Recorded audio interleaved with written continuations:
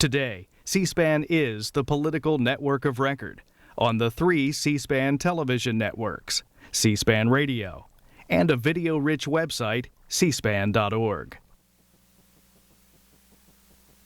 Up next, a hearing on the recall of peanut butter products tainted with salmonella. Members of the House Energy and Commerce Committee hear from the head of the company that was allegedly the source of the tainted products, from representatives of laboratories that tested the products, and from families of people who died or were sickened in the salmonella outbreak. This is a little more than 4 hours. This meeting will come to order.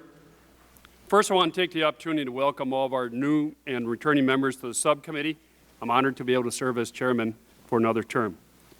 I want to welcome our new ranking member, Mr. Walden of Oregon, and also Mr. Braley, the vice chair of this subcommittee. You've been on the subcommittee for some time, Mr. Walden. I look forward to working with you in a good bipartisan working relationship in the 111th Congress like we had in the 110th Congress. I welcome Chairman Waxman in his new role as chairman of the full committee. Mr. Chairman, I know you will serve us well and will continue the tradition of aggressive and fair oversight that this committee has become known for. I also look forward to working with your staff, along with Mr. Kevin Barstow, who in this case here traveled once again to Georgia to look at the peanut plants in Georgia, as he did in 2007. I think Kevin's going to be in every peanut plant in Georgia if this keeps up.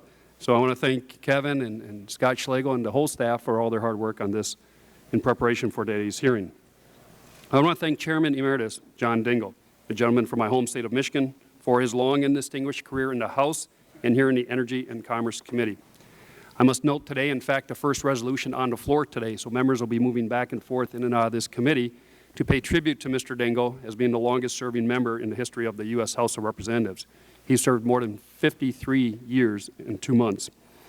As was noted in the ceremony honoring Chairman Dingell last night, we will honor him for the time he has served, and we honor him more for what he's done while serving. It's truly a pleasure and a privilege to serve with Mr. Dingell and have him on this committee. Now the business before us today. This hearing today that we have is the Salmonella outbreak, the continued failure to protect the food supply. We will begin with opening statements. The chairman, the ranking member, Chairman Emeritus, will be recognized for 5 minutes for an opening statement, and other members will be recognized for 3 minutes for their opening statements.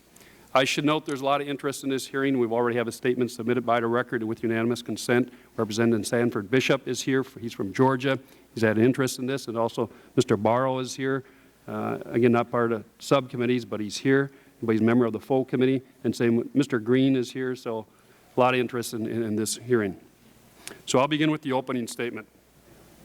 Since late 2008, the United States has been in grips of a nationwide outbreak of salmonella infections that to this date is believed to have caused 550 illnesses and 8 deaths in 43 states. In January, public health officials in Minnesota and Connecticut connected the outbreak to peanut butter produced by the Peanut Corporation of America, PCA, at its plant in Blakely, Georgia. This finding triggered a series of recalls that have included all peanut butter and other peanut products produced at the facility for the past 2 years, and recalls by over 54 companies of more than 1,900 products containing the ingredients from Blakely, Georgia, and Plainview, Texas facilities of PCA. The recalls have cost business and government millions of dollars. The psychological cost has been widespread concern among parents of the millions of children nationwide who daily enjoy peanut butter sandwiches, cookies, crackers, and other snacks. The President of the United States has expressed the view of parents across America when he said that his 7-year-old daughter eats peanut butter probably 3 times a week, and that, quote, I don't want to have to worry about whether she's going to get sick as a consequence to having her lunch, end of quote. Today's hearing will examine how this contamination was allowed to grow unchecked and the collective failure of multiple players, the peanut butter manufacturer, the Food and Drug Administration, state regulators, and private industry, to take steps that might have prevented the outbreak. This subcommittee is well versed on the issues we addressed today. In the last Congress, we held 8 hearings to examine the safety and security of the nation's food supply, including one in April 2007, in which we specifically examined a similar outbreak arising from salmonella contamination of peanut butter manufactured by ConAgra. Although we continue to learn new facts about the outbreak in the Georgia facility at which it all started, The facts we already know paint a very disturbing picture. When FDA inspectors entered the plant in Georgia, they found a facility riddled with unsanitary and unsafe conditions. According to the inspector's preliminary report, mold was observed growing on the ceiling and walls in the cooler used to store peanut butter products. A live roach and several dead roaches were observed in the washroom adjacent to the production packaging area. Most importantly, Salmonella was found in 2 separate locations in the plant, including one that was only 3 feet from finished peanut butter products. Even more disturbing is the fact that Peanut Corporation of America knew about Salmonella contamination for over a year and a half, but did nothing to address it. Internal company records reveal that since June 2007, PCA's products tested positive for Salmonella on 12 different occasions, but that the company continued to produce and distribute its peanut butter products without consequence.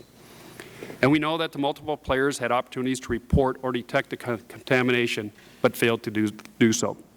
The FDA had the authority to conduct inspections at the PCA facility and to test for Salmonella, but when the FDA sent state inspectors to the plant on its behalf in 2007 and 2008, it did not test for Salmonella, even though both visits occurred after the 2007 Salmonella outbreak traced to the ConAgra plant just 70 miles down the road from the PCA plant. One of these inspections occurred just 1 day after PCA manufactured product had tested positive for the presence of Salmonella. The Georgia Department of Agriculture conducted 2 inspections of the Blakely plant in 2008, but did not conduct tests for Salmonella on either occasion, despite an internal goal to conduct such tests once a year. Private laboratories that conducted the tests for PCA had firsthand knowledge of the positive findings of Salmonella, but failed to report those results to anyone but the company. Neither the FDA nor the state of Georgia requested access to those records until after the Salmonella outbreak. PCA's largest customers, such as Kellogg's, engaged contractors to conduct audit of the Blakely plant, but they did not conduct their own Salmonella tests and did not require PCA to show them their internal test results, which would have revealed a consistent pattern of Salmonella contamination. So we appear to have a total systemic breakdown with severe consequences for hundreds of victims for which we need explanations. That is why we have asked representatives from each of these players, the manufacturer, the FDA, the state regulator, the private laboratories, as well as victims of this outbreak to testify today. At this hearing, we will seek answers to the following questions. What has been the human impact of this outbreak? How could the company, regulators, laboratories, and industry let the Salmonella contamination remain hidden for over a year before the outbreak? What legislative or regulatory changes can be implemented to prevent such catastrophic failures in the future? On this last question, it bears noting that we already have a vehicle for change in this area, H.R. 759, the FDA Globalization Act of 2009, which I am sponsoring along with Congressman Dingo and Pallone. I look forward to today's testimony as an opportunity to gather additional information with which to shape this legislation to address the public health impact of this and similar outbreaks. If there's any good that can come from this tragic outbreak, it could come from long overdue legislative change to protect the American people from dangers in the nation's food supply. Next, I'd turn to my ranking member, Mr. Walton, for his opening statement, please. Thank you very much, Mr. Stupak. And Mr. Chairman, I look forward to working with you in my new role as the ranking Republican on the Oversight and Investigations Subcommittee. We've worked together on issues before for many years to protect the safety of Americans in many different ways and to improve security and other things in agencies and all. So I look forward to our work together. Ladies and gentlemen, I remember our previous food safety investigations into E. coli in spinach, E. coli in meat, Salmonella in peanut butter, Salmonella in jalapenos, now Salmonella in a variety of peanut-containing products. This container is full of products that less than a month ago people were consuming thinking it was fine to eat. And one of the things I'm going to do today is ask Mr. Parnell from the Peanut Corporation of America if he'd like to open this and sample some of the products that he didn't think were a problem in sending out for the rest of us to eat. Now, there are some recalled products in here, and there are some that probably okay now. Lives were lost, and people were sickened because they took a chance, and I believe knowingly, shipping product that was contaminated. Yesterday we learned there's another plant in Texas that the FDA didn't even know existed that apparently has never been inspected, and now we learn there was salmonella in that plant as well. This is simply outrageous. The latest outbreak of salmonella has sickened 11 people in my home state of Oregon. It's touched the lives of teenagers in Baker County and toddlers all the way the other side of the state in Medford and in Wilsonville. Pets have now been added to the list of those falling ill from salmonella-tainted products. A dog in Oakland, Oregon, apparently is the first animal illness in the nation linked to recalled products. Today, we'll hear from a witness from one of these affected families, Peter Hurley. Mr. Hurley, I welcome you and your wife and your 3 children today. Jacob is here, 3-year-old Jacob. You want to stand up and give a wave there? You're going to hear about Jacob's story. Jacob became sick in January. For about 2 weeks, Peter and his wife watched as poor Jacob got sick and sicker, and they consulted their pediatrician and sought counsel and advice, and poor Jacob apparently couldn't keep anything down. And the pediatrician said, well, what does Jacob like to eat? Because at least maybe we can get him to eat what he likes to eat and help him along. Austin peanut butter crackers was his favorite. So he continued to eat peanut butter crackers. And eventually, as the news came forward that those crackers and other products like those in this container may well be containing salmonella, the state epidemiologist showed up at their house on a Saturday night, took the crackers, and from what I understand, every other package was contaminated with salmonella. You imagine the tragedy as a parent of knowing that, in effect, you've been poisoning your 3-year-old child with the help of your pediatrician, none of whom knew this was the problem until the damage was done. Salmonella is a naturally occurring microorganism. It's usually transmitted to humans by eating contaminated foods. To reduce the risk of contamination, we require food processing firms to follow the Food and Drug Administration's current good manufacturing practices that serve as the minimum sanitary processing requirements for producing safe food. Failure to comply with the good manufacturing practices is a violation of law. And if noncompliance leads to the distribution of adulterated or contaminated foods, more severe penalties may be applicable. Good manufacturing practices also serve as the basis for food firm inspections conducted by the FDA and by state government inspectors. Now, the Peanut Corporation of America, whose president and plant manager are invited witnesses today, has been identified as the sole source of this salmonella outbreak. Several of the company's products were tainted with salmonella at the PCA plant in Blakely, Georgia, and shipped to more than 100 consignee firms that serve as suppliers to food producers, large and small, for use as an ingredient in hundreds of different products such as cookies, crackers, ice cream, cereal, and candy. At least 2 Oregon companies I'm aware of have had to recall their products because they included ingredients that were sourced back to PCA. The health implications are all too clear, as our witnesses will testify today. Additionally, there are economic consequences for the food producers that used those ingredients and had to conduct those recalls. As FDA has reported and is indicated in documents obtained by this committee, the Peanut Corporation of America routinely violated numerous good manufacturing practices and knowingly shipped adulterated products to its customers. In an internal email chain between the plant manager, Sam Lightsey, and the president, Stuart Parnell, the 2 men discussed microbial testing completed on finished product. The emails state the company was notified of a confirmed positive salmonella test on a sample conducted by an outside lab. That sample was tested again and a negative reading occurred. Then Peanut Corporation of America shipped the contaminated product to another outside lab and received a negative result. In response to getting a negative result, the company president gave instructions to his plant manager to ship the salmonella positive products, specifically telling them, turn them loose. Another email that Mr. Parnell, the president, wants to discuss another positive test of salmonella and the time lapse in the shipment of product as a result. Mr. Parnell expresses his concern of losing huge amounts of $, $, due to delays in shipment and costs of testing. It appears Mr. Parnell was more concerned about his company's bottom line than the food safety of Americans. Expert witnesses will explain that a subsequent negative test result for salmonella on a sample never never negates the initial finding of a confirmed positive. In response to a confirmed positive, PCA should have immediately destroyed the entire lot of contaminated product, ceased production, and attempted to uncover the root cause of the contamination. All these steps are part of the FDA's manufacturing requirements that firms are forced to follow or required to follow. FDA must enhance the GMPs for food and get stronger authority. Food firms should be required to give FDA access to records that show compliance, prove the kill step for pathogens actually works, and confirm sanitation and protection against cross-contamination. To help prevent outbreaks in the future, FDA inspectors must have access to internal documents. We must assure the public the food on our grocery shelves is safe and what we put into our mouths and those of our children, elderly parents, and even our pets is safe.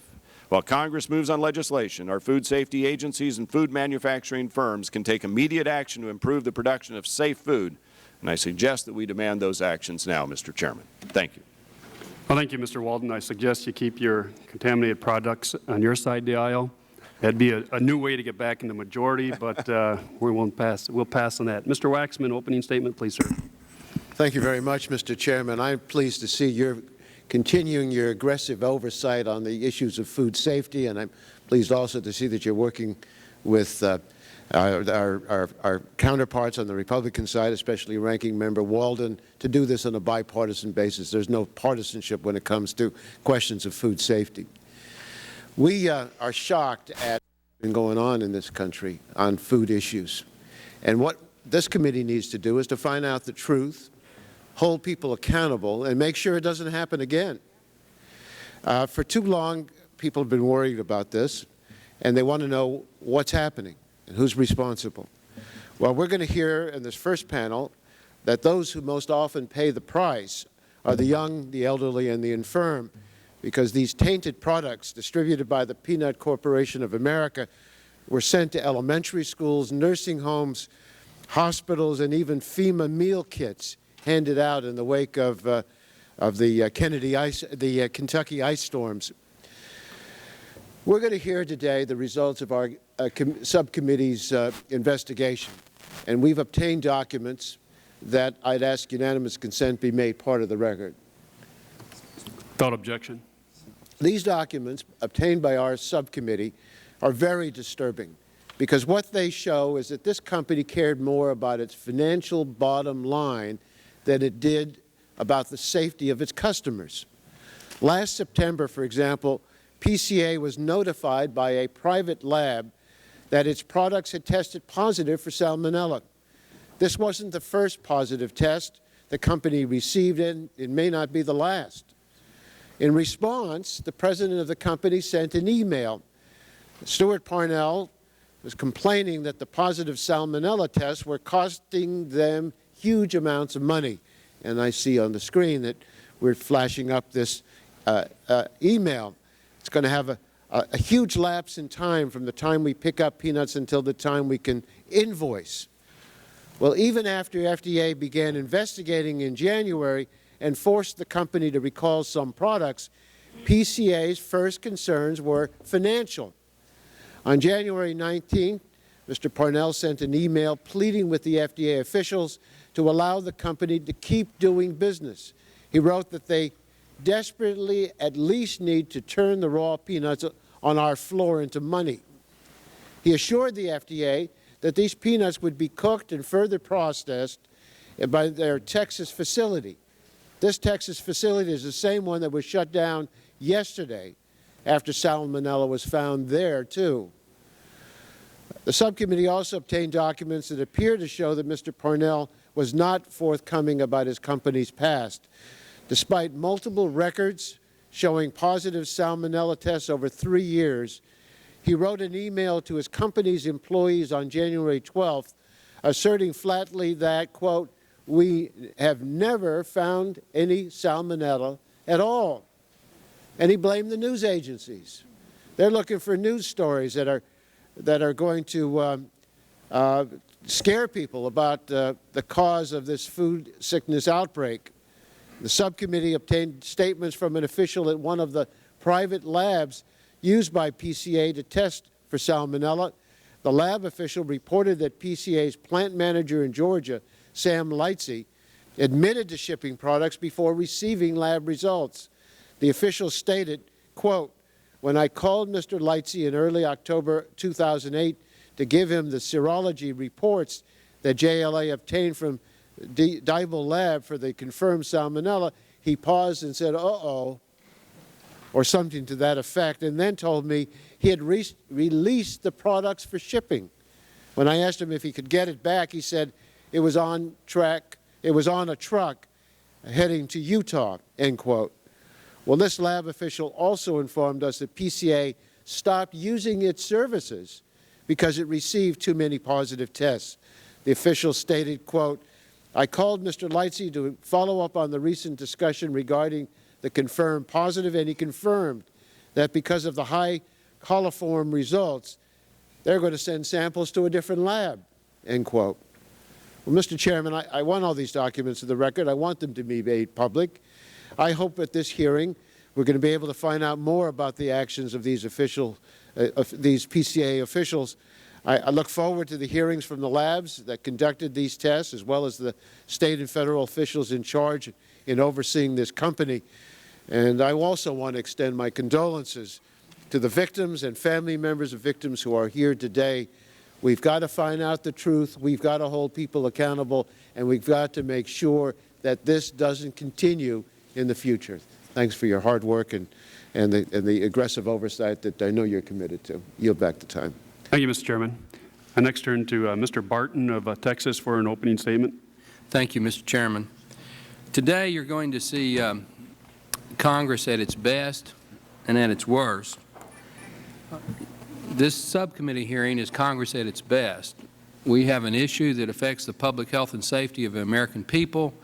We have a chairman and a subcommittee chairman who have quickly acted to bring it to the country's attention, to bring witnesses forward, both from the victim side and from the regulatory side, and also give an opportunity for the affected party, the company in this case, to present their side of the story. That's been done on a bipartisan basis with full cooperation, including yesterday a full committee meeting, business meeting, where we unanimously voted a subpoena to compel some of the witnesses that didn't want to voluntarily testify to come before the Congress so the people would know. That's Congress at its best. Mr. Waxman and Mr. Stupak are to be commended for their leadership. I also want to commend Mr. Walden, the new ranking member on the minority side, for the best opening statement I've heard in 22 years at an oversight hearing. And that goes back to John Dingell and Billy Tozan and Tom Bliley, Mr. Waxman and others who have always specialized in aggressive oversight. He put the case succinctly. He put the case in personal terms. He did it in a way that we can understand. So that's Congress at its best. Unfortunately, today we're also going to see Congress at its worst. We have this stimulus package that's in limbo somewhere in the conference between the Senate and the House of Representatives, and the House conferees were appointed yesterday. This committee, who's got jurisdiction for approximately $100 billion of that stimulus, including all the health care issues, all the telecommunication issues, all the energy issues, all the environmental issues, has one conferee, the chairman of the committee. Nobody on the minority side. It's a very small conference, but the Speaker has seen fit. The minority doesn't count. Our voice doesn't count. Well, I have a prediction to make. By the end of the day or the end of the week, they're going to hear the voice of the minority on this issue. We need to do something to help the economy for this country. We need to do it cooperatively in a bipartisan basis. But when you shut one side out, it makes it very difficult to work in a positive fashion. So on a positive note, this is an important hearing. We're totally supportive. Whatever the results of the hearing are, I'm sure we'll work together to implement those. But on the other issue, it's not democracy when only one side has a voice. With that, Mr. Chairman, I yield back. Thank you, Mr. Barton. By order of appearance, members will be recognized for 3 minutes for an opening statement. Next would be Mr. Green from Texas. Thank you, Mr. Chairman. I want to thank you for holding the hearing today. Last year we had many hearings on food safety, but unfortunately the committee was never able to pass a food safety bill. The recent Salmonella outbreak is yet another example of how the FDA and state agencies are unable to protect the American food supply. The committee's investigation has shown that Peanut Corporation of America was operating with blatant disregard for safety standards, which ultimately led to at least 8 deaths and sickened 600 individuals. Investigations by this committee found that Peanut Corporation of America shopped for labs that gave them negative salmonella results after originally testing positive, but they would not wait for the results and would ship the products out for consumption without ensuring they were safe for consumption. Peanut Corporation of America's plants are also in deplorable condition, especially the plant in Georgia with cockroaches near the peanuts, water leakage, mold, and unsanitary production line. On the 3rd, we learned that the Peanut Corporation of America was operating an unlicensed and uninspected plant in Plainview, Texas. This plant was never inspected until the FDA began investigating the Salmonella outbreak, at least never inspected by the FDA. Unfortunately, my home state of Texas is one of the states where the FDA relies on our state inspectors to oversee food safety. On Monday, the Texas Department of State Health Services shut down the Plainview plant after it tested positive for possible salmonella. It's unbelievable that a food processing plant can deliver possibly tainted products into our food supply without a license and without ever being inspected. One thing is clear, no plant should be able to operate in the manner in which the Peanut Corporation of America has operated. Congress, myself included, said for years that the FDA is underfunded, and that is still true. But throwing money at them will not solve the problem. We need to overhaul the way the FDA reviews and inspects our food processing plants and food supply. This committee, Congress, and the new administration must do all we can to shut down those unlawful operators and find a new way to protect the American food supply. And again, I want to welcome our witnesses here, particularly the children. I have a 4-year-old granddaughter who loves peanut butter and crackers. In fact, as I sit here today, my son is actually, they're having a new baby this morning in South Texas, a little boy. And all of them, all my grandchildren eat peanut butter, and I have a jar here. I didn't bring it to check it for salmonella, but anyway, it's so important for the American people, literally from our smallest citizens to our oldest. So thank you, Mr. Chairman. Thank you, Mr. Green. Mr. Deal for an opening statement, please. 3 minutes. Thank you, Mr. Chairman. First of all, I'd like to welcome the Deputy Commissioner of Agriculture from the state of Georgia, Mr. Terry Coleman, who, by the way, is a former Speaker of the Georgia House of Representatives as a Democrat, Mr. Chairman.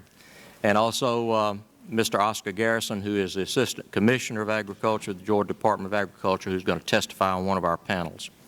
Mr. Chairman, our nation has always prided itself on having the safest food supply in the world.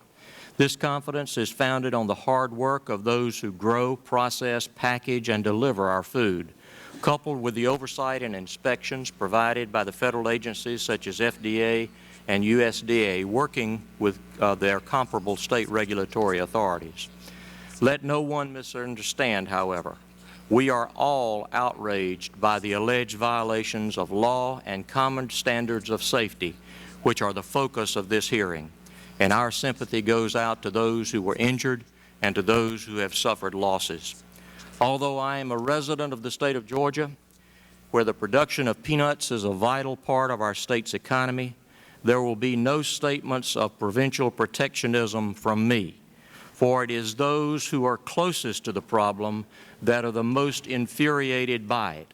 For we know that the vast majority of those who produce peanuts and the resulting products are decent, law-abiding people. Right now, peanut farmers are poised to plant this year's crop. The uncertainty created by the actions of Peanut Corporation of America will cost them millions of dollars. They and many more in the chain of production have done nothing wrong, but they are suffering the consequences of the questionable actions of one company. These innocent individuals and companies are more concerned than almost anyone that the cloud of suspicion be removed from the peanut industry. As legislators, we should be asking how we can make the system work better. I'm sure we can learn from this unfortunate experience how to reform our inspection systems at both the federal and state levels. In fact, the Georgia General Assembly is in session right now and is considering legislation to strengthen the role of our state inspections and oversight. We have the responsibility to shape the scales of justice as it relates to food safety. But the architect whose eyes are focused only on the actions of the most egregious will design a scales of justice that will not work. for it fails to account for the overwhelming weight of the majority who are honest and law-abiding. That is our challenge as we go forward to ensure the safety of all without destroying the underlying industry. I'm confident that the peanut industry of my state and the nation will work cooperatively with this committee, with this Congress, and the legislatures of the various states to craft reforms that will restore the confidence of the American people in the safety of peanut products. For that end, I pledge my best efforts. For after all, the good health of the American public and, in fact, the fate of the peanut butter and jelly sandwich lie in the balance. Thank you, Mr. Chairman. Thank you, Mr. Deal. Next we'll hear from Mr. Braley, Vice Chair of the Subcommittee, new member to committee. Welcome. Thank you, Mr. Chairman. I just want to tell you how honored I am to be serving as your Vice Chairman. I look forward to working with you and Ranking Member Walden on the important work of the committee. As I was preparing for the hearing today, I thought of Upton Sinclair and what he must be thinking as we sit here nearly 100 years after the publication of The Jungle, facing the very same food issues, questions that dominated the discussion of this Capitol over 100 years ago. And that was highlighted by this advertisement that appeared in USA Today, where we have the unbelievable aspect of corporations paying thousands of dollars to say, "It ain't me." And as we focus on the important topics we're here to talk about today, we need to keep in mind the enormous economic consequences to people who are not involved in this contamination as well. This recent outbreak of Salmonella in peanut products has resulted in the recall of over 1,700 products, one of the largest recalls ever under the jurisdiction of the FDA. But this outbreak is not just disturbing because of its size. It's particularly troubling because of its impact on Americans most vulnerable to tainted food. As noted in the Monday issue of USA Today, Salmonella affects people who are most vulnerable depending upon the strength of their immune system and how old or young they are. And we all know that Salmonella is most dangerous to very young children. And given that, I think it's outrageous that the contaminated King Nut peanut butter, which was the product in which the source of this Salmonella outbreak was first located, was distributed to nursing homes, hospitals, and schools. Yet the serious concerns I have about the severity of the effects of Salmonella on children are only compounded by the sheer popularity of peanut butter and peanut butter snacks among children. As President Obama noted recently, peanut butter is very prevalent in the diets of young children like his daughter Sasha. As a parent, I know this firsthand. I'm also concerned as a parent that 3 states have had to remove tainted Peanut Corporation of America products from their school lunch programs. These states receive peanut butter or roasted peanuts from the federal government, which bought them from the Peanut Corporation. It's completely unacceptable that our nation's schools could be serving children products that could make them severely ill or kill them, and that the federal government would be purchasing and distributing these potentially dangerous products to our schools. There are many questions that need to be answered today about the practices of Peanut Corporation of America, about the FDA and state inspections of their plants, and about the general safety of our food supply.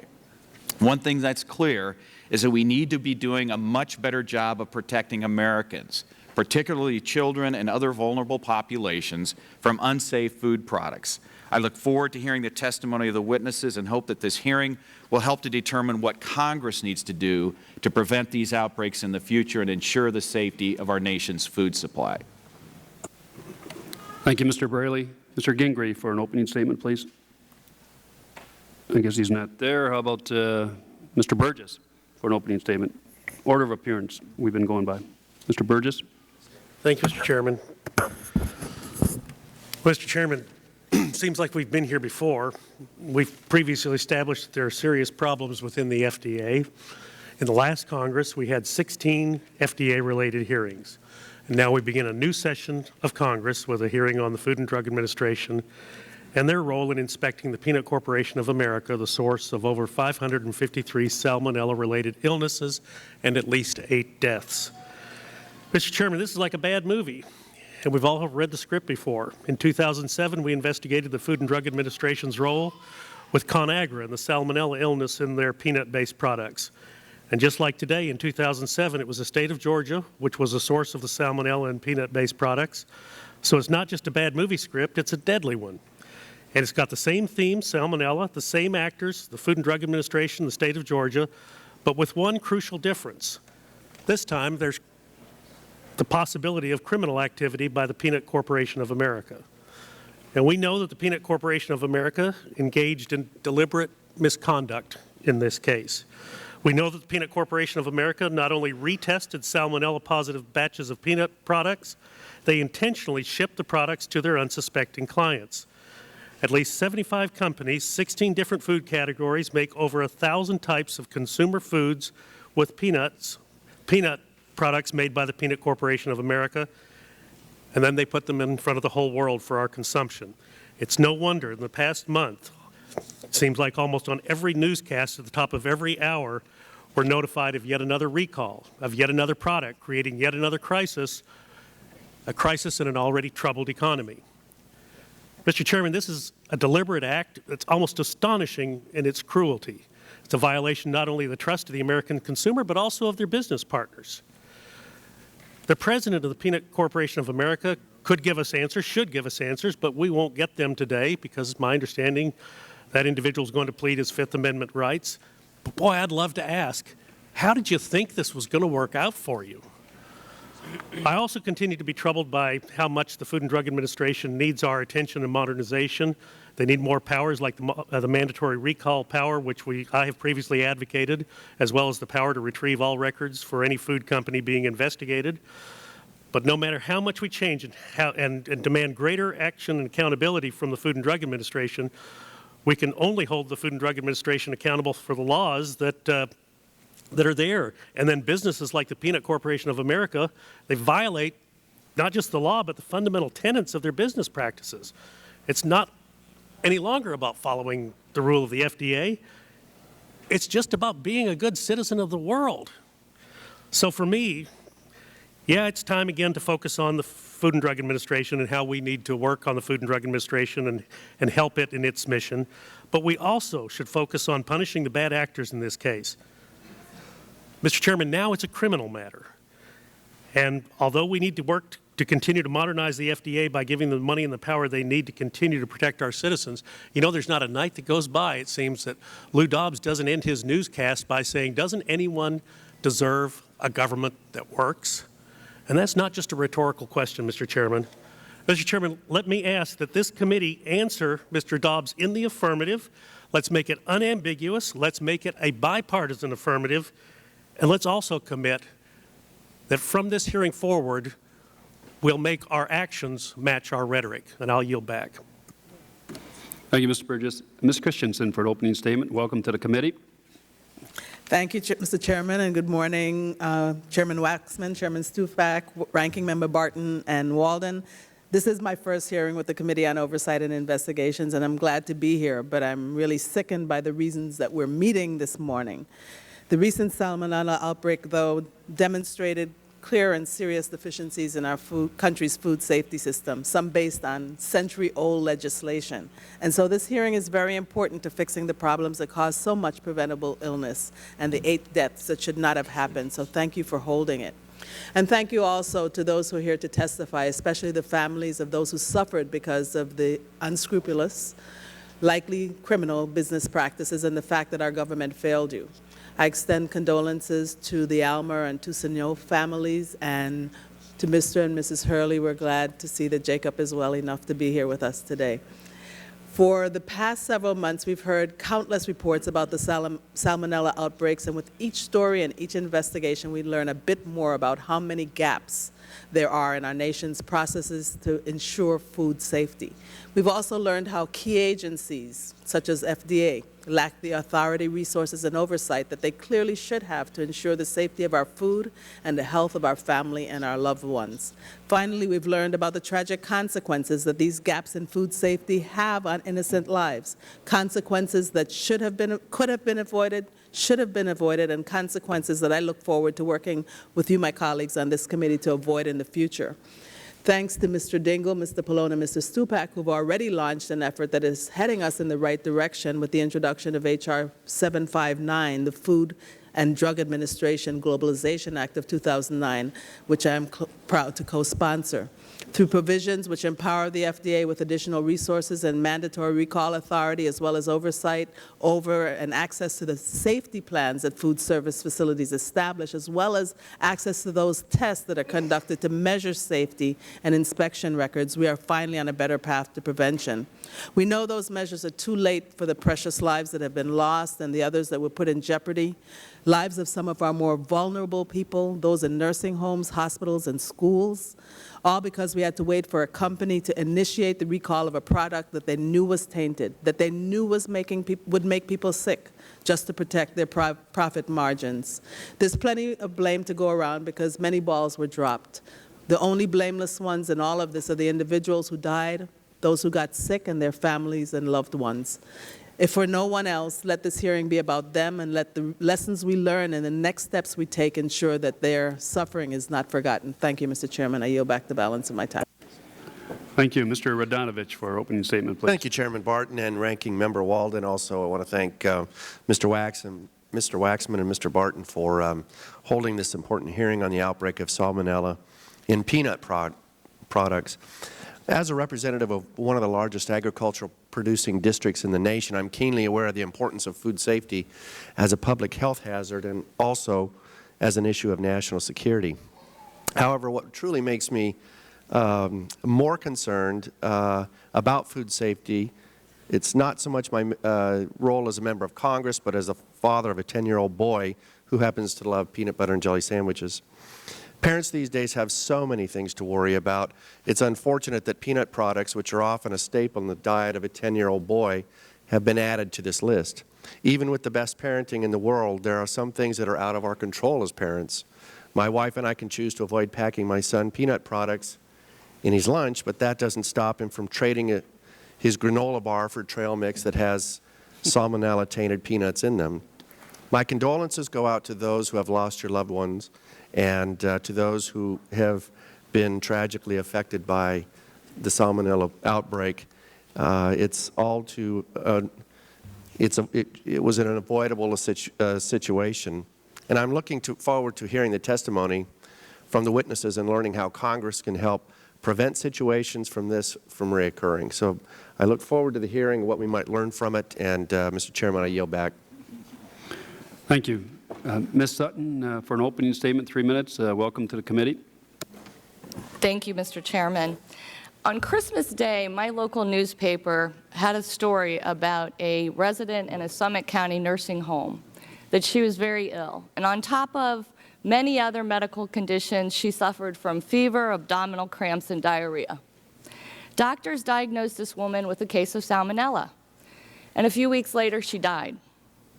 The woman I speak of is one of the 8 people who died of Salmonella and is among the 550 people nationwide who became sick as a result of this bacteria. According to the Ohio Department of Health, there have been 89 cases of Salmonella reported in Ohio in the past 4 months. This figure is much higher compared to occurrences in other states. Mr. Chairman, this outbreak demonstrates yet again that our food inspection system is broken.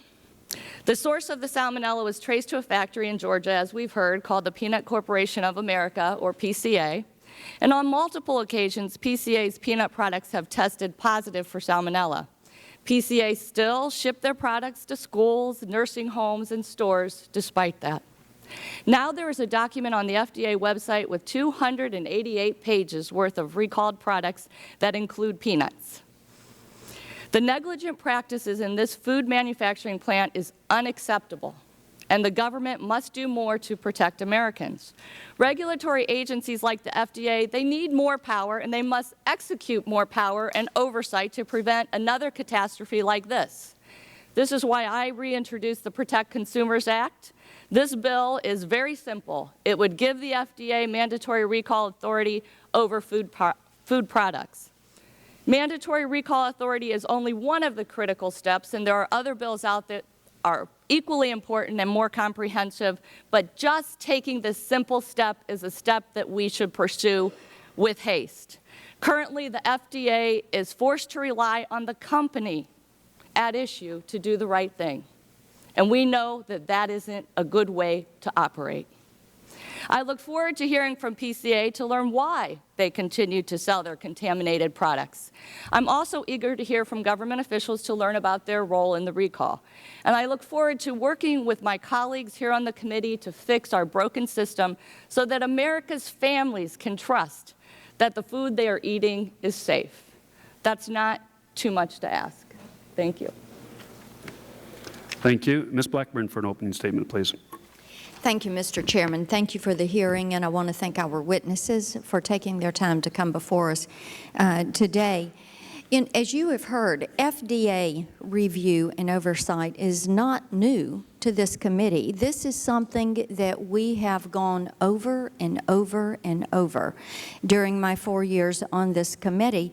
And Mr. Chairman, I sit here and I'm listening to the opening statements and looking at our witnesses, and I think, how many more Americans are going to have to be affected by some type of illness or worse before we get down to the basics on review, reform, and accountability that is lacking in the system that's before us. I think it is unacceptable for the American public's health and indeed their life in many cases to be put at risk. Now, peanuts, as you've heard, this is why we're here. This is our latest of our contamination issues in our food supply. And it is so unfortunate that contaminated product was knowingly shipped to various locations, some in my state of Tennessee. And indeed, we express our sympathies to the families who have been injured, harmed, or experienced loss of life because of this. We have 11 cases that are in Tennessee alone. Indeed, this is something that could have been prevented. We all know the source. We have discussed that with Peanut Corporation of America. We're going to look more into that today. And one thing that I am really going to want to know a bit more about is how there could have been 12 known cases of Salmonella between June of '07 and September of '08. How there could have been 12 times that this was known and appropriate action was not taken. And what the American people are wanting to see is not more rhetoric. They want to see action. And, Mr. Chairman, I think that is where reforming this system comes forward as what our next step should be, to make certain that the American people can trust us to do our job, to reform this system so that they have trust in the food supply and the product that is placed on their shelves. And I yield back the balance of my time. Thank you. Mr. Gett for an opening statement. Mr. Gett's Vice Chair of the Full Committee. Thank you so much, Mr. Chairman. We spend a lot of time together in these food safety hearings, and I want to welcome our new members of the committee. I've been on this subcommittee for 12 years now, and since I've been on this subcommittee, this is our 10th food safety hearing, at which the members of the Oversight and Investigation spend quite a little bit of time in a bipartisan way wringing our hands. Now, in the meantime, with the latest problem, over 500 people have been sickened. 15 of them are in my home state of Colorado. Half of the sickened people are children, and 8 people have died. This is the deadliest outbreak of foodborne illness in decades, but we've seen in the last few years jalapenos, peanut butter again, meat, dog food, and on and on and on. I guess my question is to Congress in general, how many sick kids does it really take for us to finally act? How many workers need to get laid off before private industry and Congress put resources into protecting the integrity of our food distribution system? And I cannot think of a case that better demonstrates the need for the FDA and USDA to have mandatory recall authority than this case. The Peanut Corporation of America sells in bulk to companies, and then those companies manufacture and distribute processed foods. So even though people started getting sick last summer, current federal law does not empower public health officials to issue a recall in response to an emergency like this. My constituents are shocked when they hear this, and instead companies are left to voluntarily decide for themselves if and when to recall their products. And so, Mr. Chairman, I know this isn't a legislative hearing, but I'm sure that the parents who are sitting here today would like to know that there are actually legislators working on these issues. I've introduced legislation again this year, which I've introduced many times in the past, to finally give the government mandatory recall authority. And the good news is, finally, this is supported not just by the regulators, but also by the industry. And so I think when we pass comprehensive food safety legislation, finally the FDA and USDA will have mandatory recall authority. The second bill I've reintroduced this year, which I've introduced many times in the past, is the TRACE Act. And what this bill does is creates a comprehensive traceability system so that we can trace from where the peanuts came from to when they're in those little peanut butter crackers that the children are eating, where that came from, so that we can recall that right away. That problem was a particular problem last year with the jalapenos in the salsa. I'm happy to report that Mr. Dingell and Mr. Stupak have included both my mandatory recall language and some traceability language in their comprehensive bill. And I'm also happy to report that the regulators support traceability, and now, again, the manufacturers are beginning to understand that situation. Mr. Chairman, I'm eager for this hearing today. We need to shed light on this situation. But once we do that, Mr. Chairman, I look forward to working with you and Mr. Waxman so that we can move legislation and begin to solve these problems. Thank you. Mr. Gingrey for opening statement, please. 3 minutes. Mr. Chairman, thank you for recognizing me on this, my first hearing as a member of this subcommittee. I look forward to serving under your leadership and that of Ranking Member Walden in the crucial oversight role of the subcommittee. Let me welcome our former Georgia Speaker of the House and now Deputy Commissioner of Agriculture, Terry Coleman, as well as Mr. Oscar Garrison, the Assistant Commissioner, who I certainly look forward to hearing his testimony in the third panel. Now, I first want to express my sincere condolences to the families that are here today, and those families across the nation who have either lost a loved one or have suffered illness as a result of this Salmonella outbreak. For those testifying today, I appreciate your willingness to come before this subcommittee and share your stories, as difficult as it may be, with us. All of us have a responsibility to learn from this tragedy and to take the necessary steps to ensure that no other family has to endure what you have experienced. Mr. Chairman, it is regrettable to see that the facility under investigation today is located in my home state of Georgia. And it's also unfortunate that Mr. Parnell and Mr. Lightsey from PCA, the Peanut Corporation of America, will likely refrain from testifying in accordance with the Fifth Amendment rights. And while they are within their constitutional rights, I would offer this admonition to them and to anyone else who makes the products that our citizens and their families consume. If you circumvent the law or merely take advantage of lax oversight, don't think you have gamed the system forever, because justice will catch up to you and you will pay. Further, if the circumstances as presented and reported to this point bear out to be true, then it seems the decision to achieve short-sighted profits has trumped common sense and morality. For this, there will be an accounting. Mr. Chairman, as we in Congress move forward, we must also recognize that no matter how high a regulatory wall we erect, there will always be someone that is brazen enough or stupid enough or greedy enough to try and climb over that safety barrier. And though our gut reaction might be to build an even higher wall, we have an obligation to thoroughly evaluate and ensure that current law was properly enforced first. A wall's integrity, after all, comes not from the height, Mr. Chairman, but from its foundation. So as we proceed with this hearing, I'll listen carefully to the witnesses in their statements and in their responses to the questions in the hope that we will get to the bottom of this tragedy. Mr. Chairman, with that, I yield back. Thank you, Mr. Gingrey. Again, by order of appearance at the subcommittee, Mr. Welch from Vermont, welcome to the committee. And you're always welcome. Come sit up here on top row, too. I hear the air is pretty good up there.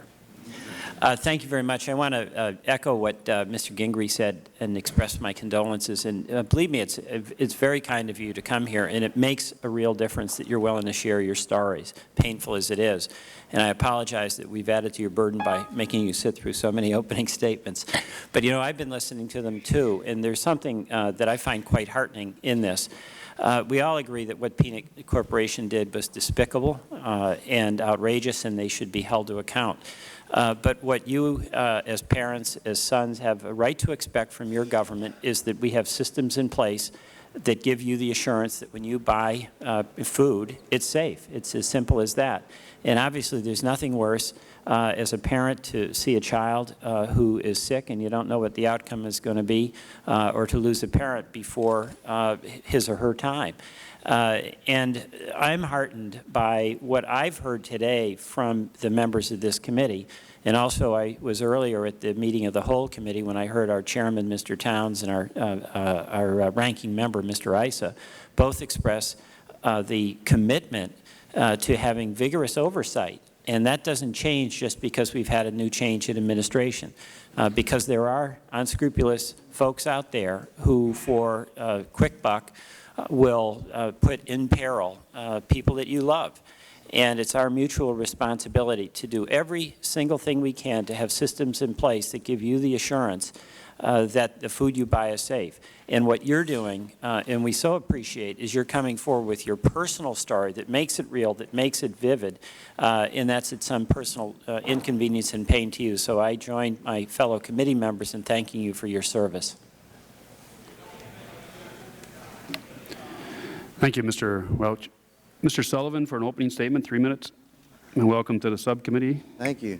Thank you, Chairman. I appreciate it.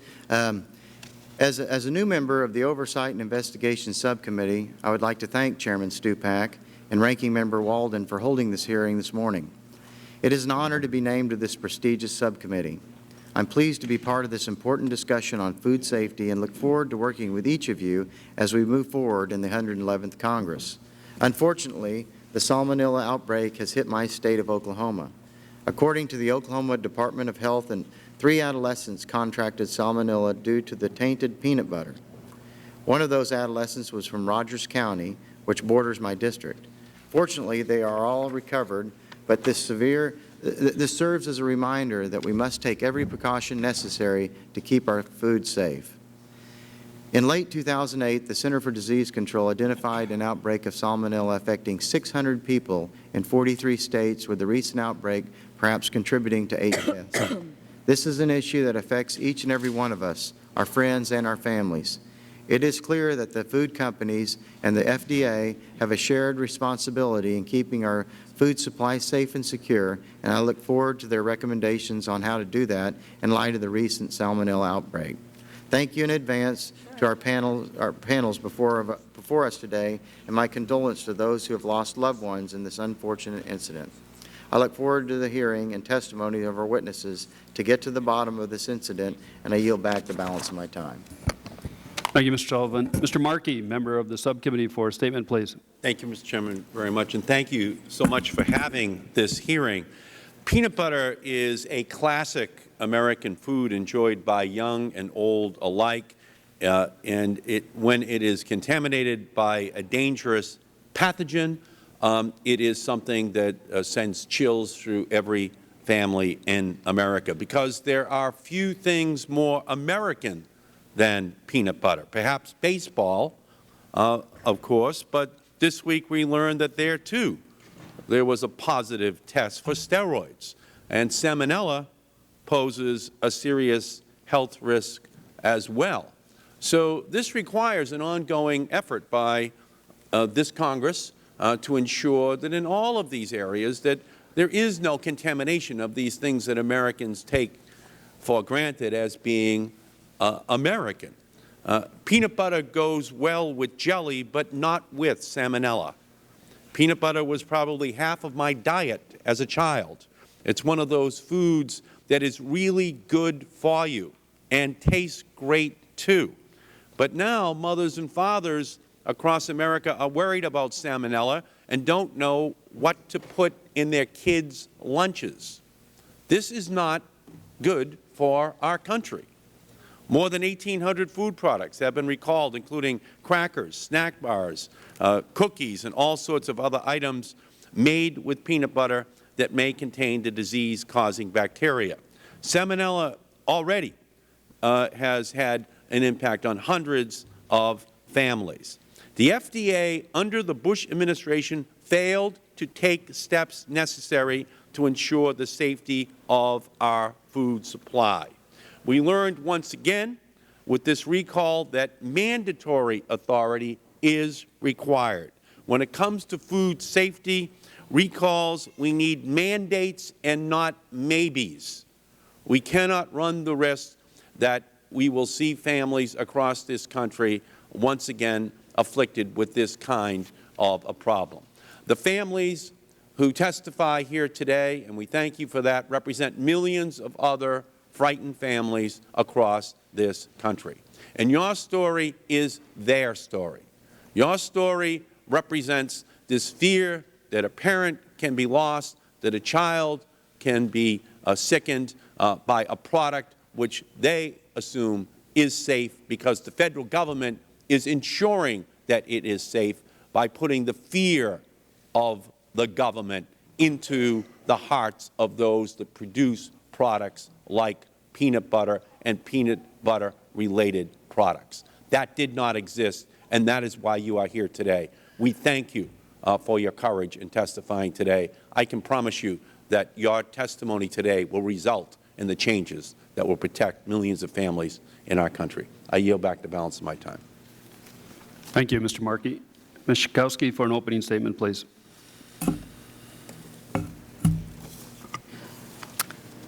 Peanut butter. Peanut butter. Is there a kitchen that doesn't have peanut butter?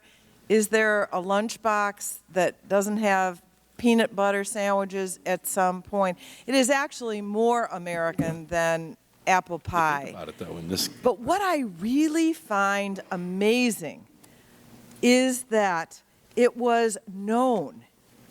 It was known by the Peanut Corporation of America that their product was tainted with potentially life-threatening salmonella and yet released into the food stream anyway.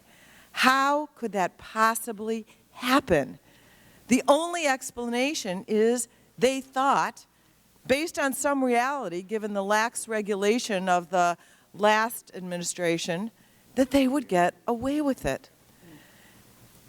I'm so sorry to the testifiers from the families that are here today that were burdened by this, afflicted by this, tortured by this, that your government failed you. And I'm grateful to the chairman for holding this hearing today so that we can set in motion those safeguards that will never let that happen again, and to hold accountable the people that made the decisions that allowed it to happen. In one of the most developed nations in the world with access to unparalleled technologies and resources, there is simply no excuse that we can offer to you that contaminated or otherwise unsafe food made it all the way to consumers and to your tables.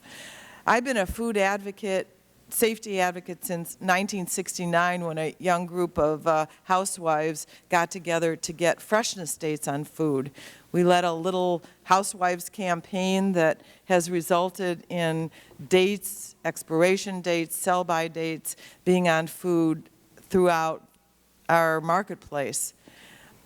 And yet today we find that this could happen. So I thank the panel before us right now for being here to testify. I want to just mention that one of the laboratories, Diebel, is in my district. I've been told by the committee that they were very cooperative with the committee. I appreciate that and look forward to their testimony as well. And want to join with my other colleagues in assuring you that we will act to make your family safer from this kind of potential killer. Thank you. Well, thank you. That concludes the opening statements of members of the subcommittee. I'd note once for the record, Mr. Barlow is here. He's a member of the full committee. Do you have an opening statement you'd like to submit? Well, first off, thank you, Mr. Chairman, for holding this hearing and for allowing me to audit these proceedings as though a member. I have very little to add to what's been said before us, but I will add very little. Very quickly, because you're not allowed to open. It seems to me that in addition to the provisions that have been talked about before that are part of a comprehensive reform, things like mandatory recall authority, one thing we very badly need is a testing regime in the industry in which folks are required to test to know what they need to know, and a mandatory contemporaneous reporting requirement so that the regulators will know what the processors know when they know it. I think that would add great teeth and great effectiveness to any mandatory recall authority, and that's why I look forward to exploring the other members on the panels later on. Thank you very much. Well, thank you. We've discussed that certification of labs and testing before, and it's part of our global bill, and love to have you on the bill. You will be allowed to ask questions later as we move on. Mr. Bishop, we already have your opening statement, a valuable member of the House. While not part of the committee, we appreciate you being here and monitoring the proceedings. And without objection, Mr. Bishop's statement will be made part of the record. As I said, that concludes our opening statement by members. I'd now like to have our first panel of witnesses to testify. First, we have Mr. Jeffrey Ulmer of Savage, Minnesota, whose 72-year-old mother, Shirley, died after eating salmonella-contaminated peanut butter at a nursing home. And I should also note he has a photograph of his mother that I'm sure he'll explain to us as we move on. Mr. Lou Tuzano of Minneapolis, Minnesota, whose 78-year-old father, Clifford, died after eating salmonella-contaminated peanut butter at a nursing home. And Mr. Peter K. Hurley, a police officer from Wilsonville, Oregon, whose 3-year-old son Jacob was severely sickened by salmonella after eating Austin crackers. It's the policy of this subcommittee to take all testimony under oath. Please be advised that you have the right under the rules of the House to be advised by counsel during your testimony. Do you wish to be represented by counsel, gentlemen? No. Okay. Everyone indicates no. Then I'm going to ask you to rise and raise your right hand, take the oath.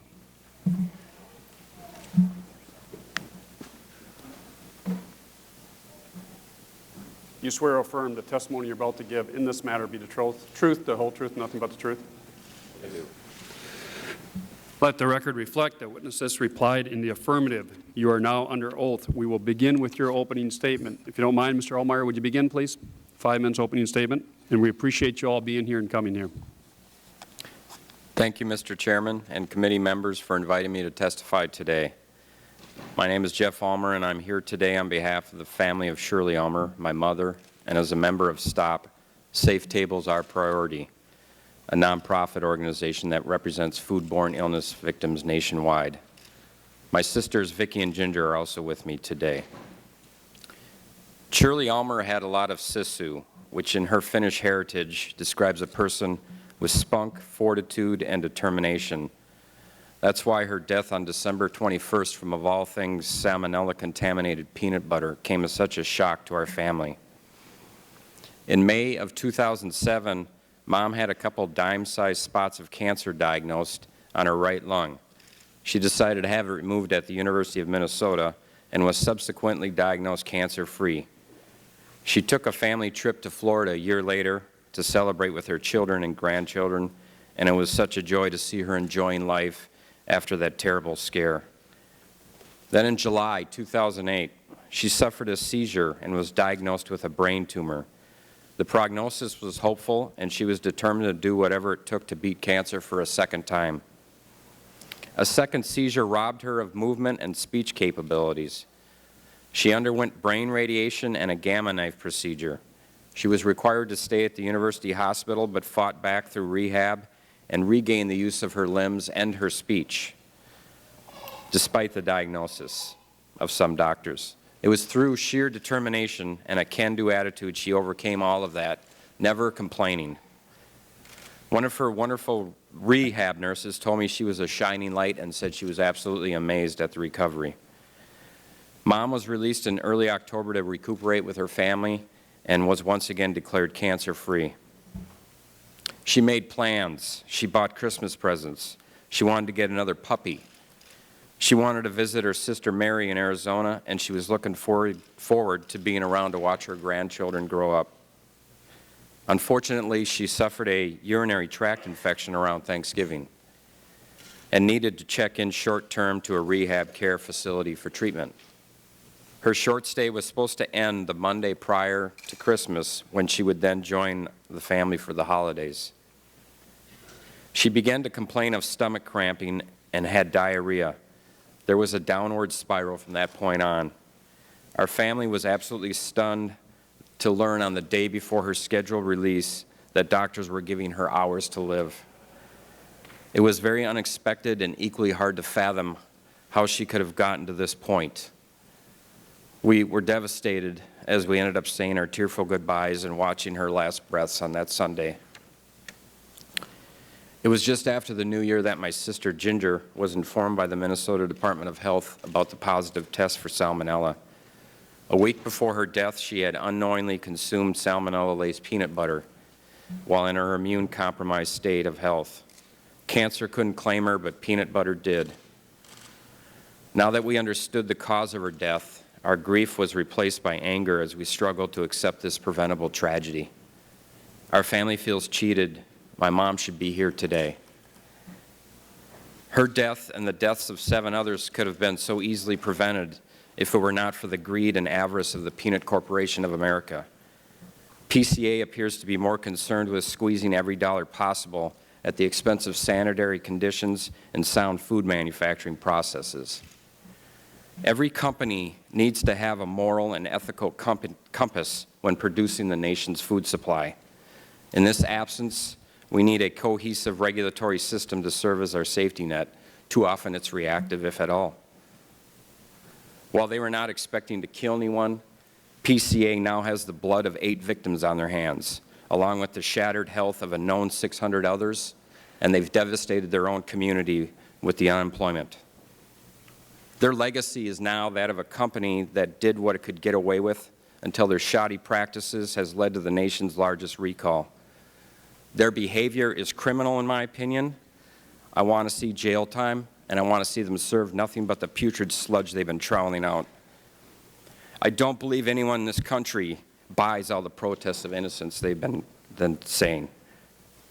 Shirley Almer loved this country, but was terribly let down by a broken and ineffective food system with abysmal oversight. She was let down in the worst possible way by the very government whose responsibility it is to protect its citizens' health and safety. We cannot continue to ignore the public health threat caused by poorly regulated and contaminated foods. We cannot allow food safety to be continually underfunded and expose unsuspecting Americans to deadly pathogens. This brings up many important questions. How much time and money will end up being spent on the act of recalling over 1,000 food products? What about the lost productivity and medical expenses for the sickened? When will we have a proactive instead of a reactive system? And my last question would be, when will all these painful deaths and sickness stop being collateral damage? The government and the industry need to work together to correct a multitude of problems. I am proud to be asking for change on behalf of my mother, Shirley, and on behalf of STOP. Although this country has many important issues right now, I'm urging President Obama and the distinguished members of Congress to make the safety of our nation's food supply a priority. It's imperative that Americans trust that their health is not compromised by the food on their plate. We love you, Mom, and we miss you every day. Thank you very much. Thank you, Mr. Ellmeyer.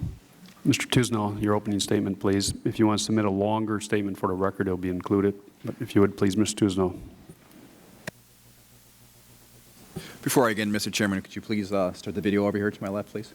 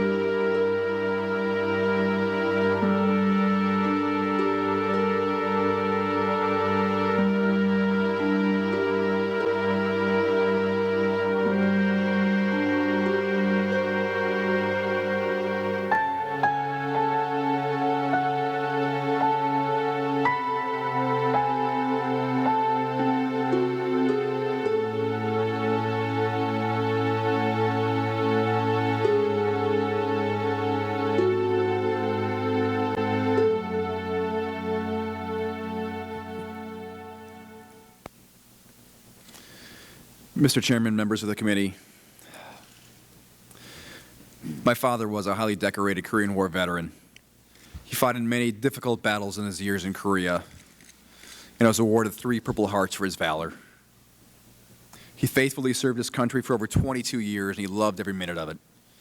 The only thing that he loved more was his family. He was a proud father of 6, Paul, with me here today, Marshall, Susan, Calvin, Jane, and myself. As you can see by those photos, he loved spending time with his grandchildren and his great-grandchildren. He had 15 grandchildren and 14 great-grandchildren. But he was a man that was physically and psychologically scarred from Korea. And early on, it was difficult for our family. But like most battles in his life, he overcame it. So much so that he became one of the most generous men that many had known. The night of his funeral, I was having a conversation with my brother-in-law, Dan Herrick, also with me today. And he shared a story with me of when he and my sister were first married. Like most young married couples, times were tight back then. And my father knew that. And he would invite him over, make up a story, saying, my car starters won't work right. Something's wrong with the brakes, something's wrong with the door. Come on over and take a look at it. And he would always give Dan and my sister Jane a little something for the trouble of coming over. He helped a lot of us through the years, including his own parents when he joined the Army as a teenager. He sent money back home because times were tight then as well. As long as he had a few dollars in his pocket, he was more than willing to help anyone. His final battle occurred in December of 2008 when he ate some contaminated peanut butter from PCA. He suffered for weeks until he finally died on January 12th, 2009. He had just entered a full-time health care facility in Brainerd, Minnesota a month earlier. He had few goals left in life except for one. He wanted to live to be older than his father. He wanted to live to be 80 years old. He was 78 when he died, a year and a half too early. We can't be certain of how many years Dad was robbed of. And because of the way he died, because of all the media attention, our grieving process has been different than most. We should not be sitting here in front of you today, any of us. We can no longer pick up the phone and ask him what game he's watching today. My nieces and nephews can no longer crawl over Grandpa and have their photos taken with them. My brother Marshall and my sister-in-law Ann, who are fortunate enough to spend the last 3.5 years with him, can no longer go to his house daily and just check in and see how he's doing. My brother Paul, who spoke with him frequently, can no longer call him, just when he feels like it. He has trouble sleeping at night now. Not just because we lost our father, but the senseless way that this happened. What happened to our father, the 7 other families like the Ulmers, the over 600 others sickened like the Hurleys, is not new. Over the years, there have been hundreds of similar outbreaks and other heartbreaking stories. Why has this been allowed to happen? 2 years ago, the Peter Pan outbreak affected more than 600 people in 47 states. 2 years later, here we are again asking for change. I submit to you, ladies and gentlemen, how can we truly be leaders of the free world if we can't keep our own citizens safe from the food that we eat every single day? We have a blind faith that when we go to a grocery store, the food there is also safe. It clearly is not. Do not let the death of my father, the 7 others, and the 100 sickened be in vain. Please do your job. Do not let us be back here next year or the year after experiencing the same thing. Companies like PCA and Mr. Parnell, who make our food should have rules that they live by. Companies should be inspected more than once every 5 years.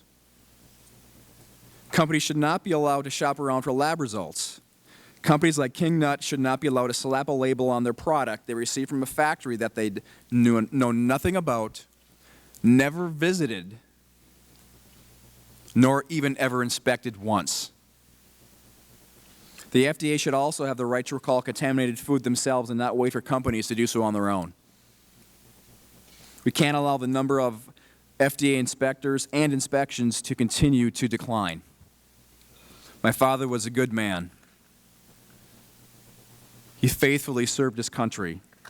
The system that was set up to protect all of us here today has failed. My father died because he ate peanut butter. Thank you, Ms. Tisno. Mr. Hurley, your testimony, please. Good morning, Congressman, Congresswomen, and committee members. My name is Peter Hurley. My wife, Brandy, and I are parents of 3 children, Lauren, 5, Jacob, 3, Alyssa, 8 months. I'm a police officer in Portland, Oregon. My wife is a marketing manager. Our whole family, baby and all, have traveled from Oregon to Washington, D.C. to testify before you regarding the Salmonella outbreak that has affected us, as well as hundreds, if not more likely, thousands of fellow Americans. I want to take a moment to acknowledge the 8 families who have lost loved ones. 8 people have died due to PCA's willful negligence. We were just lucky. It could have been very different for us. We made this journey to appear before you because we felt it important enough for you to hear our story of how the Peanut Corporation of America poisoned our son. We want you to hear how Jacob and a PCA-supplied product are genetically linked in hopes that you will take action to protect our food supply. Jacob's story began with him becoming ill with diarrhea and vomiting in early January. He was sallow, lethargic, and probably had a fever that we missed. In a few days, he began to have blood in his diarrhea. We took him to the pediatrician. A few days later, the pediatrician called to let us know that the lab results had come back and that Jacob had Salmonella poisoning. At this point, we did not know how Jacob got the poisoning, and because of that, we did not know how to protect the rest of the family. All we knew was that 5 or 6 people had already died in a new Salmonella outbreak. At that time, only King Nut peanut butter, a PCA product, was listed as a source, which we did not have. What had we unknowingly given him that had given him Salmonella poisoning? As Jacob's diarrhea continued, my wife was given the okay from our pediatrician's office for Jacob to eat his favorite comfort food, Austin toasty crackers with peanut butter. The very food that we later found was the cause of his poisoning. So here we have a boy who's trying to get over food poisoning, and one of the foods that would seem safe, even to the people in the pediatric medical community, is the exact product that is continuing to poison him. A week later, Dr. Bill Keene from Oregon's Office of Disease Prevention and Epidemiology came to our house at 5 o'clock on a Saturday night. As a friend said, this is like having the head of the FBI coming out to take fingerprints. On that Saturday night, Dr. Keene took custody of our supply of Austin Toasty crackers with peanut butter, manufactured by Kellogg's with a PCA product. 1 week later, Dr. Keene called us to say that Jacob and the crackers he had taken from our house had an exact DNA subtype match for Salmonella. 3 out of the 6 packages of crackers he tested were positive, and that was all that we had left. The issue is no longer what had we done unknowingly, but what had PCA done knowingly. Jacob continued to have diarrhea for 11 days. We had to be extremely vigilant to ensure that there was never any cross-contamination between Jacob and Alyssa, our 7-month-old. If Alyssa had come down with Salmonella poisoning, there is a good chance that we would be one of the families who had lost a loved one due to PCA's willful negligence. I have read the FDA's most recent report. This was not an accident. It sickens me to no end that a company and its employees could knowingly allow a tainted product to go out the door and into the nation's food supply. Does no one have a conscience anymore? People would be in utter outrage if they heard of a police officer putting a loaded gun to someone's head, pulling the trigger, and then in the horrific aftermath say, "I was just hoping that the bullet in the chamber wouldn't fire." We, the United States, are the first world. Have we fallen to second world food status for our food safety? As the woman taking care of our dog while we are here in D.C. said, even my dog is not safe. What is this, China? Where do we go from here? We need to have a faster 911-oriented medical response for food contamination in order to prevent further innocent victims. We need FDA inspectors out there with the authority to stop production immediately when there is a problem. We need the FDA to have the ability to criminally prosecute quickly and effectively. Oregon has the dubious distinction of suffering the first ever domestic terrorism in the United States. It was carried out by the Rajneeshis in the 1980s. They sprayed a salad bar in the Dalles, Oregon with salmonella. If a small group of religious fanatics in Oregon could pull it off, who else could? None of us should be so naive as to think that Al-Qaeda could not easily taint our food supply. If the very well-funded Al-Qaeda could put its mind to it, I shudder to think of what could happen to this country when people do not know where to turn to find safe, uncontaminated food. The panic, pandemonium, and lawlessness would be horrific. I will leave you with my favorite quote by the 19th century author and poet, philosopher, Johann Wolfgang Goethe. Few men have imagination enough for reality. On behalf of all Americans, my whole family, Jake and I ask you to please have imagination enough to think of the worst case scenario and to work to protect against it. Thank you. Thank you, and thank you to this panel for not only being here, but also sharing your story and your video to put a human face on this latest recall we have. I'd like to express my condolences to you, Mr. Altmeyer, and you, Mr. Tusnow, and Mr. Hurley. We're glad that Jacob's doing better, and it's good to have your whole family here. Thank you for being here. As family members and victims of this outbreak, I'm sure that you have asked yourself the same questions I've asked myself. What was this company thinking releasing tainted product to the public? During our investigation, the committee requested and received internal emails from PCA relating to the outbreak and past testing for Salmonella. I'd like to ask you about some of these documents.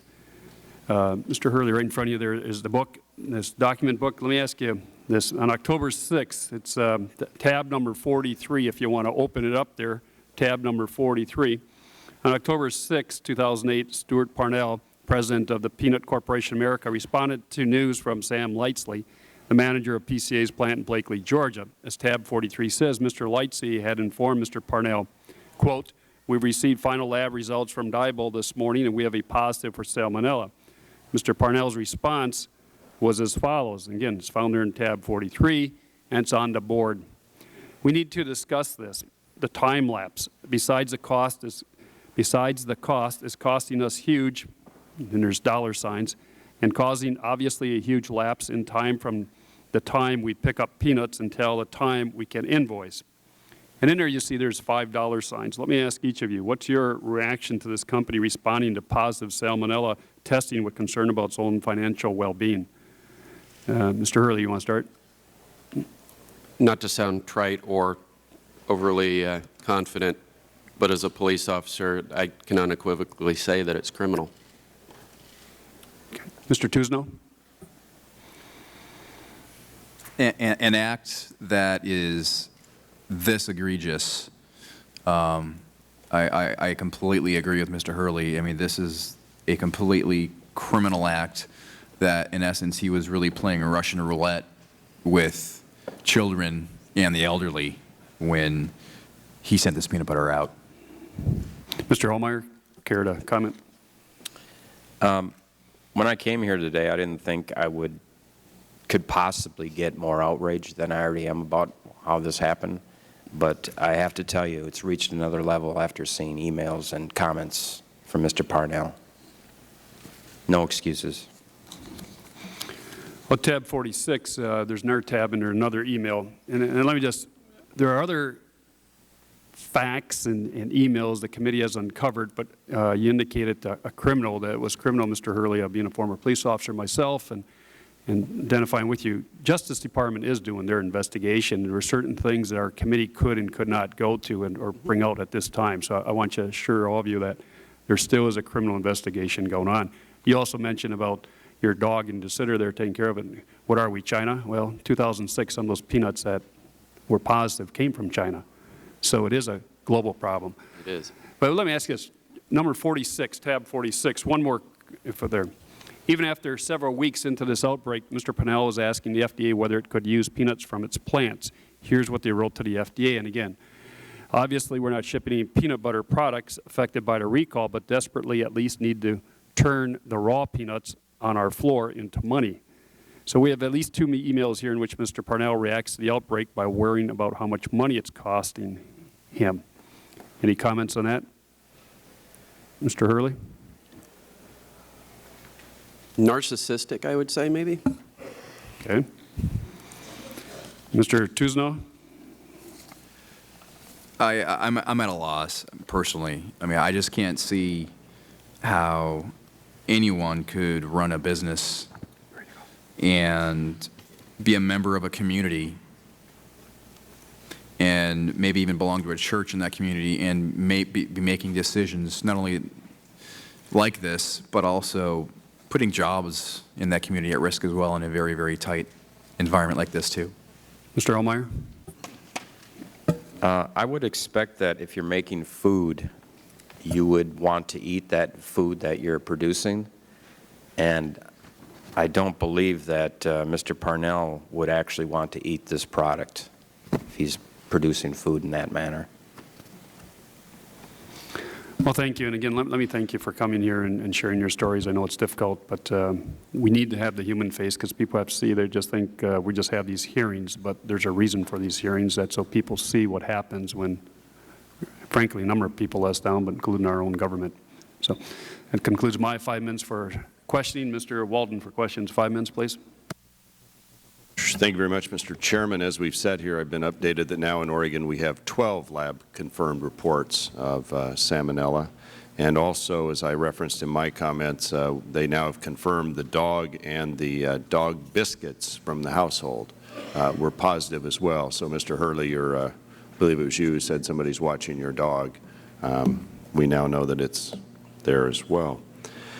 I wonder if Mr. Parnell is in the audience. Find out next panel. Is Mr. Parnell in the audience? You know, I would think that the least he could have done was be here to hear your comments and to hear about your loved ones, like a victim impact panel, because that's really what this is today.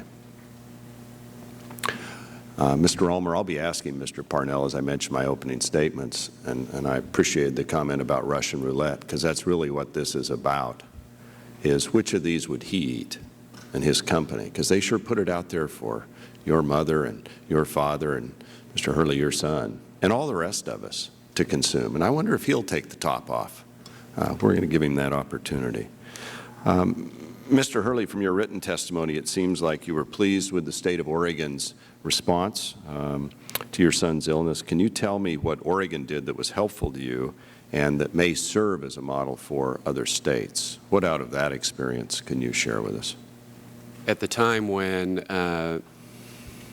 Dr. Keene came to our house, I was unfamiliar with his rank and status, and as the state epidemiologist. As the state epidemiologist, exactly. Mm-hmm. And since then, I've learned, as my friend said, it is kind of, in terms of rank, like having the director of the FBI come by to just take latent fingerprints.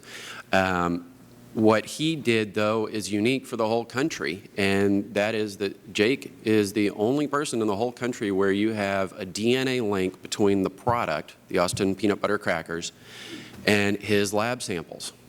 Sorry for the crassness, but his lab fecal samples. Sure.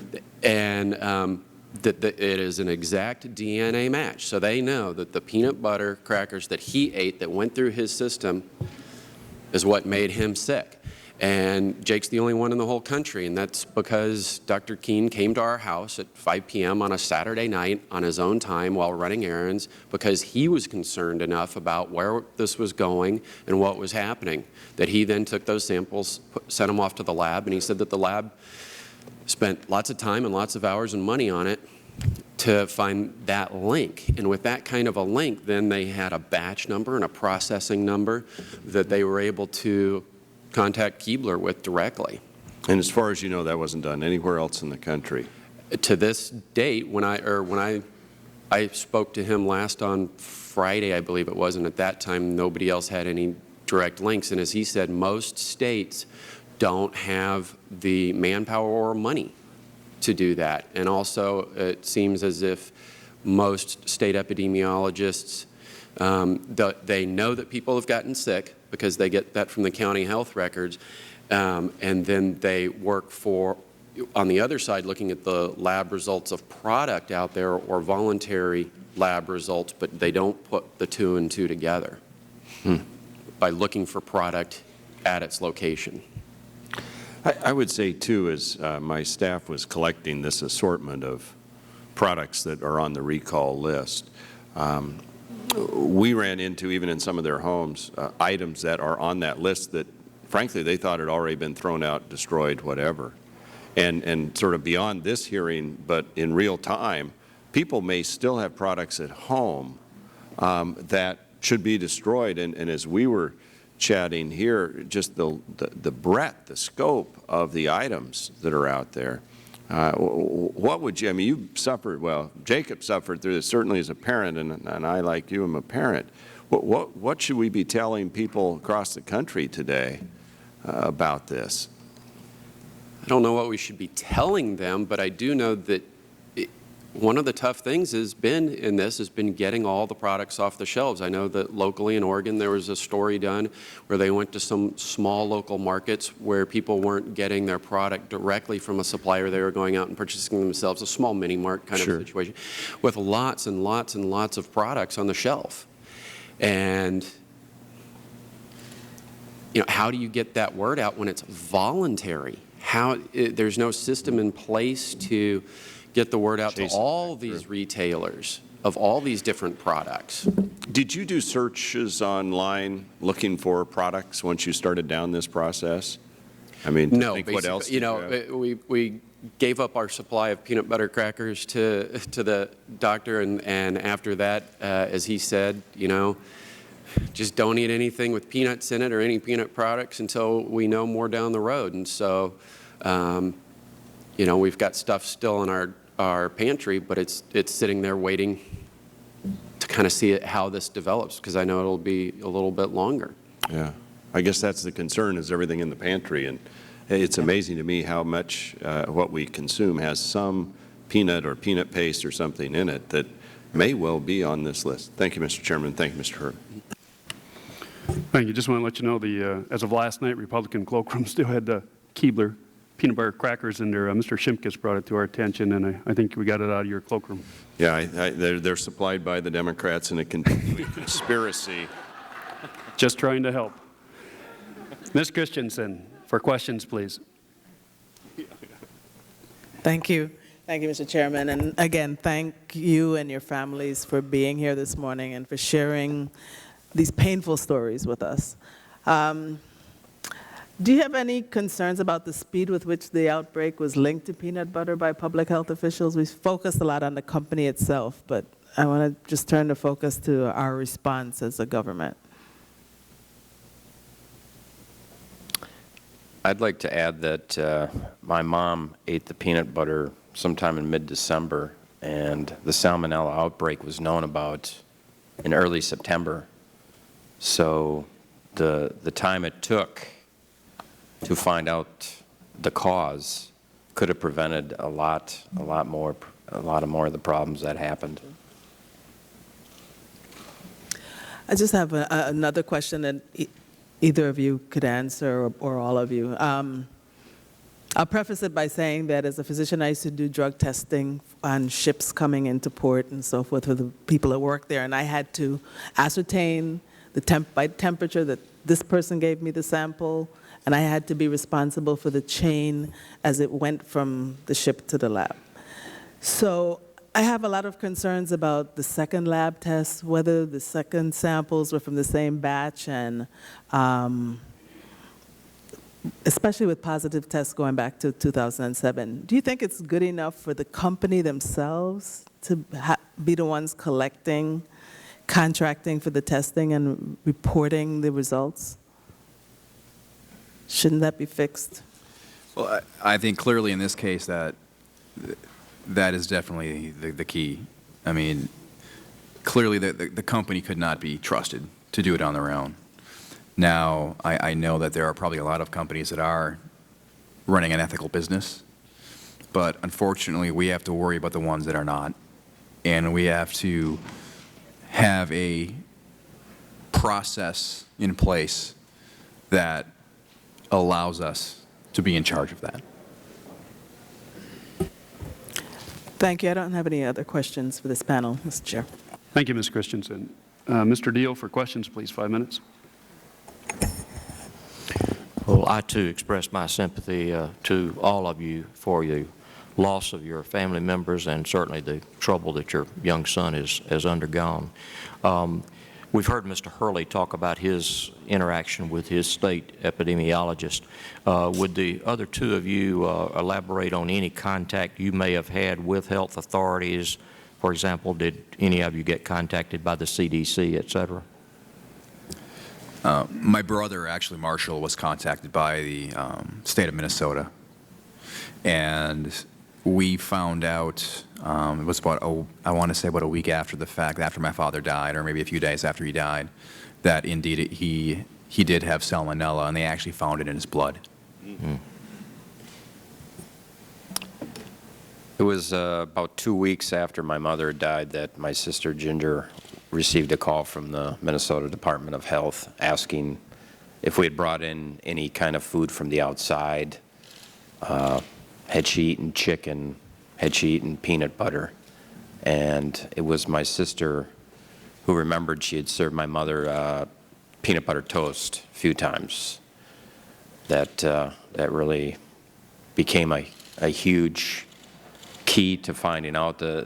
Actually, I've heard the Minnesota Department of Health was very instrumental in finding the very source of this outbreak, and we were told by them that my mother's death was key to the whole thing. Okay.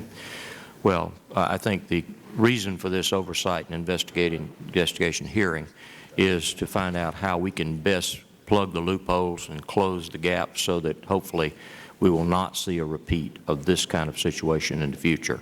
And we thank you all for taking the time and going to the expense of being here today. And with our assurances that I'm sure our chairman and other members of this committee will follow through to try to make sure we can do the best we can from our end to make sure it doesn't repeat itself. Thank you all for being here. I yield back.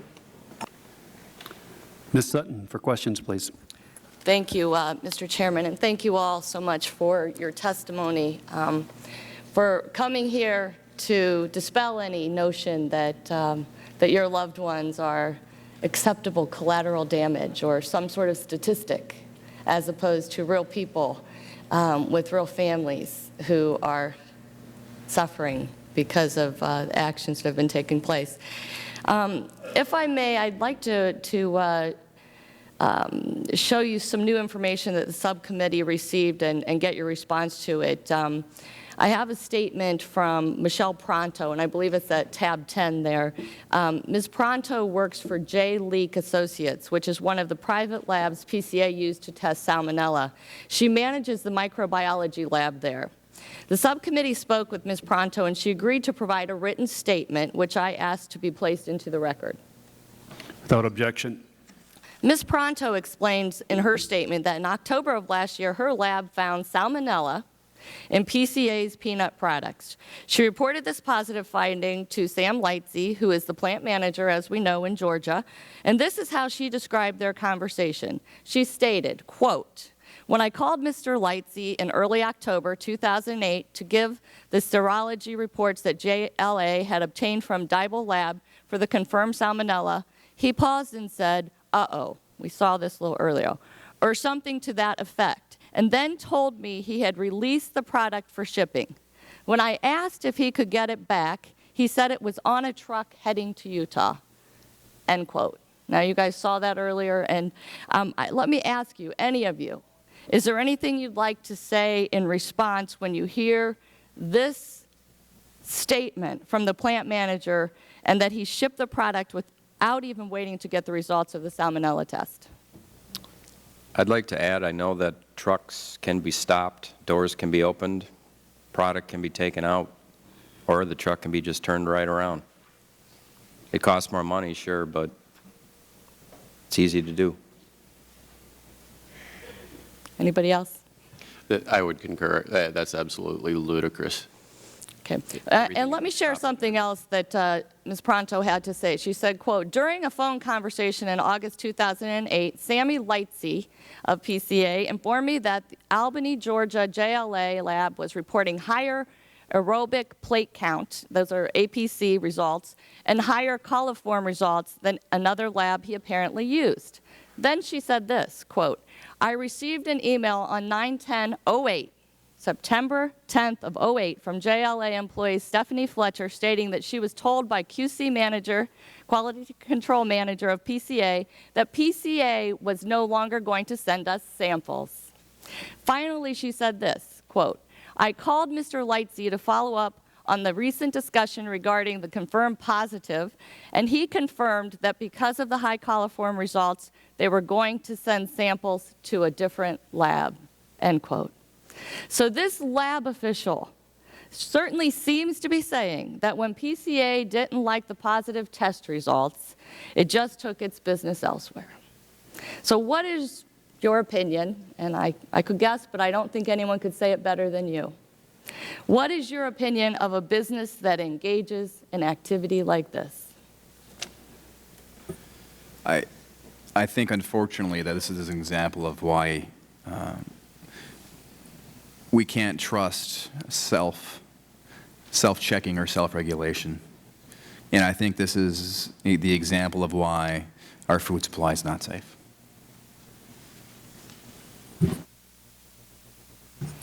You can't have lab shopping.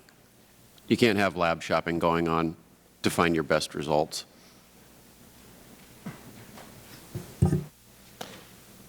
It's just a complete conflict of interest. They're the ones who do not benefit by the negative results or positive results, whatever they may be. They can't shop around. Again, I thank you very much for your testimony, and I am so very sorry for your loss. Following up on the last question, if I may, with your 30 seconds, do you think that any lab results from any food producer should automatically be sent not only to the producer of that food, but also to the FDA simultaneously? It goes to each place. Any objection to that? I need yes or no. You can't. No objection, no. And I actually would have just been under the assumption that that's how the process already was. Yeah, it's not the way it goes. It's part of our legislation. Thank you. Mr. Gingrey, for questions, please, 5 minutes. Mr. Chairman, thank you. And I've already expressed my condolences to the family, and I will repeat that now. I know this is a painful experience for all the family members, as we can see in your faces as you give your testimony. I guess the main question that I want to ask you, because we will have the 2 subsequent panels. Hopefully, the second panel will respond to our questions, but it's likely, as I said in my opening statement, that they will not. But of course, the third panel is a very important panel. So I guess my question to each of you is, what would you want us to ask them? And when I say them, I'm talking about the FDA, I'm talking about the CDC, I'm talking about USDA, United States Department of Agriculture. I'm talking about the Department of Agriculture in the respective states. All 50 have one, and the health departments. And so if you could maybe tell me ahead of time what to ask, I'll be glad to do that when we have that opportunity. So any one of the 3 of you.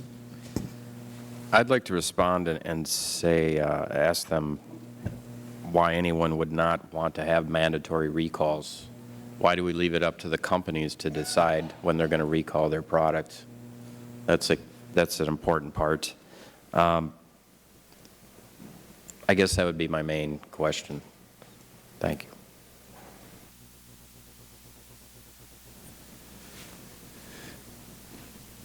I'm not sure that you were asking the question maybe down this line, but I think the question that I have is, why does the FDA not already have this authority? Why do they not have the ability to recall these items themselves? And secondly is a budgetary issue. Why are their inspectors and number of inspections continuing to decline? Who's in charge of the budget? Because if you think about people's main concern, it's safety of food. Foremost, we have to be able to eat. This is just as important as the economy is right now.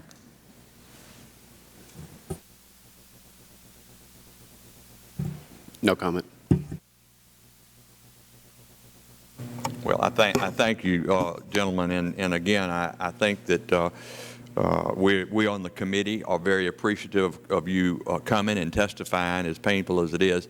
I don't know if you are aware, but on this committee, on both sides of the aisle, we probably have 3 MDs, we have a registered nurse, we have a clinical psychologist, and we have some experts that have been on the committee for a long time, the chairman and ranking member, in regard to these health care issues. So it's something that certainly has got our attention, and obviously we plan to do everything we can to try to close that weak link in the chain, because as I said, it's only as strong as the weakest link, and obviously there's a problem, and we thank you so much for being here. Would the gentleman yield? I'll be glad to yield to the ranking member. I think it's important to point out that it's already against the Food, Drug, and Cosmetic Act law to knowingly ship product that tests positive. That's the amazing thing here. Everything we have, it would appear they knew it was positive. You get a positive hit on a Salmonella test, you're supposed to destroy the product. They may test again to figure out in their process where they're having this contamination. That's a different deal, but you're not supposed to ship it out for consumption. And that's what's outrageous here. So I just say that piece already in the law. Obviously the inspection piece and some of these other things need to be dealt with, but it's just stunning. I yield back. Mr. Chairman, if I have any remaining time, I yield back. Chair, let me use 45 seconds of your remaining time. Even subpoena power, I've been trying to get the FDA to have subpoena power for 12 years, and they keep denying us, saying they don't need it. A great example where you need subpoena power. Ms. DeGette? Thank you. Well, okay, let's talk about subpoena power. Let's talk about the criminal laws. But these companies don't even have to produce their records to the FDA if they have these tests for Salmonella. And in the previous peanut contamination hearing we had with ConAgra, what happened was they had, it wasn't as blatantly criminal as this case, but what happened in that case was they had water dripping down and they had all kinds of records that showed this. And then they had the FDA inspectors come to the factory, but the company made this decision not to produce the records because the record showed that there was a problem. And so while it's true that it's a criminal activity, and while it's also true that the FDA could use subpoena authority, it would be pretty simple for Congress to pass a law, and in fact I think it's in Mr. Dingell's bill, to say that that it's also a requirement that they produce this information when they have a test that shows negative, that they produce it to the FDA and put some criminal penalties in place. And I'm sure all of you gentlemen would agree with that too. You know, I don't really have any questions. I just sit here and I feel sick at heart when I hear you talk about your families. And Mr. Hurley, when I see your little kids, you know, I have 2 girls myself, so I feel sick in hearing about your parents. And what makes me so sick, as I said in my opening statement, is I've been sitting here for 12 years listening to this. So So I guess what I'll say is, I want to echo what all of you said. It shouldn't be that hard for the most sophisticated country in the world to put a system in place that requires them to provide the documents when they see a problem, that requires or that gives the FDA mandatory recall authority, which, by the way, would act, I think, to light a fire under these companies if they knew that there was mandatory recall authority and they couldn't mess around. And then, as I mentioned in my opening statement, traceability, so that what happened in Oregon could happen in all the states, where if you had mechanisms in place that were interoperable, then you found Salmonella in a little kid in Oregon, you could rapidly work throughout the United States to figure out the source of that Salmonella and to recall all those food products. And if that happened, I don't think we would have lost Mr. Almer and Mr. Toussignant's parents, because we knew about that Salmonella several months in advance. So I will make a commitment to you, as someone who has worked on this for years, along with Mr. Stupak, Mr. Dingell, Mr. Waxman, our friends on the other side of the aisle, we're going to do this. And I hope we'll do it this year, because I don't want to be back here in 6 months. Neither do you, Mr. Walden or Mr. Gingrich, any of you guys. We've just sat here too long listening to this, and we can fix it. I've got some legislation. We've got comprehensive legislation. We need to figure out, shall we move this one bill at a time? We could do my mandatory recall bill on the suspension calendar next week. Mr. Walden would agree. I'll bet you Mr. Barton would agree. And we can do comprehensive food safety. We've been working on it for a long time. So I'll just make the commitment to you. We're going to do this, and we're going to do this in your loved ones' memories. Okay? And I'll yield back.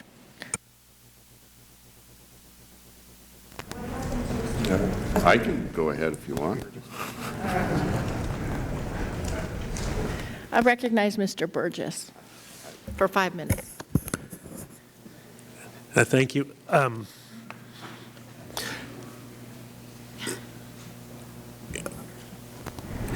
it does seem like deja vu all over again, to quote a great American. Mr. Walden is exactly correct, and we've dealt with a lot of these things repetitively, and all of the issues with notification, all of the issues with recall, all of the issues with the failure of the kill step to take the bacteria off the exterior of the peanut. Those are all very important, but if you've got a criminal mind at the back of it running the operation, it's just hard to know how you deal with that asymmetric threat. We know that through multiple hearings, as I referenced in my opening statement, we've beat on the FDA till it's a wonder there's anything left of them. They need better systems in place. We need to fund them better. We recognize that through hearing after hearing after hearing last Congress. We haven't even done our appropriations from last year yet. Those are due to come up in an omnibus bill in March, so they need more money, and we know that. We've been slow to respond. But still, at the baseline, if you've got that asymmetric threat of a criminal mind, all of these things are very, very difficult to prevent the preventable if you've got someone who's willfully ignoring the rules, and not just ignoring the rules, purposely working against you. Dr. Gingrich's correct. You do have 3 physicians on this subcommittee. You've got a clinical psychologist and a nurse. After today's hearing, we may need the clinical psychologist as well as the nurse. I'm not sure if the doctors are going to do you any good. But let me just ask you, being a physician myself, and I'd like to ask each of you the same question generally. And Mr. Deal got to it a little bit, but this can be a difficult diagnosis, even though the clinical symptoms present themselves, and we're talking about Salmonella, and it seems very obvious to link the clinical symptoms with the ultimate diagnosis. But like Mr. Almer, in your situation, was the diagnosis, correct diagnosis, do the doctors have that in order to timely offer treatment, or was this something that was established after the fact? We actually thought she had died from pneumonia. And we found out 2 weeks later that that wasn't even on the death certificate. And we were given notice by the Department of Health of the Salmonella positive test. That was our first notice of it. And there is some time lag in normal clinical circumstances between submitting a sample and getting a test result back, whether it's positive or negative. So is that in fact what occurred during that time interval, or was this something in fact that was discovered completely after the fact? From what I'm told, somebody was doing their due diligence at the facility, and they noticed they had some, patients with diarrhea, and sent the stool samples for testing, and my mother's was one of those. So there were actually more people in the facility who were affected? There are actually, my sister lives up in the Brainerd community where 3 of the people have died. There actually are 2 others that may also die of salmonella at this time. Well, just for my curiosity, were any diagnoses made in time to offer treatment? Because salmonella is treatable. Oftentimes the other underlying conditions can make it impossible, but the organism itself is one that we can generally get if we've got the knowledge. There was some treatment, possible sepsis, blood infection, which is common, I guess, with salmonella, but I don't think any of us knew, or the facilities knew, that my mother had salmonella at that time, so she was already gone before anyone knew. Okay, so to the best of your knowledge, no one received lab results in a timely fashion that would have allowed treatment to stop the disease? No, to the best of my knowledge, no. Yes, sir. And in your case with your dad? I'm sorry? I can't see, and I'm going to mess up your name anyway, but I can't see your nameplate. Sure. Mr. Tosignon? Mr. Tuzino, yes. Yes, sir. Okay, I'm sorry. In your situation, was a diagnosis established before your dad died? To the best of my knowledge, no. I believe it was, like I mentioned earlier, a few days to a week later. And again, very, very difficult for the caregivers involved because they're doing their best. And in your dad's situation, it was a bloodborne infection, which obviously would be a good deal more aggressive.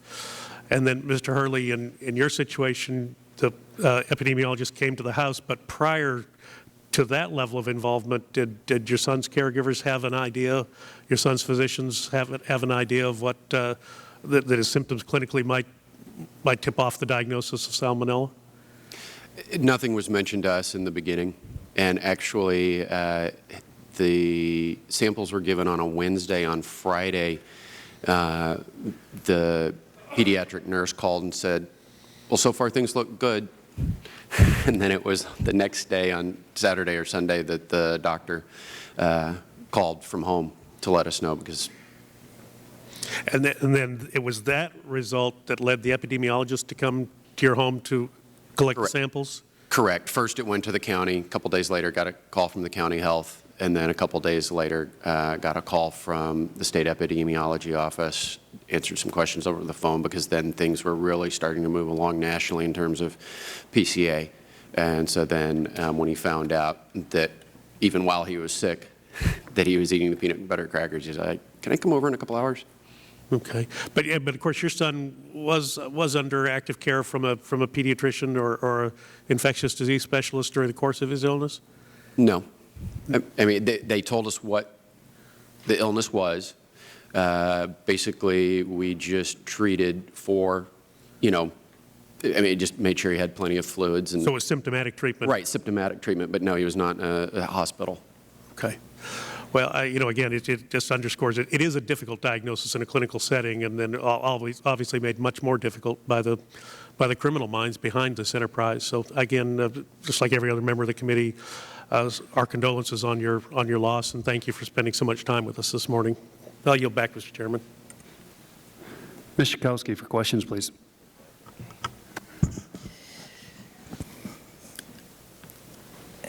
It's not so much a question unless you want to respond to it, but I do want to be sure and get on the record. And I'm wondering, is Mr. Parnell here yet? It's about to be on the next panel, I guess. There's on tab 4 a couple of emails that I just can't get over.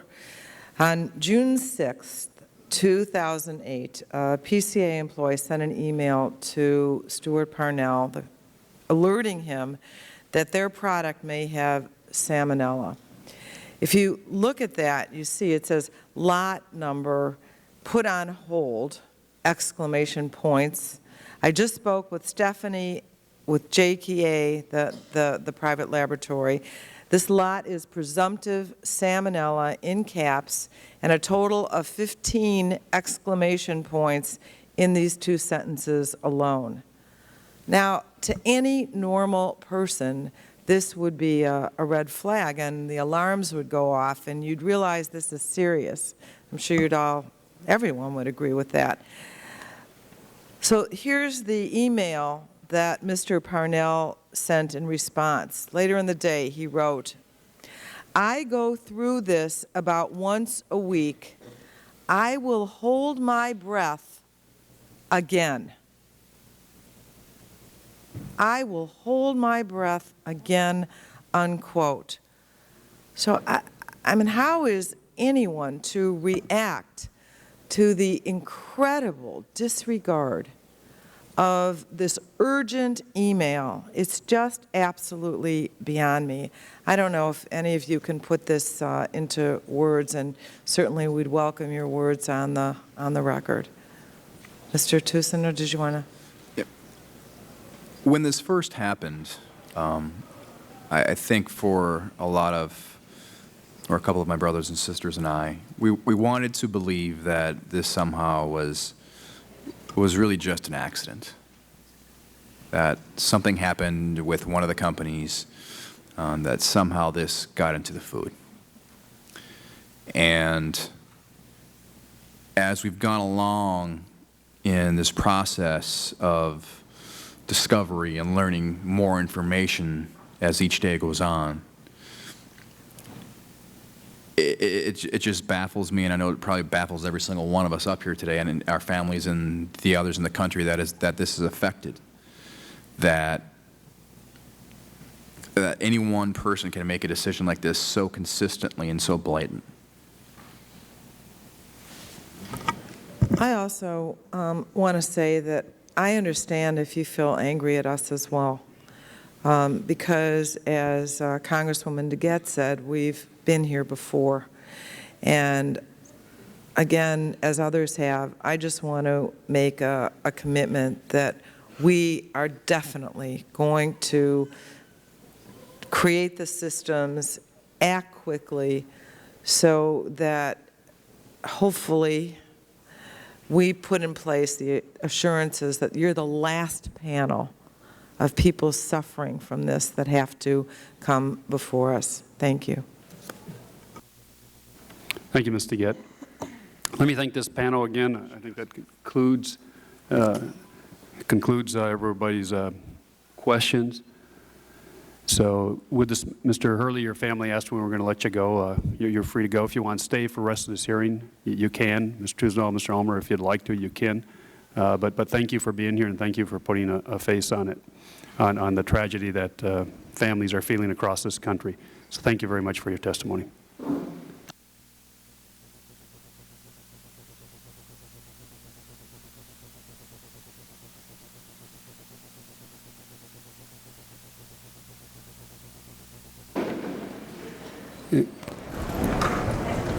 Clerk wants to clear that table there, and then we'll start with our second panel witnesses.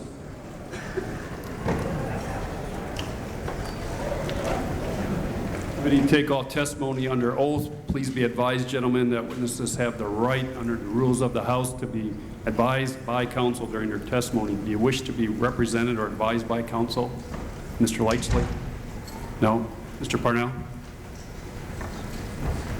Okay, I ask you to state the name of your counsel then who will be advising you. Counsel cannot testify but can advise you, and before you answer a question, if you want to consult with them before you answer it, you're allowed to underneath the rules of the House. So who would your counsel be, sir? Bill? Turn your mic on there. The button should go on there a little. Bill O'Reilly. Bill O'Reilly, okay. And Mr. O'Reilly, you're right here then, right? Okay. Mr. Lightsley? Hey, hit your mic. Right there, a little button there. Okay, Mr. O'Reilly, going to be your counsel too? No, Jim Parkman. Jim? Parkman. Parkman, okay. Mr. Parkman, raise your hand just so we know who you are. Okay, very good. Same applies to you. If you want, before you answer any questions, you want to consult with your counsel, you're right to do so. Okay. All right, so I'm going to ask you both to rise and raise your right hand and take the oath. You swear or affirm the testimony you're about to give to be the truth, the whole truth, nothing but the truth, matter pending before this subcommittee. Let the record reflect that witnesses replied in the affirmative. You are now under oath. You will have 5 minutes for an opening statement, or you may submit a longer statement for inclusion in the hearing record. Mr. Lightsley, do you have an opening statement? No, I do not. Mr. Parnell? Okay. Then we're going to go right to questions, and members have 5 minutes for questions.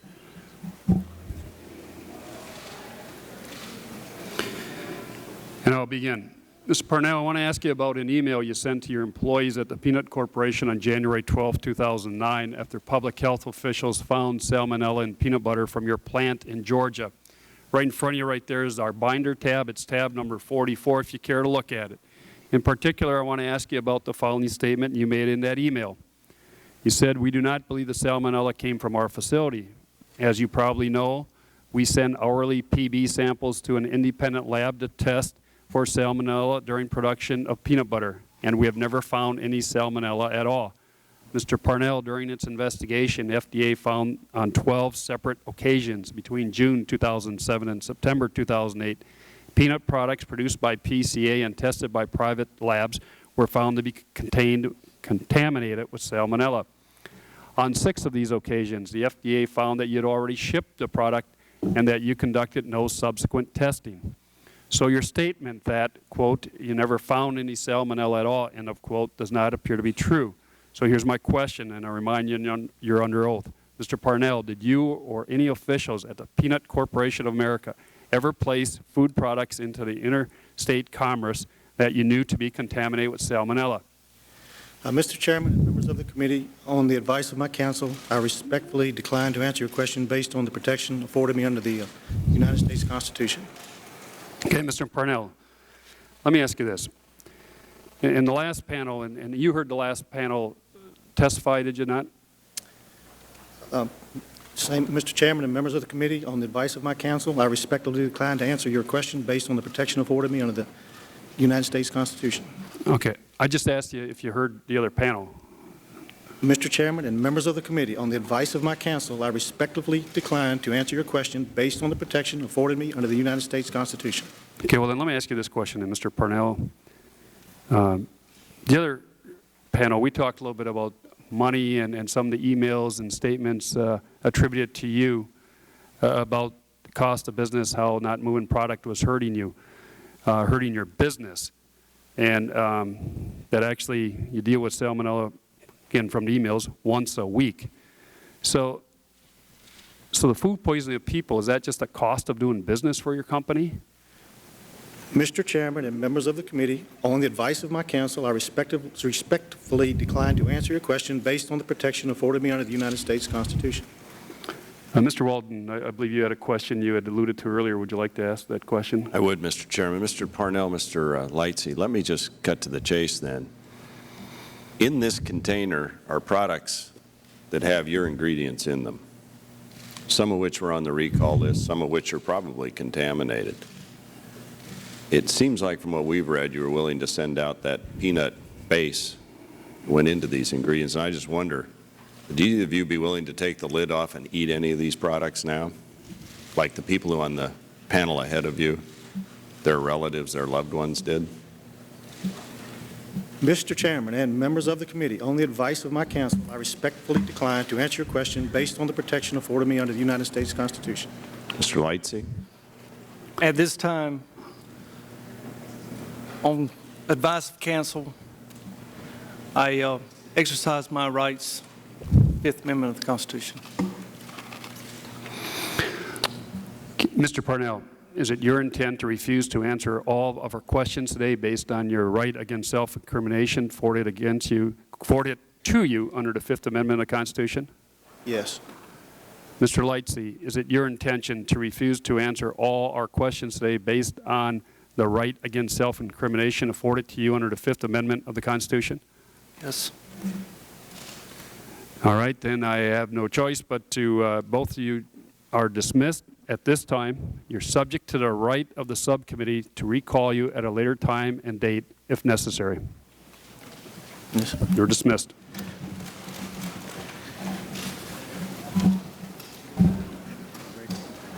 Keep going. I don't take breaks.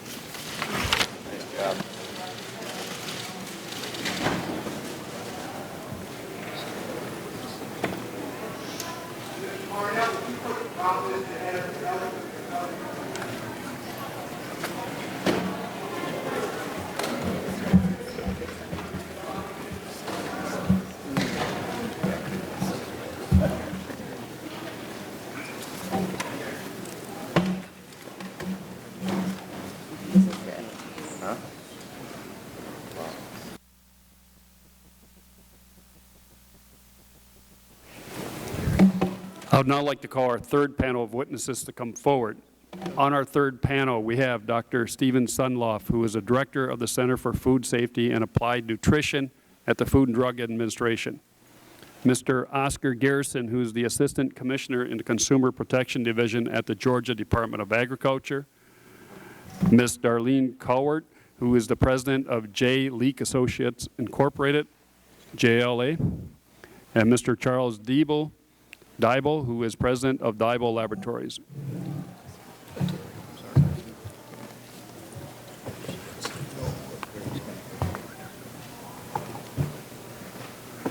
It's the policy of this subcommittee to take all testimony under oath. Please be advised that you have the right, under the rules of the House, to be advised by counsel during your testimony.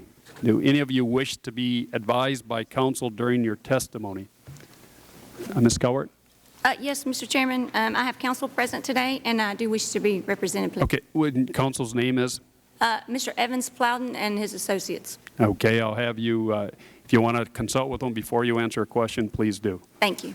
Okay. Mr. Diebel? Sorry. Diebel. Diebel. Yes, sir, I have counsel present, but they're sitting in back of me. Could you just identify their name for the record, who they are? Charles Diebel. Okay. Very good.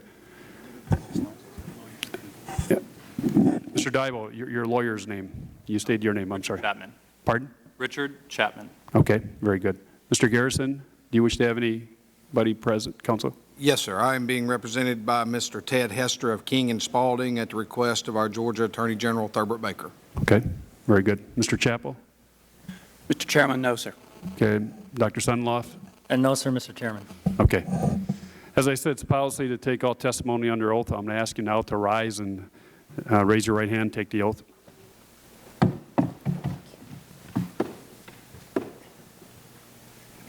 Do you swear or affirm the testimony you're about to give to be the truth, the whole truth, nothing but the truth, and matter pending before this committee? Yes, sir. Let the record reflect the witnesses replied in the affirmative. You are now under oath. We will begin with opening statements for 5 minutes. If you wish to submit a longer statement for inclusion in the record, that will be allowed. Dr. Sunloff, let's start with you, please, sir. Thank you, Mr. Chairman and members of the committee. I'm Dr. Stephen Sunloff, Director of the Center for Food Safety and Applied Nutrition at the U.S. Food and Drug Administration, which is part of the Department of Health and Human Services. I'm accompanied today by Mr. Michael Chappell, FDA's Acting Associate Commissioner for Regulatory Affairs. FDA appreciates the opportunity to discuss our ongoing investigation of the foodborne illness outbreak associated with Salmonella typhimurium, which has been found in peanut products produced by the Peanut Corporation of America, or PCA. Let me begin by expressing my personal and the agency's concern for people harmed in this outbreak of foodborne illness. FDA can and will learn from this outbreak what we can do to better assure the safety of our food supply moving forward. And it's important to note that the manufacturers play a critical role in ensuring the safety of the foods that they introduce into commerce.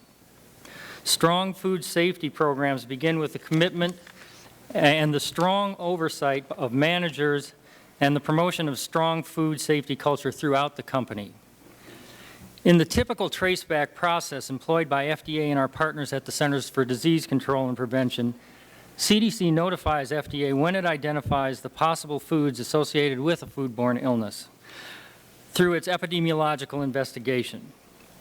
At that point, the FDA starts its investigation to identify the source of contamination. In the current case, FDA started its tracing process before CDC notified us of a strong epidemiological link to both help inform the epidemiological study and to shorten the time required to remove potentially contaminated foods from the market. Since early December of 2008, FDA has collaborated with the CDC, U.S. Department of Agriculture, and state public health departments to investigate the multi-state outbreak of human infections due to Salmonella typhimurium. Peanut butter was first identified as a possible source in mid-December. And on January 7th and 8th, based on preliminary epidemiological data, the FDA decided to investigate institutional food services sources of peanut butter rather than wait for more conclusive data. On January 7th, FDA made its initial contact with the King Nut Company, which distributes peanut butter manufactured by PCA to institutional facilities, food service industries, and private label companies. 2 days later, on January 9th, FDA initiated our inspection of the PCA manufacturing plant in Blakely, Georgia. As part of its epidemiological investigation, the Minnesota Department of Health tested an open 5-pound container of King Nut peanut butter obtained at a nursing home where 3 patients were sickened by the outbreak strain of Salmonella typhimurium. By January 10th, Minnesota health officials had found that peanut butter contained the same strain of Salmonella typhimurium. However, because it was an open container which could have been contaminated by someone or something else in the environment, these results did not confirm the Blakely plant as the source.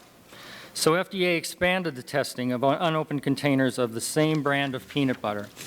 And on January 19th, the Connecticut Department of Health tested an unopened container of King Nut peanut butter and found that it contained the same strain of Salmonella typhimurium associated with the illness linked to the outbreak. The fact that Salmonella typhimurium was confirmed in an unopened container of peanut butter indicated that peanut butter was contaminated when it left the Blakely processing plant. As I noted earlier, FDA had already initiated the inspection of PCA's Blakely plant on January 9th. We completed our inspection on January 27th. FDA's environmental sampling at the plant found 2 Salmonella strains, neither of which was associated with the outbreak. We are confident, however, that based on the investigations by the states, CDC, and FDA, that the Blakely plant is the source of contamination related to the Salmonella typhimurium outbreak. Further, FDA's review of the testing records revealed that there were instances in 2007 and 2008 where the firm distributed product in commerce which had tested positive for Salmonella. The first recalls began on January 10th by the King Nut Company and on January 13th by PCA. Expanded recalls followed on January 28th, and on January 28th, the firm voluntarily recalled all peanut products processed in its Blakely facility since January 1, 2007. And these included dry and oil-roasted peanuts, granulated peanuts, peanut meal, peanut butter, and peanut paste. Many companies that receive the peanuts and peanut products manufactured by PCA's Blakely facility have in turn conducted their own voluntary recalls. FDA is continuing to work with the purchasers of PCA's peanuts and peanut products to identify affected products and facilitate their removal from the market. FDA initiated inspections at the direct consignees of PCA and King Nut and continues to follow the distribution points of the products. FDA has established a web page to provide constantly updated information on the contamination and recall. It includes a searchable database to assist consumers in quickly identifying recalled products, and we encourage consumers to check this website frequently. FDA is reviewing with Health and Human Services our prior legislative requests to strengthen the agency's ability to protect Americans from foodborne illness, to determine whether those requests should be updated in light of our experience with this outbreak. At this time, we want to highlight the need for enhanced authorities in several areas. Number one, authority for FDA to issue preventive controls for high-risk foods. 2, authority for enhanced access to food records during routine inspections. 3, the authority for FDA to require food facilities to renew their registrations every 2 years and for FDA to modify the registration categories. In addition, we note that mandatory recall authority would be a useful tool that in some circumstances could result in faster removal of implicated products from commerce.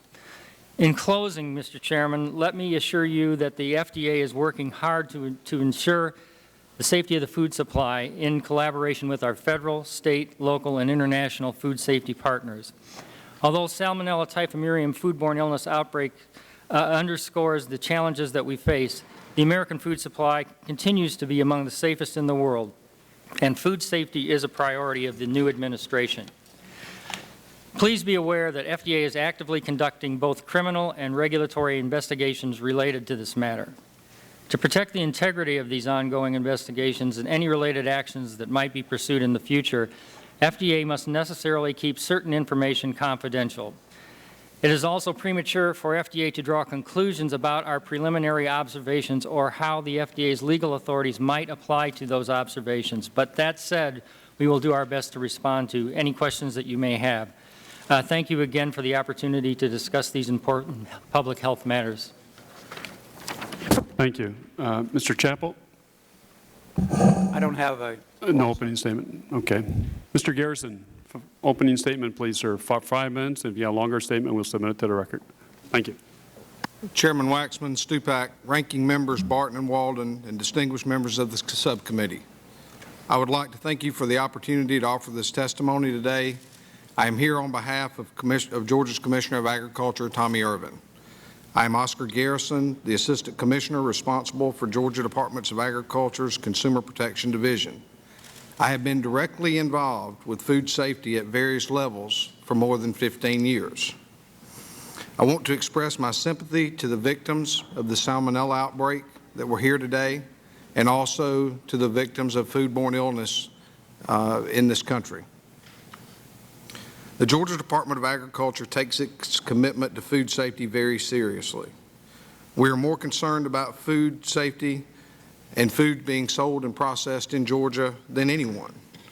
To more effectively carry out our mission, the Department is working with our state legislature on an amendment to the Georgia Food Act that would require regular testing by the food manufacturers in Georgia. This legislation would require processing plants to promptly report to the Department the presence of any suspected contamination that would render food injurious to health or otherwise unfit for consumption. We encourage this committee to consider federal legislation that would require similar testing and reporting nationwide. We would like to have additional resources that would permit us to perform more inspections more frequently and comprehensively, along with product testing. But with tightening budgets, FDA, Georgia, and other states are stretching their resources about as effectively as we are able to.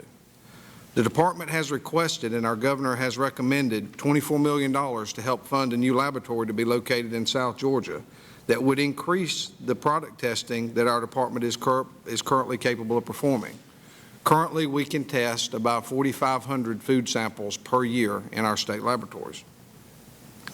The Georgia Department of Agriculture is required through the Georgia Food Act to license and inspect food sales establishments and processing plants. We inspect approximately 16,000 facilities, ranging from processing plants to food storage warehouses to retail grocery stores. These inspections are conducted by a field force of approximately 60 inspectors. For many years, the Department of Agriculture, like agencies in other states, has had a contractual relationship with the Food and Drug Administration that requires us to conduct inspections at various food processing plants in Georgia that ship products into interstate commerce. Including the 2 inspections we conducted for FDA, our department conducted a total of 9 inspections at the plant between 2006 and 2008. During these inspections, our inspectors did not see any conditions that would raise a red flag indicating an imminent health hazard. An inspection is simply a snapshot in time, An inspector can only see what is there at that particular time that they are conducting the inspection. The Department utilizes all the resources available to us to verify that food processors are operating responsibly. However, it is important to recognize that if processors do not act responsibly, and most certainly if they engage in criminal activity designed to avoid detection, the most rigorous and regular inspections would not readily detect a problem. We do not have all the facts, but once the Peanut Corporation of America had test results disclosing the presence of Salmonella, it was unconscionable for that company to ship the product, fail to recall the product, or fail to notify us or FDA. In closing, let me thank you for joining with us in an effort to improve the safety of this country's food supply. This tragic situation must serve as a wake-up call, leading to reforms in the United States food safety network, and to additional funding that will permit food safety agencies at the federal, state, and local levels to more effectively perform their jobs. Thank you. Thank you, Mr. Garrison. Ms. Cowart, your opening statement, please, for 5 minutes. If you have a longer statement, we'll insert it in the record. Thank you. Thank you. Mr. Chairman, my name is Darlene Cowart, and you have my biographical information, I believe, in the record. My education has been in biology and food science, and I've worked in the agricultural, commodity, and food-related quality control area since completing my education. I'm currently president of JLA USA. Our company is one of several under the umbrella of JLA Global, which has facilities in the United States and abroad. JLA USA has testing facilities in 7 locations in the U.S. While the majority of our work is related to the peanut industry, we also provide services and testing to the almond industry and to some degree other food businesses. JLA USA maintains microbiology laboratories in Albany, Georgia, and Edenton, North Carolina. We provide a broad range of testing services to the agricultural, commodity, and food business. I understand the committee's concerns today relate to the recent Salmonella outbreak and therefore involve our microbiology testing. Mr. Chairman, when we test for Salmonella, we receive from the customer samples of the product to be tested together with the notification of the test that the customer wants us to perform. Specifically, we receive a request for analysis, which details the battery of tests desired by the customer and includes the customer's description of the product to be tested. And I believe you have copies of these also in the record. I've also furnished the committee staff a detailed description of the method we use to test for Salmonella, and I'll simply summarize that here. First, we pull a representative sample from the customer's containers to get a composite sample of 375 grams. That composite sample is then put into a sterile bag with other substances and incubated. We remove some of the mixture into the test tubes and for other procedures, and eventually we put the resulting substance into what is called a Vitus instrument. This machine's computer will automatically give us the result, either positive or negative for Salmonella. If the result is negative from the instrument, the negative certificate of analysis is sent to the customer. If the result is positive, it is what we call in our laboratory a presumptive positive, which must be confirmed because at this point several organisms can look like Salmonella but are not. However, since the test necessary to confirm the presumptive positive can take up to 5 days, we notify the customer of the presumptive positive by email and a telephone call. The confirmation process is quite technical and is also described in the paper that we furnished the committee staff. If after the confirmation we find that Salmonella is ruled out, we prepare a negative certificate of analysis for immediate release to the customer. If we do confirm that the presumptive positive is Salmonella, then we prepare and issue a positive certificate of analysis, and again, we notify the customer via a telephone call and an email alert. Mr. Chairman, all these procedures conform to the appropriate FDA and accepted laboratory standards. From January 1st, 2007 through September of 2008, we tested approximately 1,000 samples of product from Peanut Corporation of America. Of these in 2007, 6 samples were confirmed positive for Salmonella, and all the rest were negative. In 2008, we issued a total of 4 confirmed Salmonella positive certificate of analysis. I wish to emphasize, Mr. Chairman, that we at JLA do not take the samples from the product, nor do we have knowledge of the sampling procedure used by PCA for the samples we receive. With respect to the PCA samples, on each occasion that JLA received samples, The product samples would have been sent by mail to a JLA laboratory together with this request for analysis. The information provided on the request for analysis is the only information about the sample that JLA receives. Following a confirmed Salmonella positive issued to PCA in late August 2008, PCA discontinued sending product samples to JLA with one exception.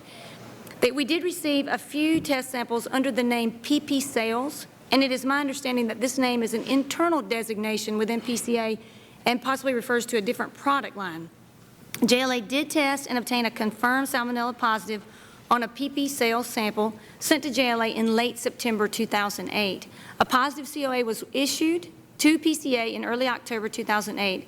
In every instance when we found presumptive positives or confirmed positives, we reported the results to PCA by email and telephone, as I've described earlier. Salmonella can occur in raw agricultural commodities, and the accepted procedure for killing salmonella in raw agricultural products is to heat the product to necessary temperature for the appropriate period of time, and that procedure is commonly referred to as the kill step. It is possible for salmonella to be reintroduced into a product after the kill step. This can occur if the product comes in contact with contaminated raw ingredients, equipment, or personnel. Therefore, it is extremely important that all food manufacturing facilities maintain proper procedures and processes to ensure that recontamination does not occur. Salmonella in processed foods is preventable, and the application of an appropriate kill step combined with good manufacturing processes that eliminate the possibility of recontamination should result in a salmonella-free product. Microbiological testing for salmonella and other pathogens is an important evaluative tool that manufacturers can and should employ to ensure that their manufacturing processes are safe. Mr. Chairman, we are cooperating fully with the committee and your staff, and JLA pledges to continue working with the committee to make certain the food supply is safe for all consumers. Thank you, Mr. Chairman. Thank you. Mr. Dybel, your opening statement, please. You just want to pull that mic over. Thank you. Good morning, Chairman Stupak and members of the subcommittee. I'd like to thank you for giving me this opportunity to speak with you today. My name is Charles Dybel, and I'm the president of Dybel Laboratories, a firm that specializes in microtesting food and personal care products and food safety consulting. We have 10 labs in North America with our headquarters in Illinois. For more than 40 years, Dybel Labs has provided scientific consulting services to food manufacturers around the country. My father, who remains active in the company today, started Dybel Labs when he was the dean of the University of Wisconsin's bacteriology program in the late 60s. He is widely recognized as one of the most knowledgeable scientists in the food industry, pioneering test methods still in use today and helping to shape food safety systems in America. In addition to microtesting food products and their ingredients, we work with many manufacturers to help evaluate their existing food safety programs, conduct risk assessments, perform plant audits, and offer training in food safety procedures. I'd like to give you a brief summary of Dybel Labs' dealings with Peanut Corp of America, or PCA. My company did not provide day-to-day testing services for PCA as we did for many of our clients. Instead, during 2007 and 2008, PCA's Plainview, Texas and Blakely, Georgia facilities sporadically submitted samples containing peanuts to Dybel Labs to test.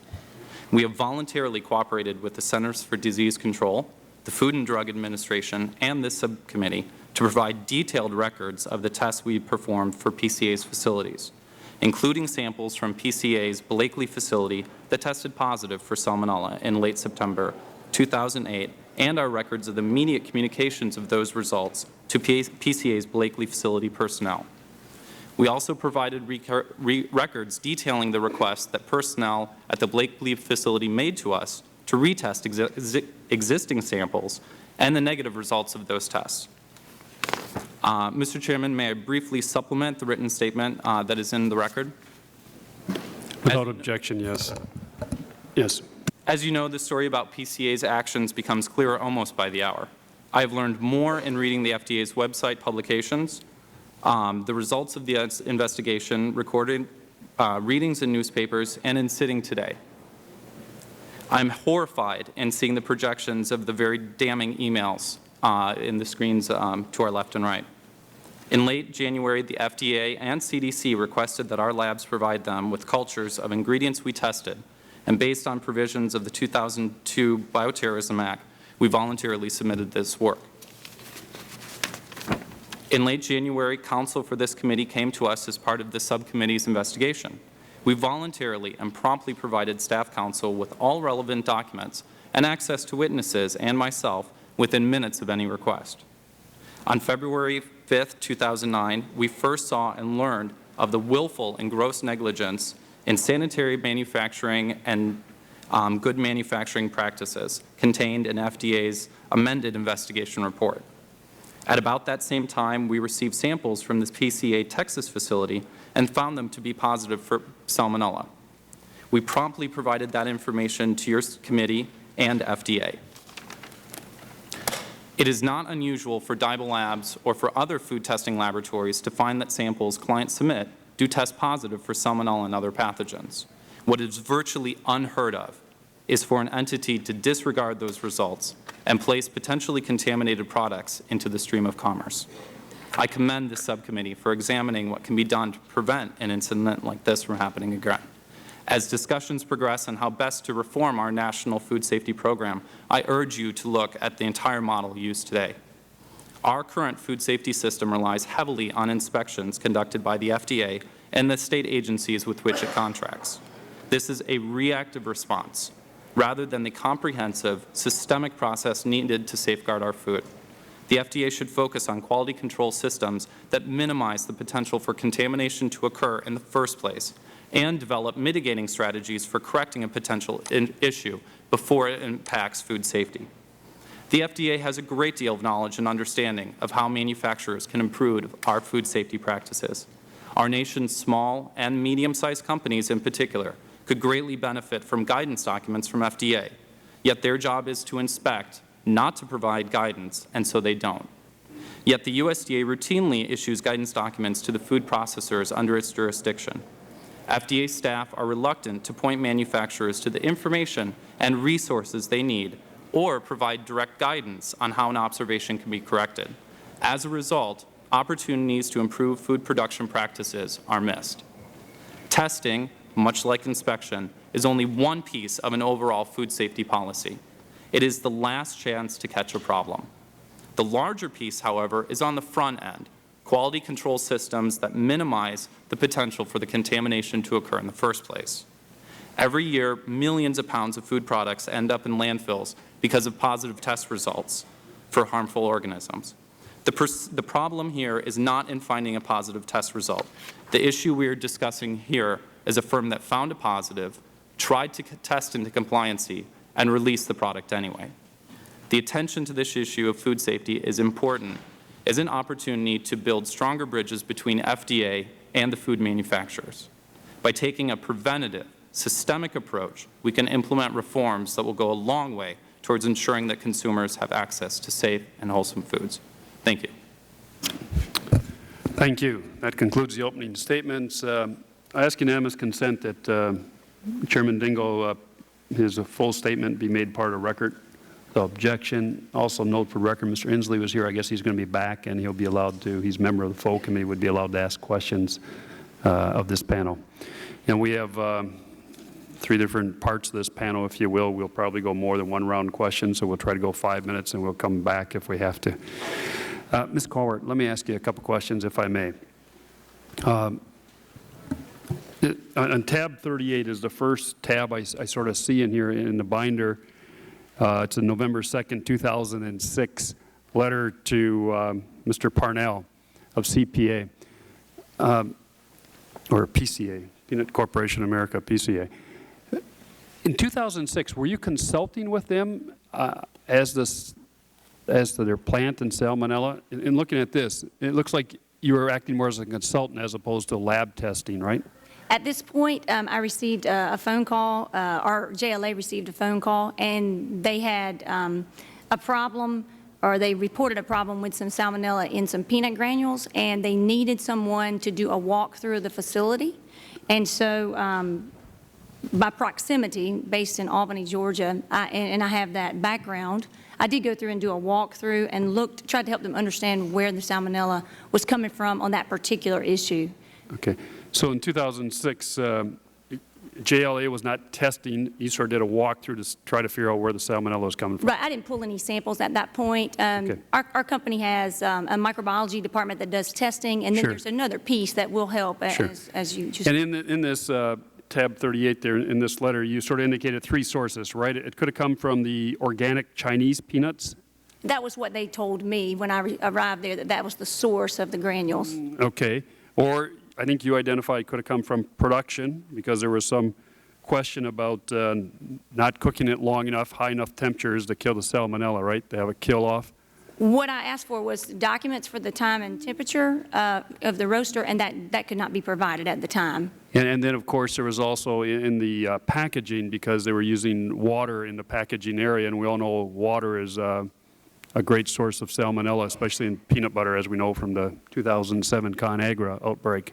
Yes, sir. And also, if you'll note in the letter, it also talks about packaging roasted product in a raw zone. Correct. Correct. Okay, so we had 3 possibilities there identified in your letter there. Let me go next to Exhibit 40. Okay. Just 2 back. Mm-hmm. That is dated February 4th, 2008. Now, at this point in time, because you're talking about a kill study, and you're making suggestions as a kill study, is that correct? Yes, sir. I believe they contacted our Edenton, North Carolina facility to help them understand a kill step study for their roaster. And we were trying to understand how to go about doing that. That's not something that we had ever done before as a laboratory. And so this was a new process for us, and so we were trying to understand how to do that. Okay, so between 2006 and 2008, is it fair you consulted, JLA was a consultant into the Peanut Corporation of America? No, sir, we were not. This was a moment in time in 2006, and I didn't have any follow-up with them after that. Okay, so 2006, and you didn't have any follow-up with them until 2008, until this possible kill study, right? Correct. They contacted us, and that's how it usually worked with PCA from JLA's perspective. We are an independent testing laboratory, and we do microbiology testing. If they have a question, right, we will try to answer their question. Okay. So between 2006 and then again 2008, I mean 2006 you knew they had salmonella. Did you have any indication in 2008 at the time this memo was written, which is February 4th, that they had other occurrences of salmonella at the Blakely plant? No, sir. I was not aware of them. No, sir. Okay. You indicate in here that on, again, the same document, February 4th, on Monday you're starting to using oven at 3 different temperatures. You're going to use these spore strips, which was something different. What's the cost of those spore strips? I'm sorry. Could you repeat that question? Sure. Third paragraph from bottom. It says, Monday, I am starting a lab study I am starting a lab study using oven at 3 temperatures, 295, 300, 310 degrees Fahrenheit, with duplicate BI pore strips exposed to the heat for varying times, and you list the times. To do that, these spore strips, which is to help kill the salmonella spores, correct? If there's any in there, if you heat it up? Yes, sir. This is a lab study, and so these right, spore strips, what they were trying to do is not to introduce a pathogenic, but a correct, surrogate. Yes, correct. Sir. What would it cost to put these spore strips in with your production? I'm not sure I know. I don't know that answer. Okay. Let me ask you this.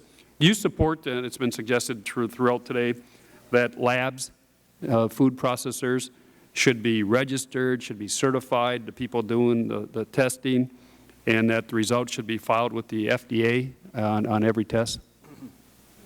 Yes, sir. I think we agree with that. I mean, okay, having heard what we've heard this week and in the papers, I mean, I think it's the right thing to do. I think we'd want to be a part of the solution. Absolutely. Okay. Yes, sir. Mr. Dibo, how about yourself? Do you think labs that do testing, labs should be certified by the FDA, the people who are doing the testing should be registered or make sure they have the proper qualifications, and should the results of every test, whether it's positive or negative, be electronically submitted to the FDA? In regards to laboratory accreditations, I mean, certainly laboratories should be using the published methods. They should be using good practices in regards to laboratory. We call them GLPs, good laboratory practices. In regards to having a laboratory mandating that the laboratory would submit those test results to government, I don't believe that would be a good practice. How do you prevent lab shopping then, as has been alleged in this case? That I don't know. The overriding concern of this, and I'm a consumer, my laboratory does a lot of testing for food safety. We want to have safe foods. The entire industry at large, if you look at all the foods that we consume on a daily basis, and I'm not just talking the foods that we make, but the ingredient companies that manufacture ingredients for those, finished product manufacturers, it's an enormous industry. And on a day-to-day basis, most of us eat safely foods, and we don't have an illness. And I think based on that, the huge amount of food companies that are out there, generally, there isn't, my concern, I guess, in reporting those positive results is that you would actually encourage those businesses to test less. There are different types of tests that are done all along the manufacturing practice. You can test a raw ingredient before you use it. You do process validation work. You test your environment. We want to encourage that. We want to encourage companies to find problems if they exist. And again, my overriding concern. Well, then how do we ever know then if a company is having positive test results if they're not reporting it to anybody but themselves? Every year, millions of pounds of products feed landfills. So companies find a positive result, destroy product, do not ship it. In theory to do that, right? Because obviously you're here, they didn't do it. Correct. I guess a food company is, it is a business. And when they're not in business to manufacture a product that will get somebody sick. Right. And they're at their best when they can make safe, wholesome products that a consumer will buy, enjoy, and buy again. If a company manufactures a product where somebody eats it, falls ill, they're likely not to be in business. So it's just the cost of doing business then when people get sick? Most food companies do spend, I would say, in my experience, a lot of money and a lot of their efforts, their resources, in making safe and wholesome foods. Yeah, but and we would want to have them be able to have the right to test as much as they can, find a problem. Right, but this is our 9th hearing in 2 years. If we don't get on this thing, if we don't require some kind of reporting, how are we going to end this? I mean, we can't be doing this every, let's see, 9 times in 2 years, every, 2 months? A new outbreak? It's just one aspect of the overall food safety program. I agree. And we really need to be focusing more on preventative strategies because even in testing, we see this in the example with PCA, even when several labs were involved testing, we always didn't find it, even though we knew it was there. Because no one was reporting it. It became known that it was because nobody was reporting it. So I agree with you. We should be proactive as opposed to reactive. Right now we're reactive. If we had reporting mandatory, maybe we could be proactive. With that, turn to Mr. Walden for questions. Thank you, Mr. Chairman. I guess that's a question I want to go to the FDA on. Wouldn't you benefit from knowing the lab results? Thank you, Congressman. Yes, FDA, like any other enforcement organization, wants all the information we can get. And you don't get those lab results today, That's correct? True. That's true. And would you be overwhelmed with the number of lab results you would get? It's hard to say. But certainly having that information available would be very helpful. Only if it's in a form that could be readily accessed and utilized. It seems to me like there ought to be a modern era of computers, a way where those lab results could go in and then flag if there's a facility that repeatedly tests positive for Salmonella would help you identify where you need to go inspect, wouldn't it? I believe that's right. Now let me go back to Mr. Dybel.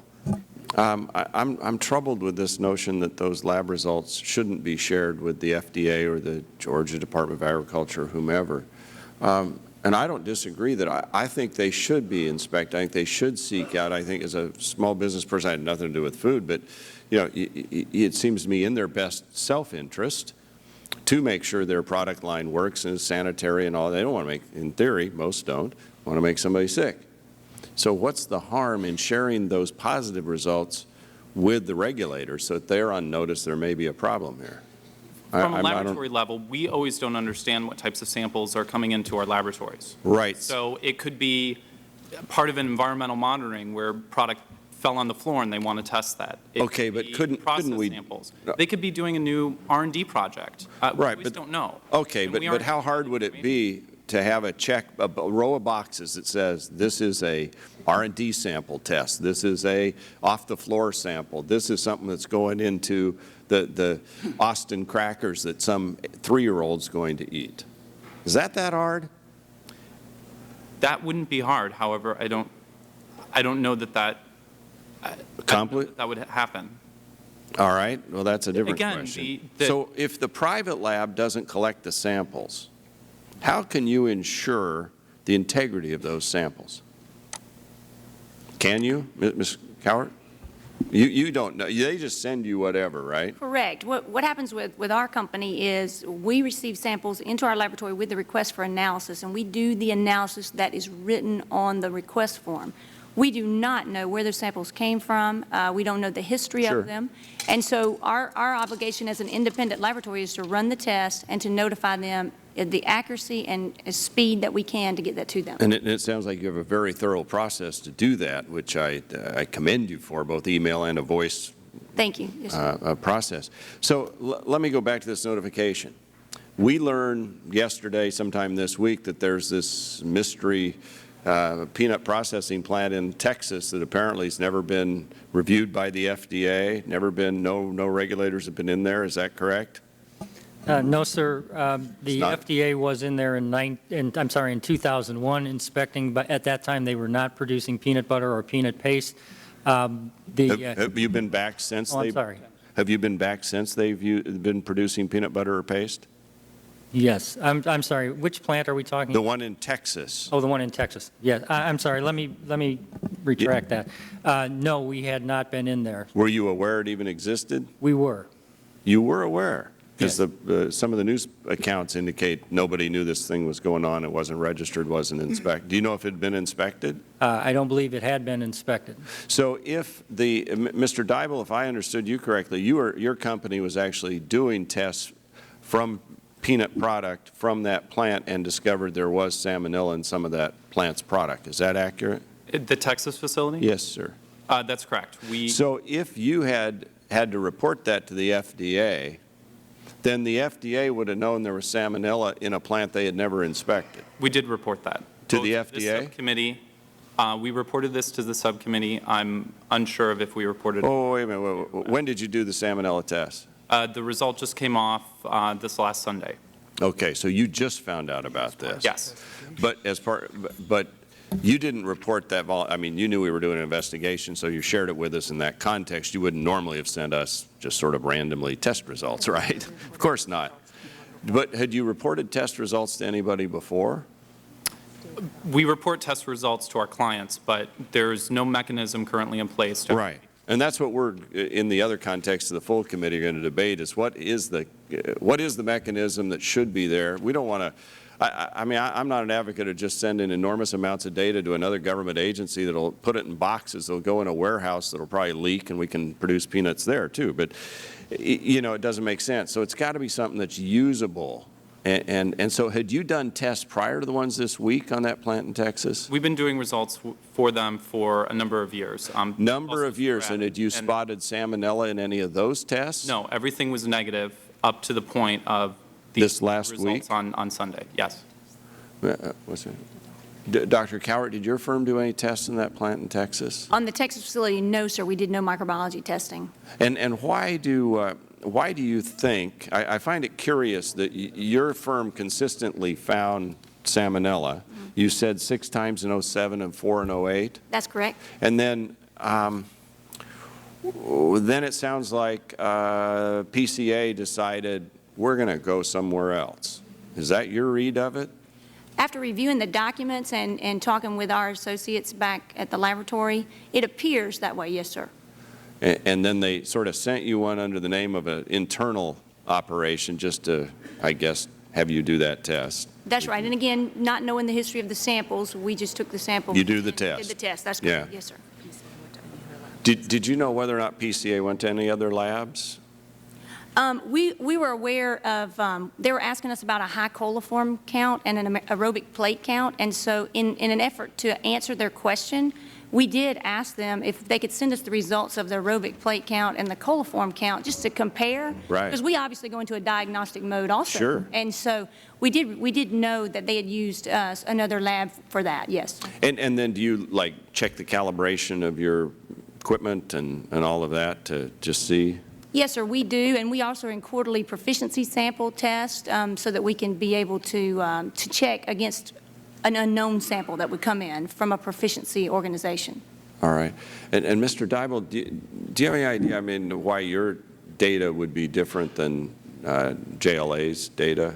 Just based on How does all that work? We're dealing with a dry commodity good, and as it had been mentioned before, you know, water does play a role in growing these organisms. And so the results are not always going to be consistent within that sample. And so you will get some degree of variability in those test results. I want to thank the witnesses for your testimony and answer to our questions. It's helpful in our efforts. Thank you, Mr. Chairman, for your indulgence. Thank you. Mr. Braley for questions, please. Thank you. Dr. Sundloff, as I understand it, the FDA did not conduct inspections of the PCA plant in Blakely, Georgia from 2001 until January of 2009. Is that correct? That's correct. Now, we did, again, inspect in 2001. At that time, they were not producing peanut butter or peanut paste. I think it was 2007, the state of Georgia inspected under contract from FDA. So in essence, that was an FDA inspection in 2007 and one in 2008. Well, after the recent Salmonella outbreak was traced to peanut products in January of 2009, FDA conducted a detailed inspection of the PCA facility and issued an inspection report called a 483 report. And in that report, you listed 12 occasions in 2007 and 2008 when private labs informed PCA that its products tested positive for Salmonella. I want to ask you about one of those. According to the 483 report, in June of 2008, the company received a private lab test that was positive for Salmonella. And according to your report, the lot was manufactured on June 9th, and the sample that tested positive was provided to the private lab on June 10th. Is that correct? I believe that is correct. Dr. Sundloff, wasn't June 10th the same day the Georgia Department of Agriculture inspected the facility on your behalf?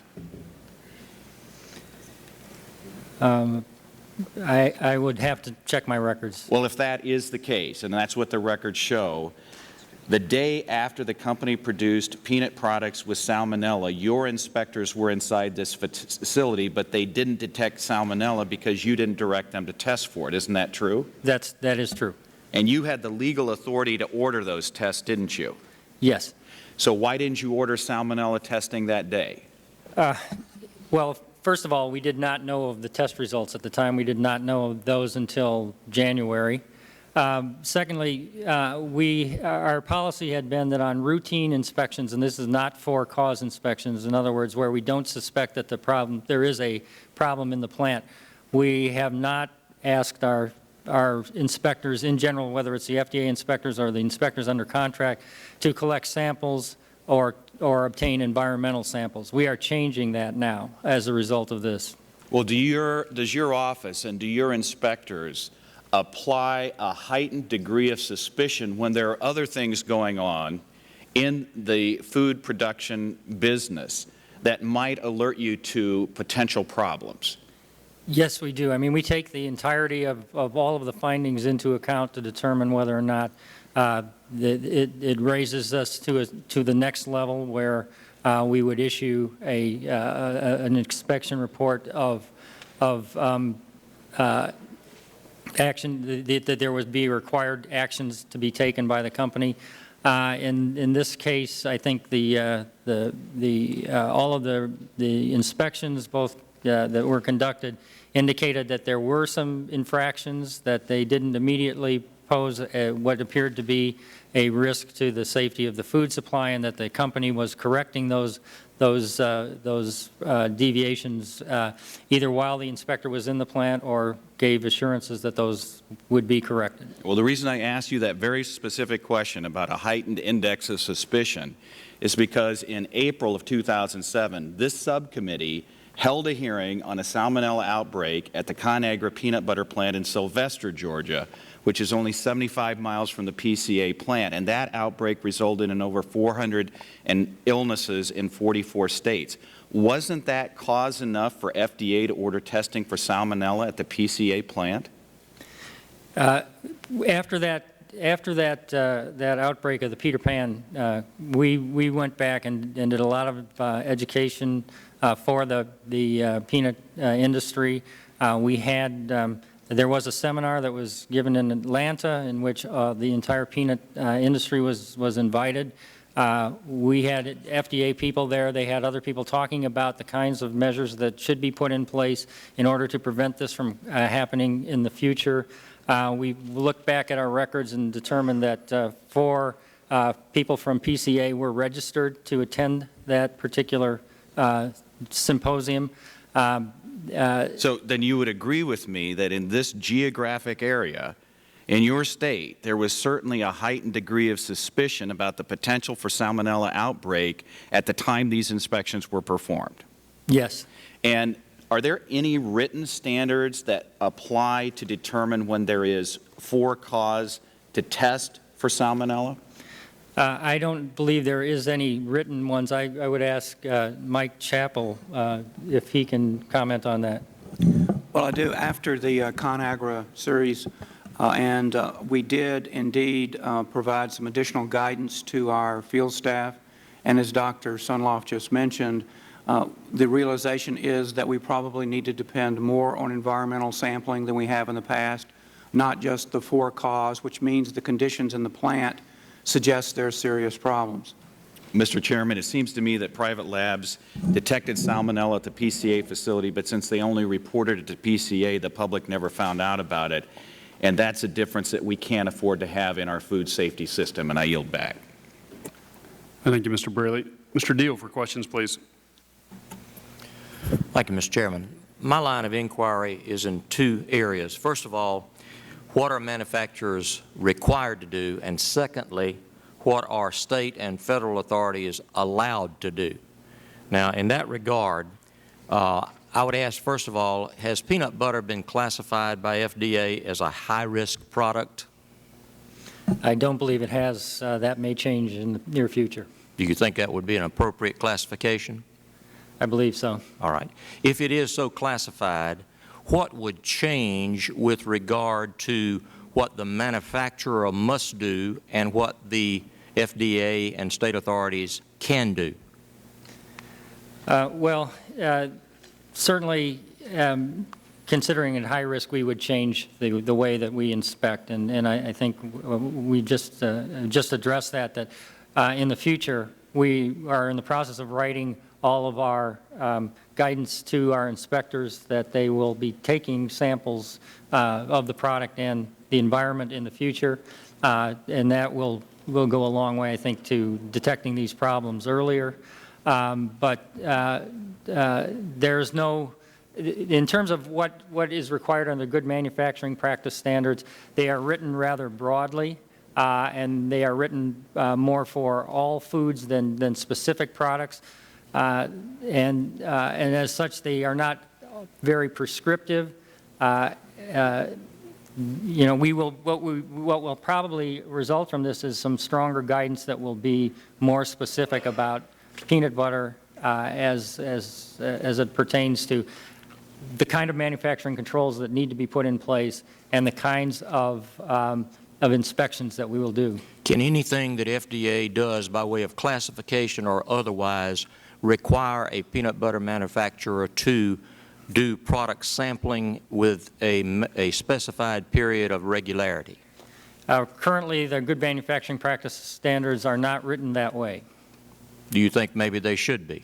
Well, in my testimony, I talked about putting more preventive controls, mandatory preventive controls in place in certain food facilities, and those would, and what we're talking about here is, the term is hazard analysis critical control point, type of quality systems in which all of those kinds of things would be documented for any food process that falls under that kind of preventive control. In the absence of requiring things like sampling and testing of those samples, then sampling and testing is a voluntary action on the part of the manufacturer. Is that correct?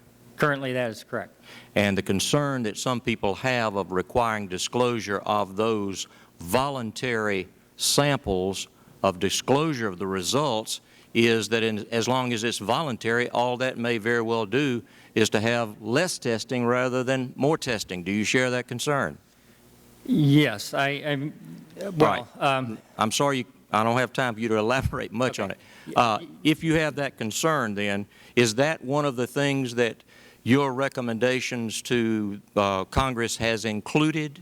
Is that one of your recommendations? We will be working, we're more than happy to work with the administration and the Congress to craft any new legislative authorities that we need. I mean, I think the concern with us is that we need to make sure that it doesn't discourage additional testing. And in other words, if it's required, will companies actually do less testing because they know that the FDA will have access to those records? So it needs to be very carefully thought through how that process works. Now, one of the problems I understand existed was that you could not access internal records and only had to go under the bioterrorism statutory authority in order to be able to get those internal records.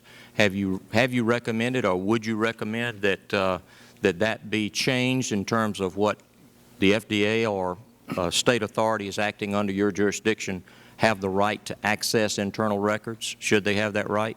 Yes, that's the other, again, we are working with the administration on that, but certainly if we had greater authority to access those kinds of records outside of the threshold that's required under the Bioterrorism Act to access those records, we would get a lot more information in a timely manner. Mr. Garrison, I know that you act in conjunction with your contract authority with FDA to do inspections on their behalf that you're contracted to perform. Is that correct? That is correct. And you have outlined the fact that money is a shortage factor and the number of inspectors are in short supply to do all that you undertake to do at the state level as well as in your contract capacity. Is that right? Yes, sir. Currently, we receive funding of about $123,000 through our FDA contract. The state funding for our food protection program is some $6 million of state funds. I would ask this of both you, Mr. Garrison, and you, Dr. Sunloff, and that is, especially in the area of the FDA, we have seen that one of the ways to augment and get better results is through a user fee program in which the producer has an incentive to have the testing done and in effect pays for that extra cost. We see it in other areas under FDA's jurisdiction. Have you considered a user fee to fund the cost for additional inspections at the Federal level and or the State level? Thank you. We are responding to legislation proposed, the Globalization, Food Globalization Act, in which user fees are part of that, and we will be submitting formal responses and technical assistance on that bill. At the State level, Mr. Garrison, are user fees contemplated? I would have to say that would be a pay grade above myself. That would be something that Commissioner Irvin and the state legislature and the governor would have to take up. It's not in the current proposed legislation then? Not that I'm aware of, no, sir. Thank you for the extra time. Ms. Christensen for questions. Oh, I'm sorry, excuse me. Mr. Dingell for questions. Mr. Dingell for questions, please. Well, Mr. Chairman, first I want to commend you. This is a continuation of the excellent hearings which you had in the last Congress. And I want to commend you for your vigor and your energy and your enthusiasm and for the success of your efforts. You're going to make possible a major reform here, and I want to commend you for that. These questions are all to Dr. Sunloff.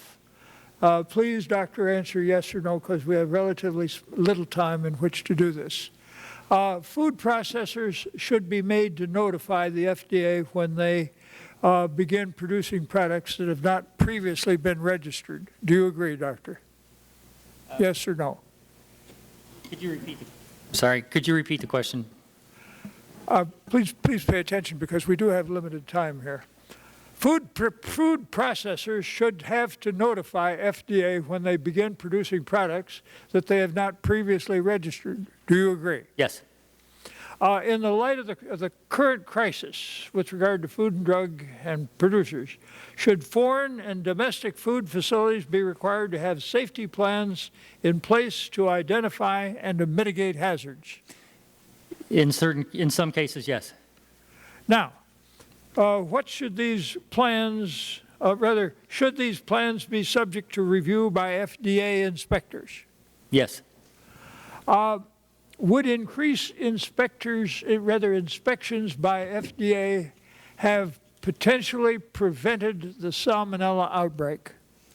It's potentially possible, yes. In other words, more frequent and more thorough inspections by Food and Drug would have done so. Is that right? Yes. Now, if FDA had better trace-back capabilities, would that have helped prevent this Salmonella outbreak? It would have helped us recall product quicker. Now, should testing be done on food products be subject to certain safety requirements and be performed only by a laboratory accredited by FDA? I have no opinion on that at this time.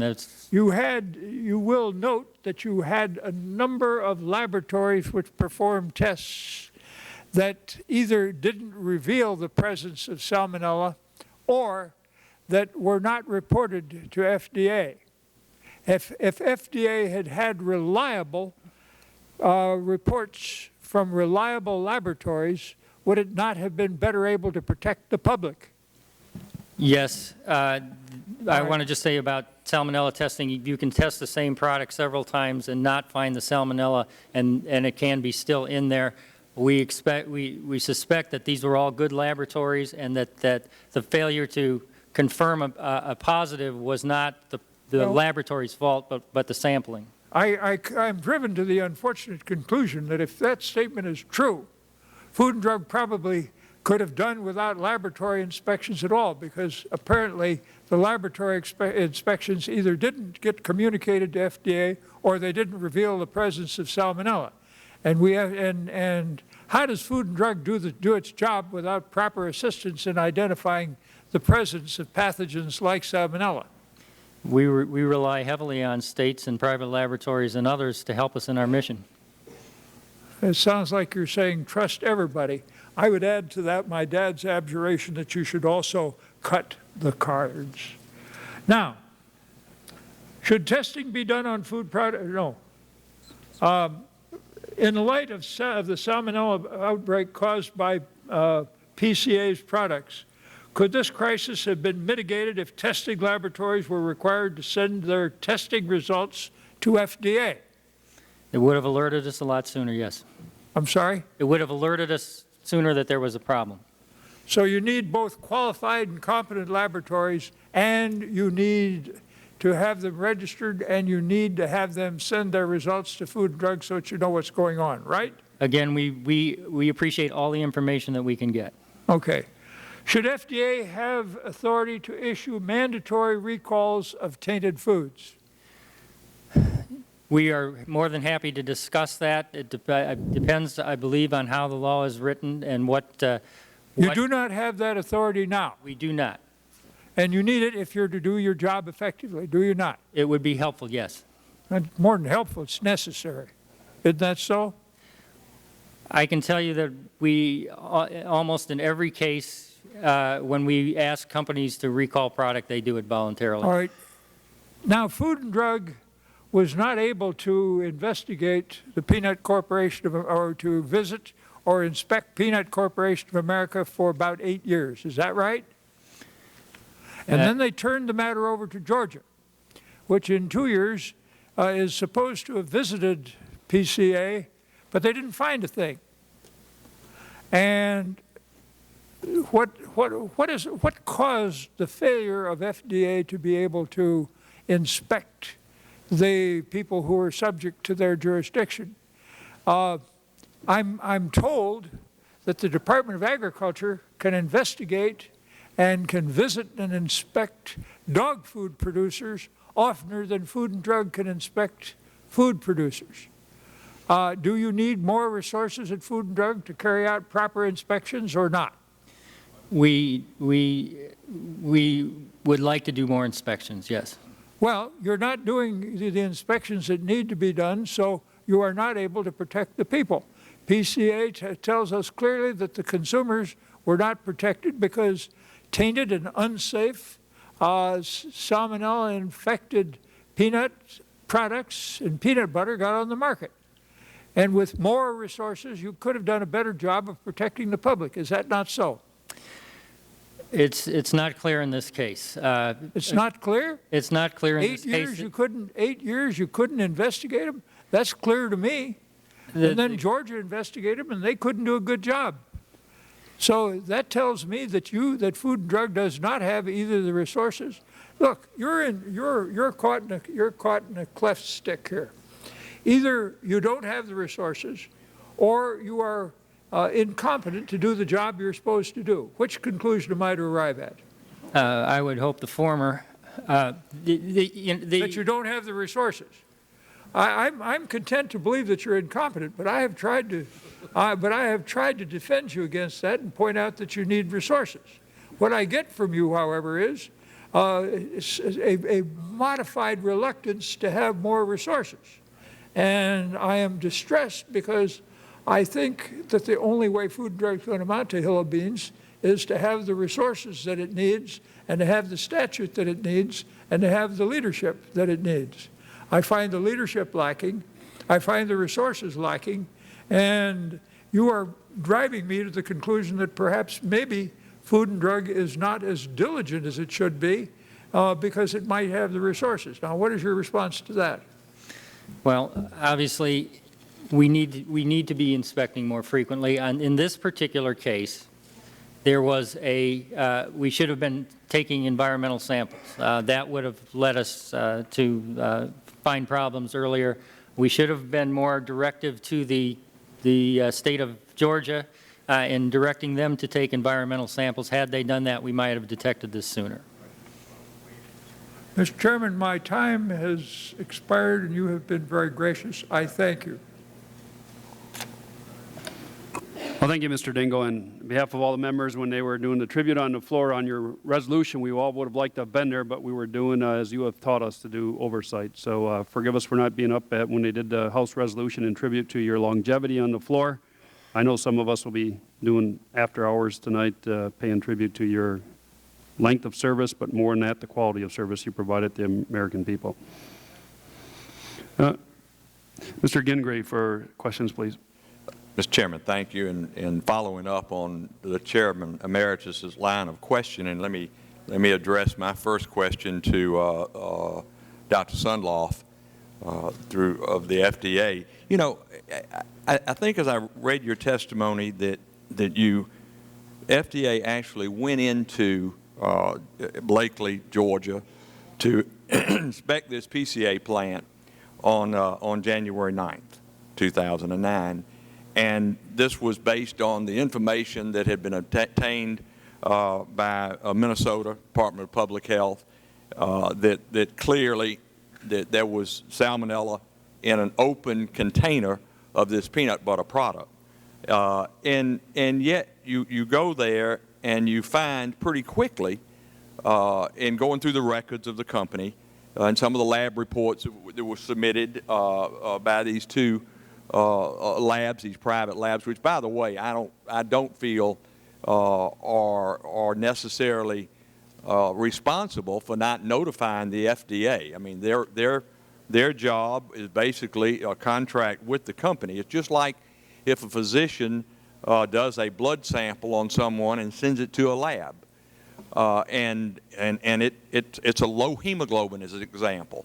Well, the laboratory is going to report back to the doctor and maybe even flag that low, particularly if it's a dangerously low number, but that's where their responsibility ends. I mean, they cannot run down every patient and interfere with the doctor-patient relationship. So, you know, it may be that's something that we should change, and I'll get to that question in just a minute. But my question for you is, if FDA went in and knew on January 9th that with beyond a reasonable doubt that this was the source of the contamination, and yet waited another 10 days or so to get some unopened can of peanut butter from somewhere in Connecticut to absolutely unequivocally prove that it came, couldn't you have had the ability to say to the company, cease and desist until we can prove this?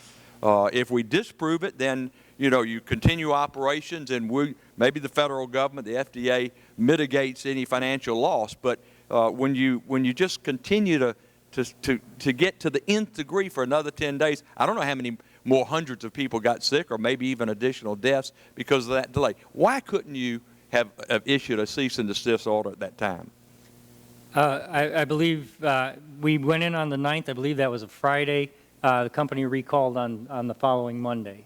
So we did move very quickly. Well, the company recalled, you know, a certain product that was produced, and then it was later that they recalled, and then finally they had another recall that went all the way back to January 2007. But that probably should have been done immediately. We can only work with the information that we have at the time. At that time, we only knew of the products that were the King Nut products as being the source. We moved quickly. They quit producing on that day and quit marketing on that day on the 9th of January, and started recall of the products that we knew were affected by the following Monday. Let me move on to Mr. Garrison with the Georgia Department of Agriculture. Do you feel like that the department, under contract with FDA, had sufficient training? Were there any manuals in regard to the inspectors that work with the Department of Agriculture? And did you have enough training and guidance to properly inspect? Training is always a continual issue when you're looking at the evolving food continuum that we see. There has been a lot of advances in food processing, a lot of new programs brought online. As Dr. Sunloff stated, HACCP, Hazard Analysis Critical Control Point. Those inspections are now required in seafood processors and in juice processors. So where there is specific training required of an operator of a facility, then our inspectors are also provided with that training. We have taken the good manufacturing practices from FDA. Those are adopted into state regulations, and those are also in our performance manual that we utilize. And Mr. Garrison, did the department abide by the terms of the contract in regard to the frequency of inspection? Yes, sir. The terms of the contract only lays out one inspection in the assigned facilities during a calendar year, unless there is an indication by FDA that a follow-up would be necessary based on documentation. Let me real quickly ask our lab folks, if you'll bear with me, Mr. Chairman, if you were required to submit a copy of your report, certainly a positive report, let's say, to the FDA, how much more expense or burden would that be for the laboratories? How much more would you have to charge the food processor that had contracted with you to do the lab testing if you were required to submit a duplicate copy to the FDA? Mr. Ginger, I can speak specifically for our company. All of our documents are emailable in a new system that we've put in place since August of 2007. So it would be very simple to email to whoever in FDA would be the appropriate person. Mr. Diebel, would you agree with that? Yes, we have a LIMS system where we can plug in on each client contact that would want to report. The system, once we go through our checks and balances to ensure that the result is accurate and authorized, once that's authorized, it's automatically either emailed or faxed to whomever. So easily done, not expensive, and nothing you would object to if we decide that should be done in the future. If that was something that you know, this body decided, it would not be a Mr. Chairman, I'll yield back. I know my time has expired. Ms. Christensen for questions, please. Thank you, Mr. Chairman. I'd like to direct my first question to Dr. Sundloff also. I had a chance to look through some of the Senate testimony, and the Director of Food Safety for the Center for Science and Public Interest had what I'm going to read to you in her testimony. She says that in April of 2008, Canada rejected a shipment of peanuts from PCA as unfit for food. PCA attempted to clear the peanuts for sale in the U.S., but FDA rejected its test results, and eventually the peanuts were destroyed. During that period, wouldn't that have sent a red flag up to FDA, and shouldn't that have caused FDA to require more inspections of PCA, given the fact that this is April of 2008? Because the testimony goes on to say that FDA did not follow up with an inspection of the plant. Yeah, that's not entirely true. The shipment was rejected because it was peanut granules, and it was determined that it contained some metal fragments in there. It was returned back to PCA. FDA witnessed its destruction so that it did not move into commerce. At that time, we also asked that the state of Georgia do an additional inspection in that facility. That was one of the two that was conducted under FDA contract, and they went in there, I think, in May or June was when they went back in to inspect. I believe they determined what the source of the metal was, and that the firm took corrective actions. Okay. And Mr. Garrison, you're familiar with those inspections? Yes, ma'am. Was it your testimony that you found no evidence for any contamination in those inspections? Was it a complete inspection, or was it just related to the metal? What the email that we received from FDA stated was it was to be a contract inspection and focusing on GMPs, which is what the contract states, and also looking for any metal inclusion that may have occurred and to check out the metal detector. What we reported back to FDA was a couple of metal scrubbers, which we would call a Brillo pad, that were inside the facility, and also a scraper. But that would not have precipitated any other inspections, and was it just focused just on the metal?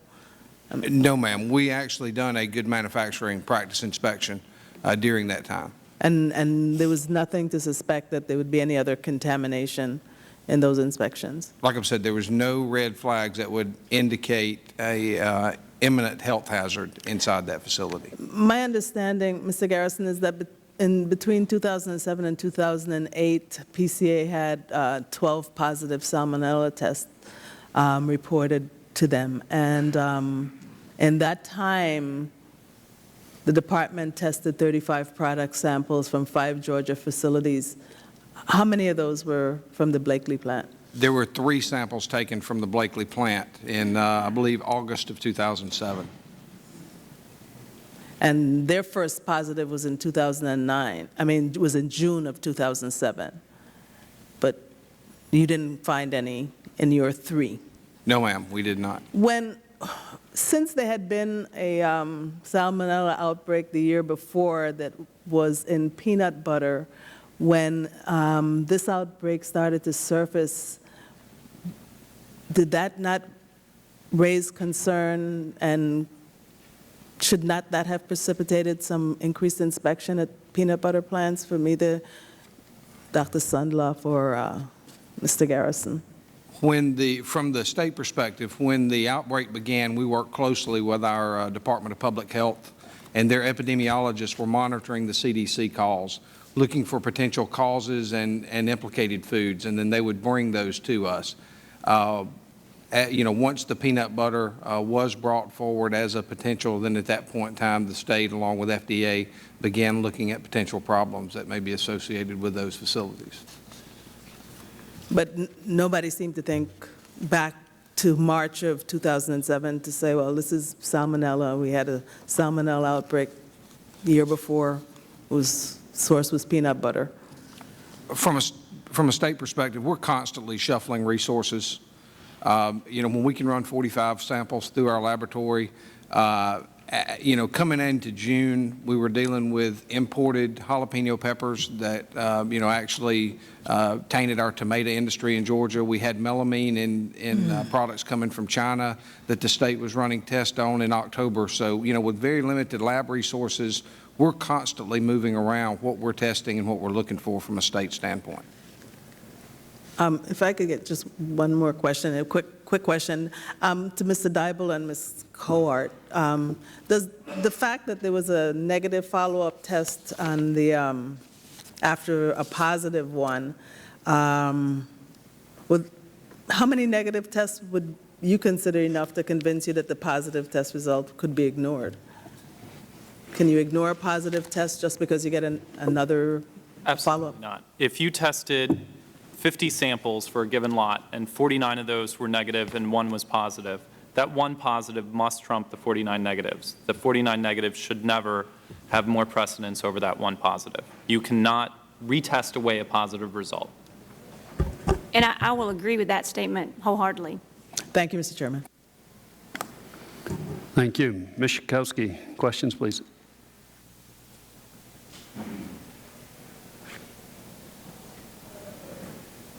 Thank you, Mr. Chairman. Mr. Dybel, on April 28, 2008, your lab confirmed that a PCA sample tested positive for Salmonella contamination. Is that correct? I believe so. Yes, I believe so. Okay.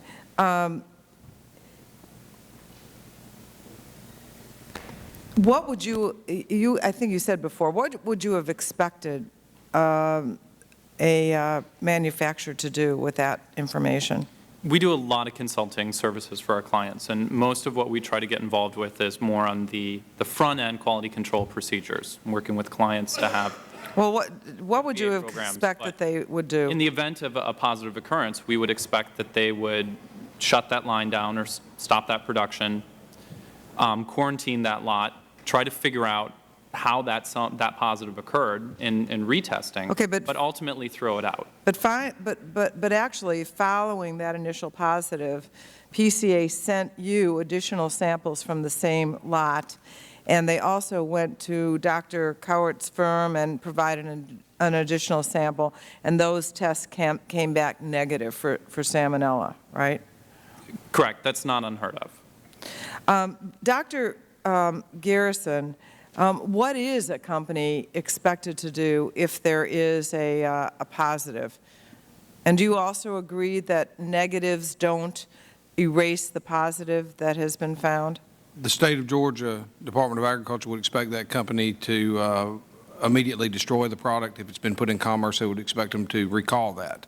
During our testing procedures, when we get what Ms. Cowart had referred to as a presumptive positive from a facility we regulate, we will notify industry at that point. And in most cases, as a matter of fact, in all cases, from that presumptive positive, the processing facility will either hold the product if it hadn't went out or go ahead and issue a recall just based on that presumptive. Okay, now between June of 2007 and September of 2008, private lab testing found Salmonella on 12 separate occasions. You inspected the plant on June 10, 2008. Did you ask if there had been any laboratory tests? There's no evidence on our inspection reports that we ask, but that is something that the company does not have to supply to the state. That's the reason. Do you ask, though? I can't say in this particular instance if we ask or not. Is it on your report form to ask? No, ma'am. It is not something that is required of. I know it's not required. I'm just wondering if you asked, and if a company refused to tell you because they don't have to, would that not indicate that there might be some sort of a problem? Yes. I mean, I don't understand. If there's been test after test, I think everybody here agrees that a positive test should result in a product being taken away. I think we'll change that. I hope we'll change that so they do have to inform you. But I can't understand why that question wouldn't be asked. Is there any, can you explain that to me? when companies are not required to give records, we don't even know if tests have been conducted. Exactly. And when you're dealing with the elements that we're dealing with in this case, if we think by simply asking they would tell us that they didn't have the results or that they were all negative, you know, we're dealing with a different element here. We're dealing with something that at this point appears to have intention based in it. I want to, there's a tab 42, an email from Stuart Parnell, the owner of PCA. And in these emails with the plant manager, Sam Lightsey, Mr. Parnell inquired about the results on the subsequent tests from Diebel. Mr. Lightsey informed Mr. Parnell that the subsequent tests were in spec, meaning they came back negative for Salmonella. Although Mr. Parnell knew that this lot previously received a confirmed positive for Salmonella, Mr. Parnell instructed this plant manager, quote, "Okay, let's turn them loose then," unquote. Dr. Sunloff, is this the appropriate response to these two tests, to turn the product loose on American consumers? No, it is not, and I don't believe that is in any way the industry practice. I think this is a case in which one company has violated what I think all other companies know. Again, it is well known within the peanut manufacturing community that testing, even finding a negative, is not conclusive, that you have to take many tests, and that certainly once you find a positive test, that product cannot be considered to be safe. When you conduct tests as the FDA, do you ask if any tests have been conducted?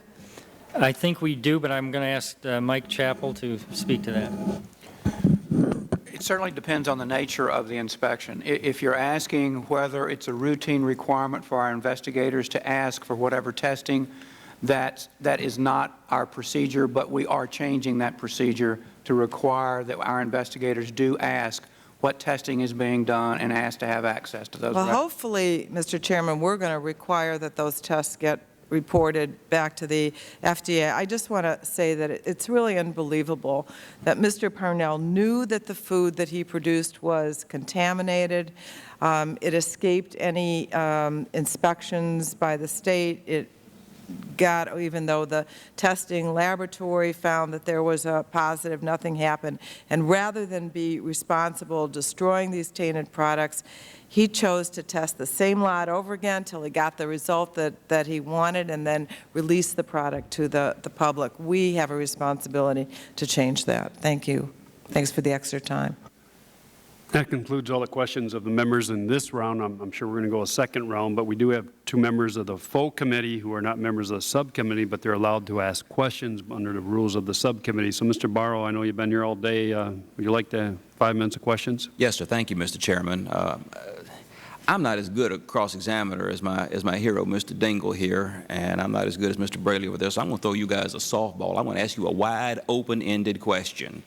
But listen to the conditions of it, because it might not seem that way, especially you, Dr. Sunloff. If you believe that the integrity of testing cannot be separated from the integrity of sampling, and the sampling and testing are both things that have to have integrity. If you want to preserve the existing regime of voluntary inspections and confidential reporting with the testing community, but you feel it's necessary to mandate and superimpose on that a mandatory sampling and testing regime, if you want to make sure that the sampling and testing that's done isn't too rigorous, that you put folks out of business, but isn't too lax to miss stuff you need to know. In other words, if you want to do everything you reasonably can to make sure, first, that the manufacturer knows what the manufacturer needs to know when the manufacturer needs to know it, and you want to make sure that the regulator knows what the manufacturer knows, whatever it is, when they know it. How do we go about doing that? Dr. Sunloff, you go first, please. Thank you. Well, one of the things that, again, we have asked, and we will be asking for more authority, and that is to issue preventive controls in plants. That is, they have to have a quality system in place that specifies where the critical control points are, where contaminants can be introduced. Is a sampling and testing regime going to be a part of that? Yeah, absolutely. Is it going to be goals or is it going to be quotas? Is it going to be something we think folks ought to look at, or is it going to be something folks are going to require to do? And so you're going to have different protocols for different sectors of the food processing industry. Manufacturers will have to develop their own HACCP plan, which is specific to their particular manufacturing facility. Are you going to require sampling be done by folks who have an independent stake in their work, folks who don't work for just one person or work within the company, but who have a whole bunch of clients who actually stand to lose a lot if they don't do their sampling and their testing in a credible manner? Yeah, I mean, I can't speak about how the exact program would work, but certainly there has to be these checks and balances in there that can be verified by the FDA. You'll agree with me that folks can't be allowed to sample and test themselves. I'm not completely sure about when that. I was a boy, I learned at my daddy's knee that no person can be the judge of his own case. Don't y'all know that? Yeah, there may be ways that we could ensure the integrity even if they sample their own product and test their own product. I'm not saying folks can't be allowed to do that. I'm saying we need to have a sampling and a testing regime in place. In addition to the powers of mandatory recall that folks have talked about, we need to have a system in place where the manufacturer really doesn't have the option of knowing what they need to know when they need to know it. And they don't get to be the only ones who decide to act on that information. The public regulator needs to know what they know and when they know it. Don't you think that's necessary? That's the goal we need to reach for? Yes, and that is what we are requesting. Thank you. Well, that remains to be seen. Thank you. Anybody else want to take a stab at any of that with a little time left? How about you, Mr. Dyball? I understand the point you're making, but you realize the point I'm making, don't you? I'm not trying to drive people out of the business of knowing more than they need to know, but I want to make sure they know what they need to know and that we know what they know when we need to know it.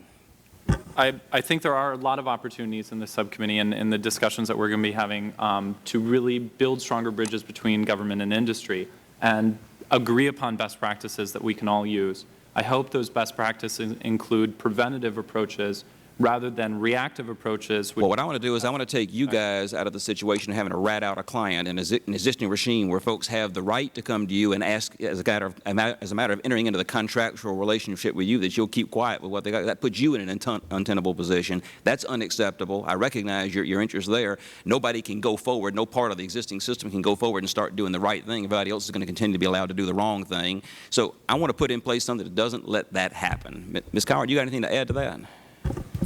No, sir. I agree with that. In terms of what you're talking about, I think the broader picture of how that gets done is something that we would really like to be a part of helping with the solution. Well, get ready, because I think you're going to have a chance to play a role in that. Thank you. Thank you, Mr. Chairman. Mr. Pallone for questions. You're the chairman of the Health Subcommittee, where there are legislation and FDA globalization bill that we're trying to get through for food and drug safety. So glad to have you here. Thank you, Mr. Chairman. I wanted to be here for the whole hearing, but I had a hearing on offshore drilling in my other committee, and that was important in my district, so that's why I couldn't come until now. But I did want to mention, you mentioned the comprehensive FDA bill that you and Mr. Dingell have introduced, and I just wanted to say that I was pleased to see that we included some of the provisions in a food safety bill that I've had been trying to push for a number of years are now in that comprehensive bill, specifically preventative measures to ensure that food safety has been, addressed. I wanted to ask Mr. Sunloff a question. In the case you're examining today, many more companies than just PCA have been involved. In fact, over 50 companies use PCA peanuts in their finished products. And what worries me about the situation is that first, PCA did nothing to prevent their contamination, and as others have highlighted, knowingly put contaminated products on the market. But second, none of those other companies conducted adequate tests on their food items to detect and stop the tainted peanut products from making their way to consumers. And under current law, there's no requirement that the companies who are actually putting food into the hands of consumers audit or check up on their supplies to ensure the ingredients they're getting from these suppliers are safe. Now, I believe that we need to give the FDA the authority to require food manufacturers to establish food safety plans. And these plans would require food companies to evaluate what food safety risks exist, determine how best to address and protect against those risks, and establish processes and procedures to control those risks. Finally, these food safety plans would require companies to maintain records documenting that they have complied with those plans, and those, of course, would be available to the FDA. You mentioned all this in your testimony, but I just wanted to make it clear. You do agree that the FDA should have this authority to establish, to require these manufacturers to establish the food safety plans? Yes, I do, and in fact, we do have two areas of food that do require these kinds of preventive control systems. One of them is seafood, and the other one is juice. They have to produce them under a HACCP program. Now, do you also agree that having these sorts of requirements in place would have gone a long way towards avoiding the kind of major catastrophe that occurred here? It's unclear because the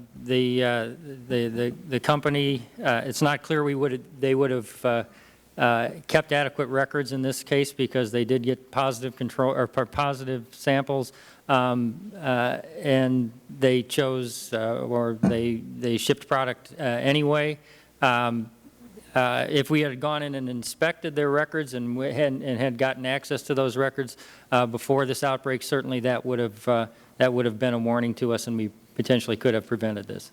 I mean, just in a general sense, would you agree that each company in the chain of manufacturing has an obligation to ensure that the ingredients they're using, as well as their final products, are safe for Americans to consume? Okay. And then the second thing, Mr. Chairman, I wanted to ask was about the fines. Mr. Sunloff, again, PCA knowingly put contaminated products on the market. They knew their ingredients were going to be used by many companies in their various products. They knew the risks of this disease, and yet they did nothing. But the most alarming thing to me is the lack of repercussions for the behavior. Under current law, the most severe penalty available for committing a single prohibited act with respect to foods is a misdemeanor, which carries a potential sentence of imprisonment of up to 1 year or a monetary fine. But, you know, the FDA, to successfully prosecute these companies and impose a penalty, has a lengthy investigation and has to coordinate with the Justice Department, and it's highly intensive in terms of the resources of the FDA and Justice. I also question whether the threat of a misdemeanor conviction has any deterrent effect at all, especially in light of the situation. Now, FDA now has the authority to levy civil monetary penalties for certain drug and medical device violations, an administrative authority that permits FDA to proceed without involving the Justice Department. And for certain drug violations, FDA can impose a fine of up to $1 million for all violations adjudicated in a single proceeding. But FDA does not have that authority with respect to foods, with the exception of illegal pesticides. In your opinion, are civil monetary penalties less burdensome for the agency to impose than criminal penalties? And do you agree that having the ability to impose an administrative monetary fine would be a useful enforcement tool for the FDA? Congressman, it's not something that I have had discussions with. Certainly, it's something that we will be talking about as in the wake of this Salmonella outbreak, but it's not something I have an opinion on at this point. And you don't want to express an opinion at this point? I don't. All right. I wish you would, but I can't force you. So thank you, Mr. Chairman. Thank you, Mr. Pallone. Let's go for another round. I think we're going to have votes here soon, but let's try to get a couple more questions in before we release this panel. Mr. Garrison, when I take a look at the document binder, it seems between Exhibits 15 to 37 are the Georgia's inspections of this place. And if I'm correct, by this place, I mean PCA. That's about 22 different inspections. And it looked like early on, 04, 05, 06, you did not only inspections, but also scale inspections. Is that correct? Yes, sir. That is. Then why did drop off after 06? I think you had one in 07 and one in 08. On the scale inspections or on the food inspections? Both. The scale inspections were conducted under another section of my division. Okay. On the food inspections, it's basically through attrition throughout the department. And budget cutbacks you spoke of? Budgetary issues and those type of things. Okay, so you never did any inspection of this plant of Blakely, Georgia for Salmonella then, even though that was sort of goal to do it once a year, right? No, sir. We would have done an inspection at least twice per year during this period of time. Okay. Well, let me ask you this. Had you ever had any knowledge, anyone in your department or agency, that they were having trouble with salmonella at this plant in Blakely, Georgia? No, sir. It was never reported to any of our inspectors or even through our consumer complaint logs. Okay, your last inspection was October 23rd, 2008. And when you take a look at it, it has a little bit of history of past problems that they had at this place, especially water. Water is sort of a red flag in peanut butter that there could be contamination or salmonella. Is that so? You want to eliminate moisture from Sure. the peanut processing. And that's even one of the reasons why you roast peanuts and heat them up is to get rid of the salmonella. It's got to be more than 170 degrees, if I remember correctly, correct?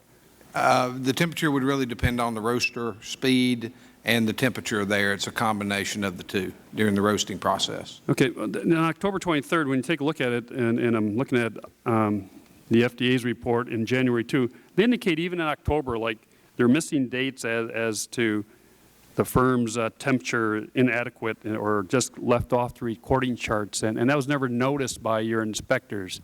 Wouldn't they look for the temperatures for roasting peanuts if you're doing an inspection? When our inspectors go in, they will look at the current temperatures that are being observed at the time that they are inside the Okay, they wouldn't look at past temperatures, see if they're being recorded? Those would be records that they would not have to supply us with. Okay, I had asked Ms. Cowart, and it was exhibit number 38 there, when she did a walkthrough when she was consulting with PCA, and she found 3 reasons why there could be salmonella. Number 1, the Chinese product could have already been contaminated before it got there. But then after that, it was in the production and packaging.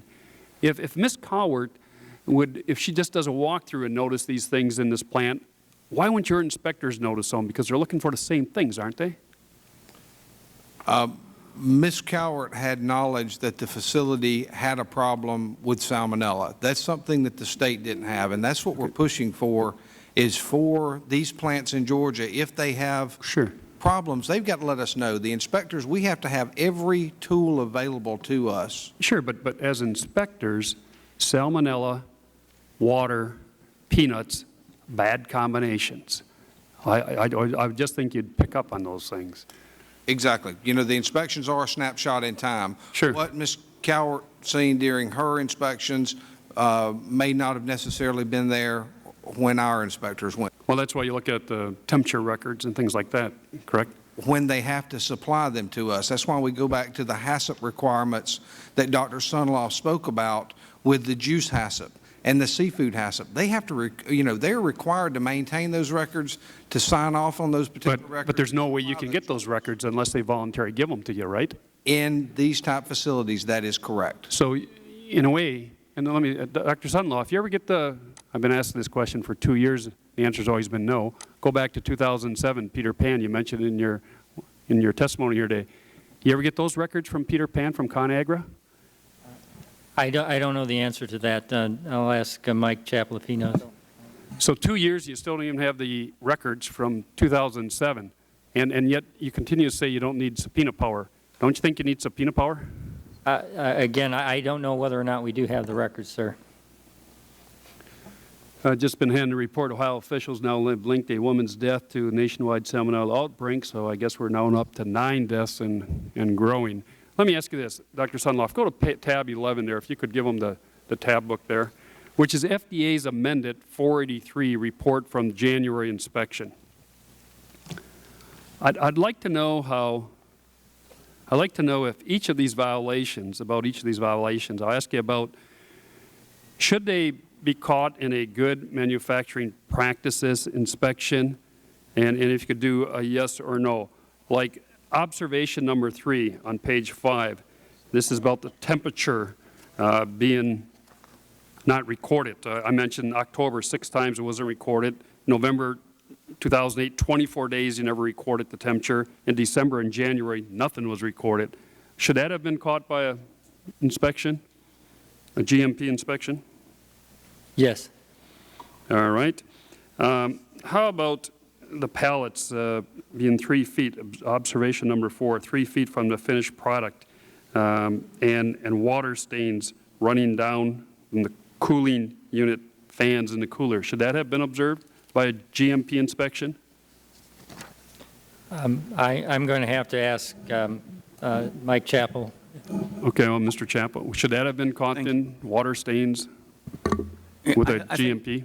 Certainly, one of the things that we do during inspection is look for environmental situations, and a water stain is an indication of a previous leak. Okay. Plant is not, and how about observation number 5? Plant is not constructed in such a manner to allow ceilings to be kept in good repair. Should that have been caught in a GMP inspection? One of the things that we look for to see the general condition of the building, and there are certain things that we look for, and if the building is properly constructed, it is easy to repair those, and if not, it's not. So that's yes, then they should have caught that in a GMP. Okay, how about observation number 6? Design of equipment utensils failed to preclude adulterated food with contaminants.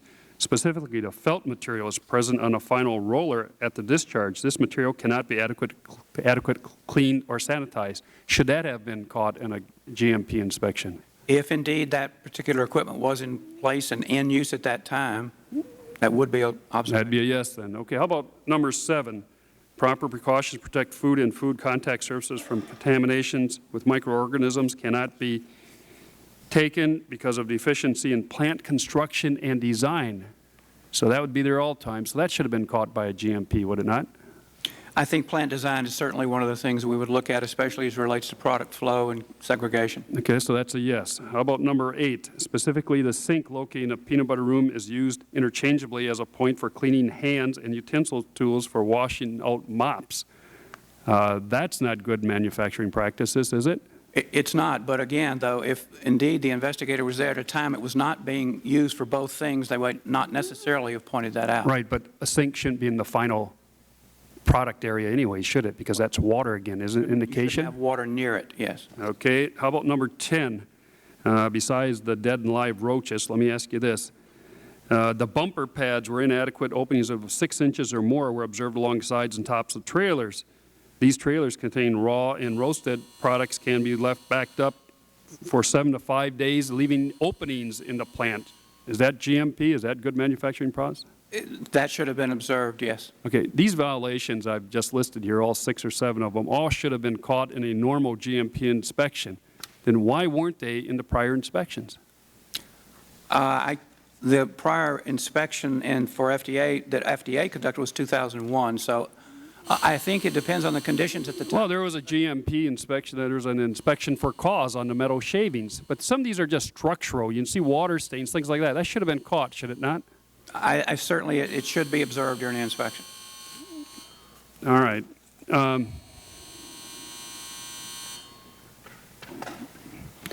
guess my time's up. Mr. Walden, you got questions? Mr. Deal? Thank you. First of all, let me clarify some things that I think may have been confused here. First of all, peanuts are not an inherently dangerous product. In fact, they are inherently safe. Some of us still eat them raw. Isn't that correct? Peanuts, because they lack water, do not support the growth of bacteria. What we've seen in the ConAgra case and in the recent case with PCA is that once Salmonella is introduced into these peanut products, it doesn't die, it just stays there, and then when it becomes ingested, then the bacteria is able to reproduce and cause disease. But that's further in the process. Inherently, they are a safe product unless you get the occasion for something like the Chinese organic, and there you're talking about something in the organic area where the fertilizer it contains Salmonella in many instances, and that's not the traditional method and not the traditional peanut product that comes to these plants. Am I correct? Just let me say, you know, peanuts are grown in the dirt, and in the dirt there are lots and lots of bacteria, and Salmonella can certainly be one of those. Generally, the peanut processors require a roasting step. And that's the kill cycle. That's the kill cycle. Right. Yes. So whatever might have been there, even though they're not inherently dangerous, a proper kill cycle would supposedly eliminate that. That's correct. And that's why the temperatures of the roasters, et cetera, are critical pieces of information. Yes. All right. Once you get through the kill cycle, then it should not have Salmonella in the peanut.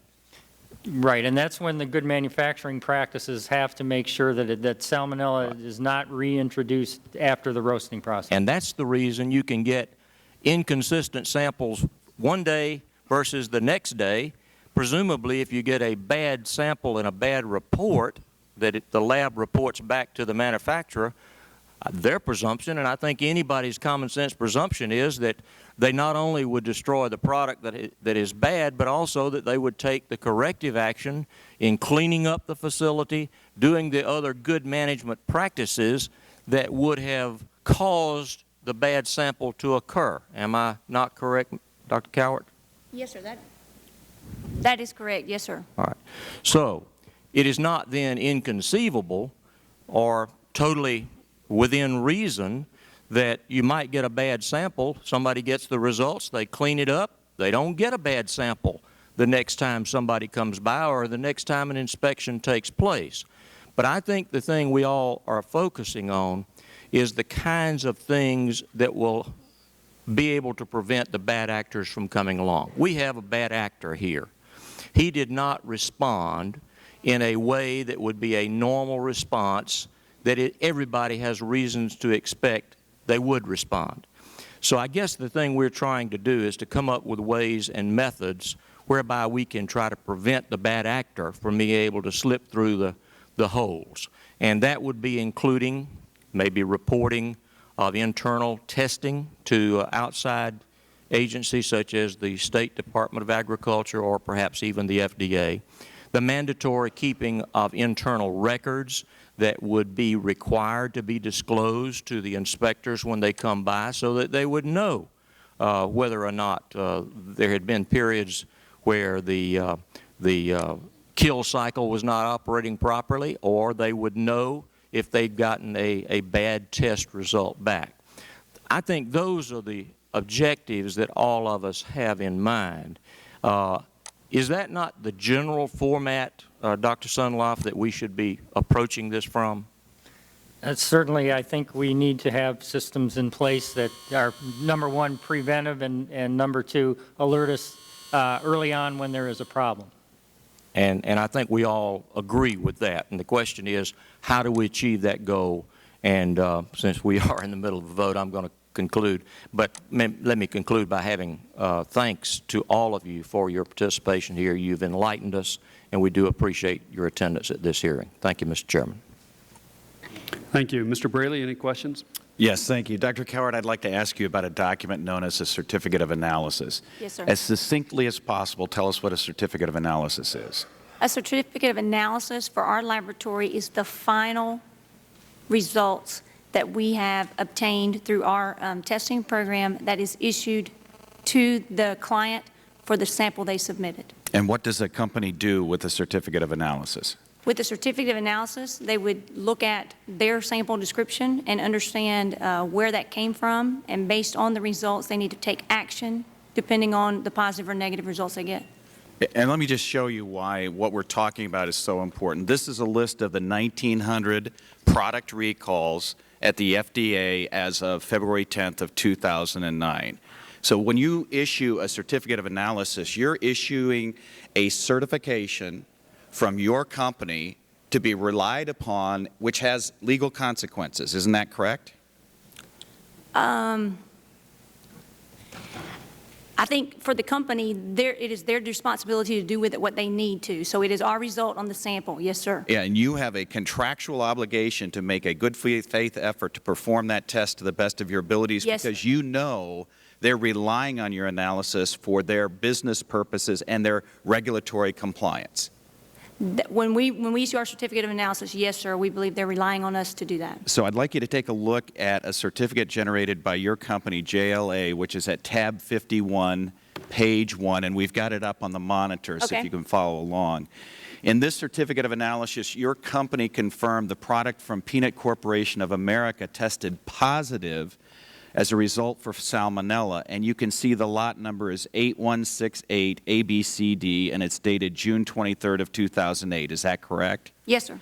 Mr. Dybel, let me show you another certificate of analysis on the same tab, 51, page 3. This is your private lab's analysis of the same lot number on the same date, but your result shows that Salmonella is negative. Is that correct? That's correct. So just to understand, PCA sent 2 samples from the same lot to 2 private labs. JLA found Salmonella, and Dybel did not. So let's see what PCA did. PCA generated its own certificate of analysis. This is in the same tab, 51, on page 2. And PCA's report shows that its product tested negative for Salmonella. This is a certificate of analysis that PCA prepared for its customers, correct? You'll have to answer affirmatively. Based on what we're looking at, yes. Dr. Sunloff, what is FDA's position on this? Isn't it true, Doctor, that it's illegal for a company to report on a certificate of analysis a negative Salmonella report when it knows that there's another lab test that shows a positive result? I cannot speak to the legality of that. That certificate of analysis is between the laboratory and the company.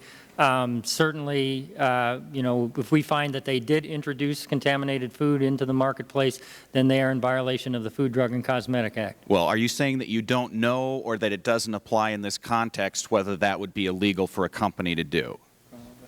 I think that's part of the criminal investigation, and I can't expand. Well, based on everything we've heard today, wouldn't you agree that if that is not an illegal practice, it certainly should be?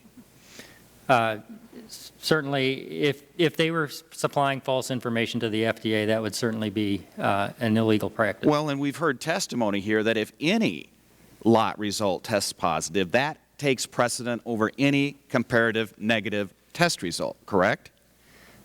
That is not written anywhere in the law or the regulations, but it is common knowledge within the industry that you can't test your way to negative samples. So if it's common knowledge within the industry, isn't it true that it would make sense to have that also be applicable in the statute and the regs? We would be happy to work with that. And can you tell us, how can this practice be allowed? Because it's not just egregious, it's really fraudulent to the American people, isn't it? The American consumers who purchase these products. If they're purchasing food that is purported to be something that it is not, absolutely. Thank you.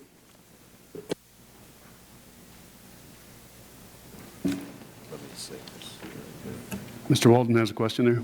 Well, Mr. Chairman, I know we have to get to the floor for a vote. I do have a couple of questions I'd like to be able to submit in written form to the panel for your written response. Unfortunately, we've run out of time, but I would concur with my colleagues and thank you for your participation today. It's been helpful in our efforts, and obviously we've got some changes to make in the federal government to protect the food supply for all Americans, and we're going to do that. So thank you. Thank you, Mr. Chairman. Well, thank you. And that concludes all questioning. I know there are many other questions members have. I want to thank all of our witnesses for coming today and for your testimony. The committee rules provide that members have 10 days to submit additional questions for the record. I ask unanimous consent that the contents of our document binder be entered in the record, provided that the committee staff may redact any information as business proprietary, relates to the privacy concerns, or as law enforcement sensitive matter.